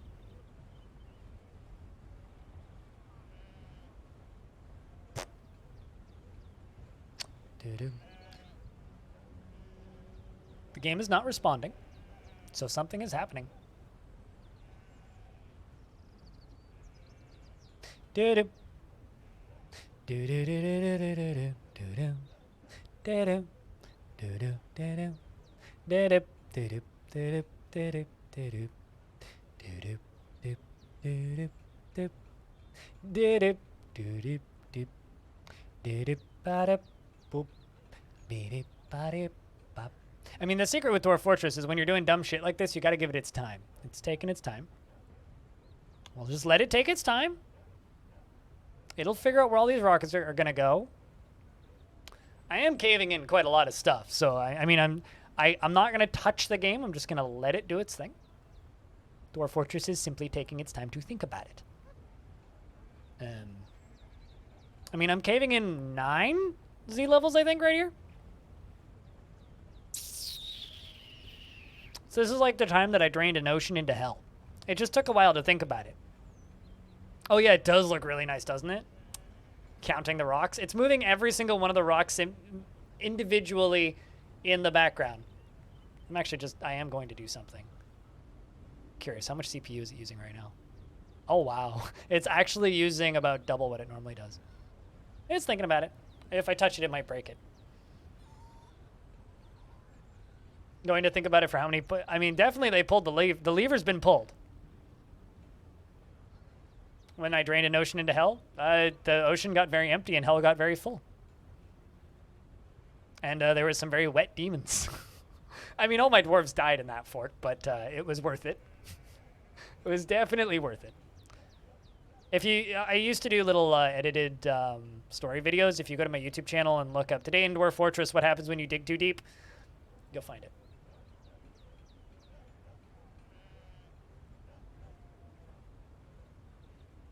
Yeah, I mean, I'm not going to give you spoilers. You look it up yourself.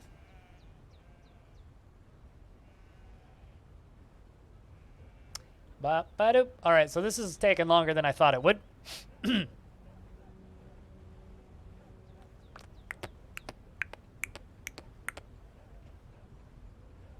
Felt like time itself froze for a second. I mean, to be clear, this is what it looks like right now. It's just not responding, so. Computer's running just fine, but. Nah, I mean, it's not that suspiciously long. We pulled the lever, and it wasn't the wrong lever, so.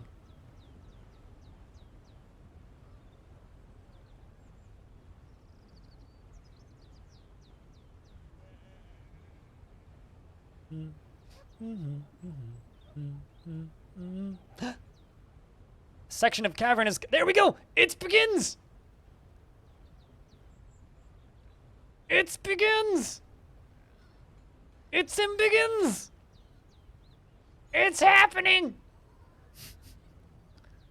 I really hope that I caved in the right layer. Because this one doesn't seem to be caving in.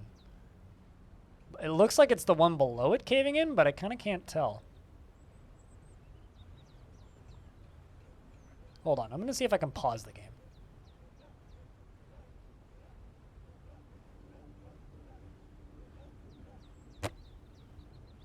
Oh, I caved in the whole thing. You didn't think I just caved in one layer? No, I caved in 9. All right, so... Well, that's working.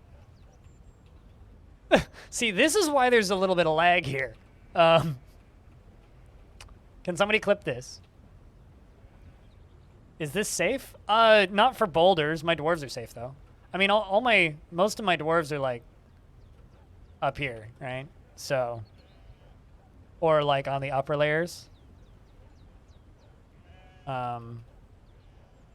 So, theoretically, I'd save. I think I may have, like, missed this layer, though. Okay. The game is no longer paused.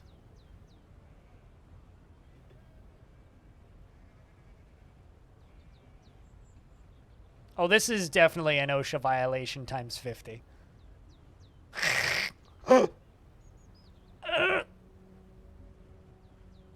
We get to do this twice, too. The thing is, at some point, it's just going to decide that it's figured it out, and it's going to speed up dramatically. Yeah, this top layer doesn't seem to be caving in. I must have missed a spot on this top layer. But the rest certainly are.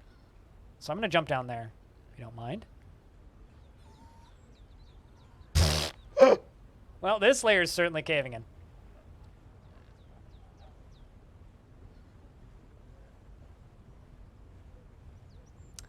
I mean, now we've just got a lot of smoke to watch, or a lot of dust to watch. I saw this Michael Bay movie once. I mean, the best part about Dwarf Fortress is it's got built-in slow motion. You just don't realize it. You just take it for granted.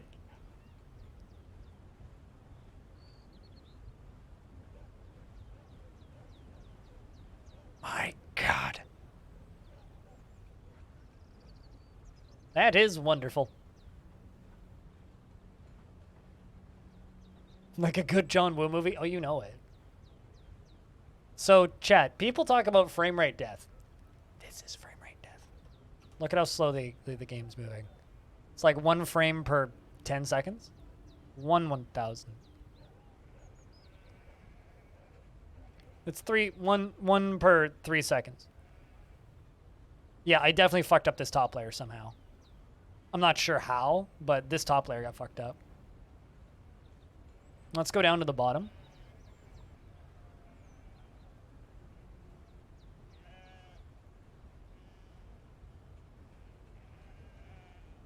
It's full of stars. Oh, you'd definitely be seeing stars if you were in this.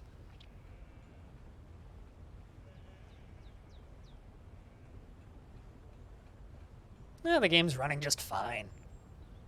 This is surprisingly, like, clear down here.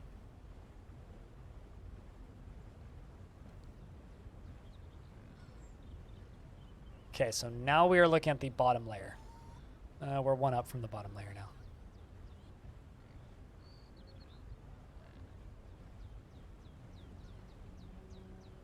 All right, so this is the layer that I caved it all in on.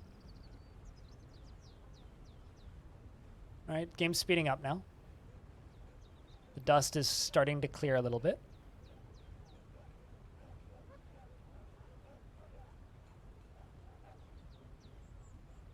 I mean, this option is way slower. Like, look, the game's speeding up now. It figured out where all the boulders are supposed to end up. This way is much slower than the option of, you know, just digging it out from the start, but this way's more fun. There we go. It's done.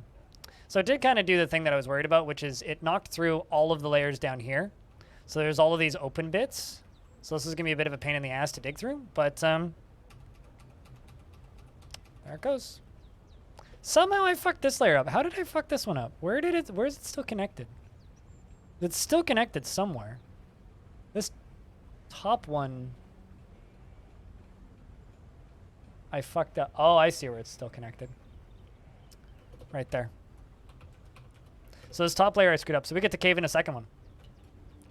So to those of you who stuck around today, you guys get 2, not 1, 2 sets of fireworks today.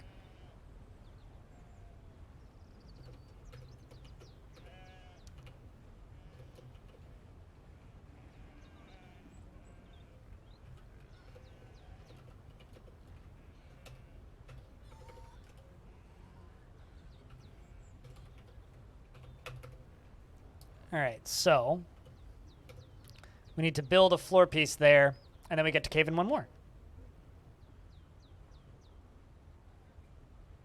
Except this one won't lag the game as much. It'll still lag the game, just not that much.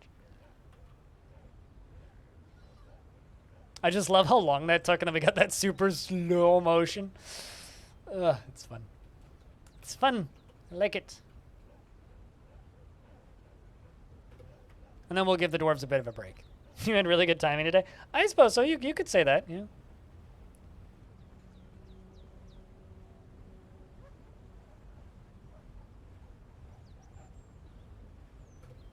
I just need a dwarf to come and construct that so that we can get onto this thing. So that we can then make us another lever up here. You're freezing? Grab a blankie. Grab a hot drink. Grab a Jeff. I don't know. So in regards to that, those were, when a layer collapses, you see dust sauces. So it was mostly dust, but you can actually see the falling boulders if there isn't that much dust, but there was a lot of dust, so. Because it's disintegrating floor pieces, basically.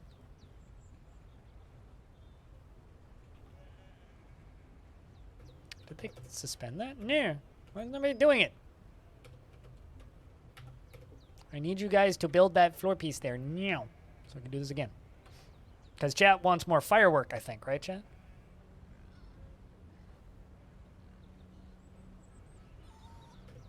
You know, how about this? Let's deconstruct that. Build it out of a lighter material. They're 8 blocks.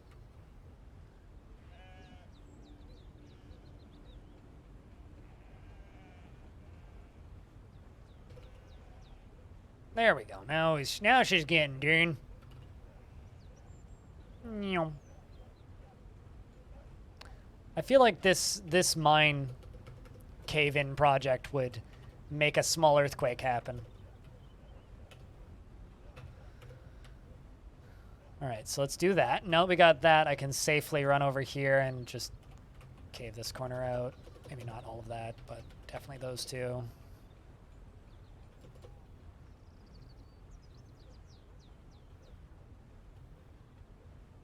Alright, that'll do. And once we get that support connected, then we can do the rest of this.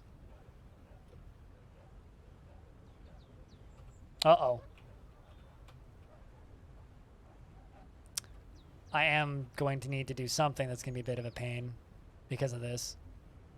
Which is I'm going to need to go up and around the top of this and remove one layer from all this stuff that got punched out. That's going to be kind of a pain. It's okay. I can do that with scaffolding. It won't be too hard. I've actually just added more work to myself with this fireworks, so I'm glad it was entertaining, because I've very much just given myself more work.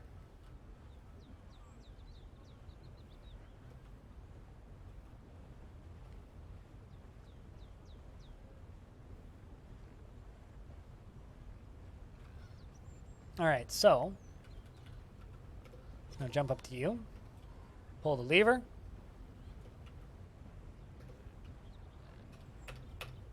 And connect stuff to that.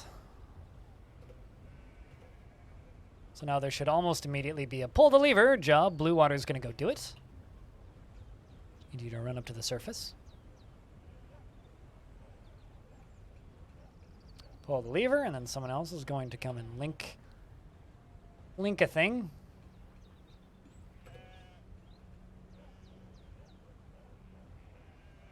There we go. Blue water is going to do it. Same dwarf.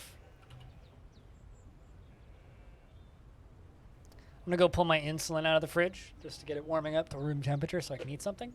And use the toilet. And by the time I get back, this dwarf should be done with this project. BRB in a sec.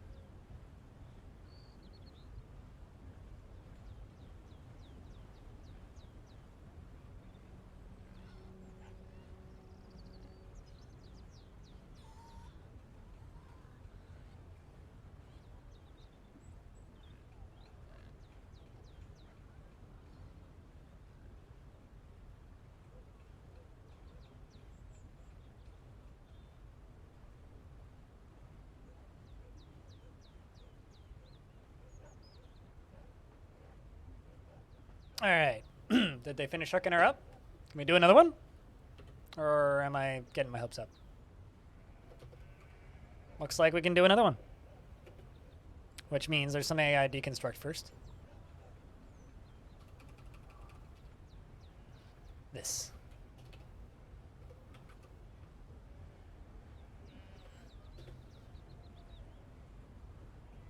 So now we just got to deconstruct that. And then pull another lever. And then we get to watch that again, but hopefully in less slow motion.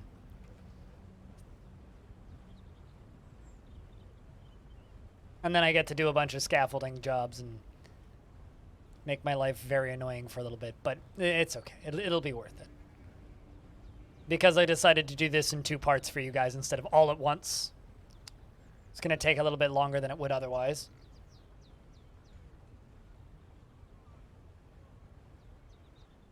And then I'm going to do my lunch break, which is going to take a little bit because I'm going to need to let the let the dog out as well, because I'm dog sitting. And, you know, dog needs to pee, you know. And we'll do a little bit more Longdeath after that, and then I think we will do some game hopping. Look at something new.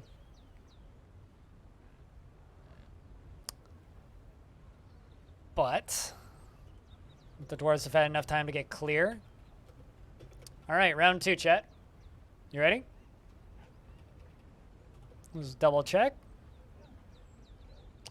Doesn't look like it's connected anywhere.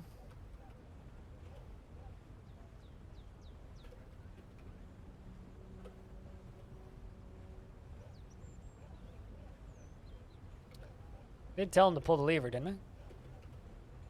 There we go. Here we go, round 2. Doo-doo. It's caving in. The game is not responding. Big round of beers for the cave-in, I suppose. That's a good reason for beer. I should have done that for the first one. Big round of beers for the cave-in.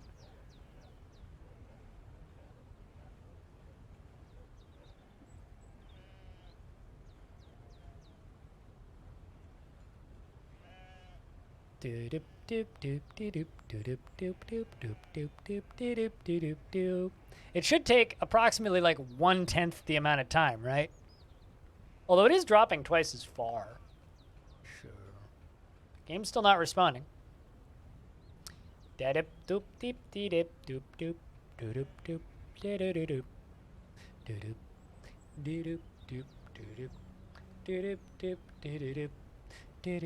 Ah, excellent. Excellent. There we go. That's what I'm talking about. Look at that. Look at all those bits and pieces falling apart as we fall. We're actually falling right now, too. It's the fun of it.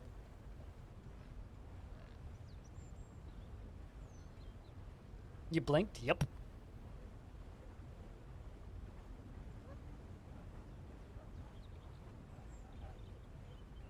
Oh, wow. The boulder's actually, like, ricocheting around once it hits the bottom. That's why the screen's moving.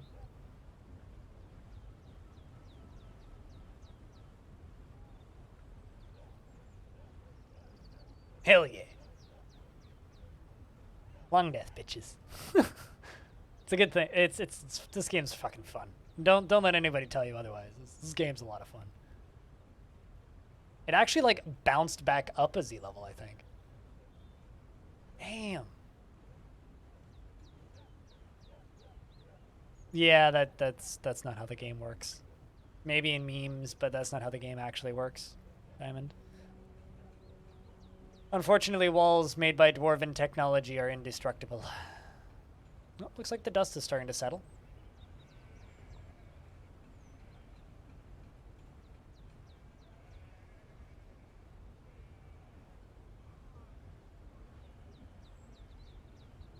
Then the way this is going to work is we're going to pour water on the bottom and then lava on top of it. Or maybe the other way around. It'll probably be lava on the bottom and then water on top of it. But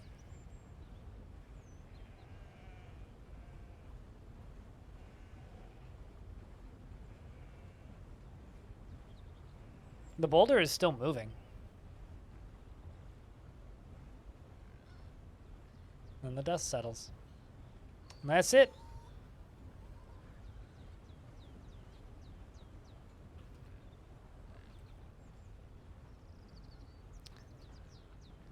But yeah, this down here, this layer is what's going to cause me some grief, because now I'm going to have to dig up to these floors and go around the edge here and get rid of them, because I didn't think to get rid of them.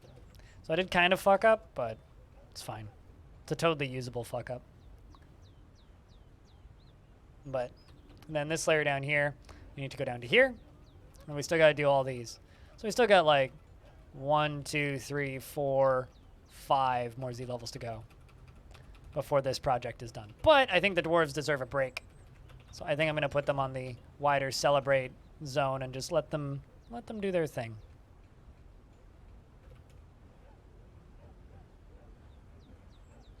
Actually, you know what? Let's just turn off these two tones. Let's just let the dwarves go do their thing as they please.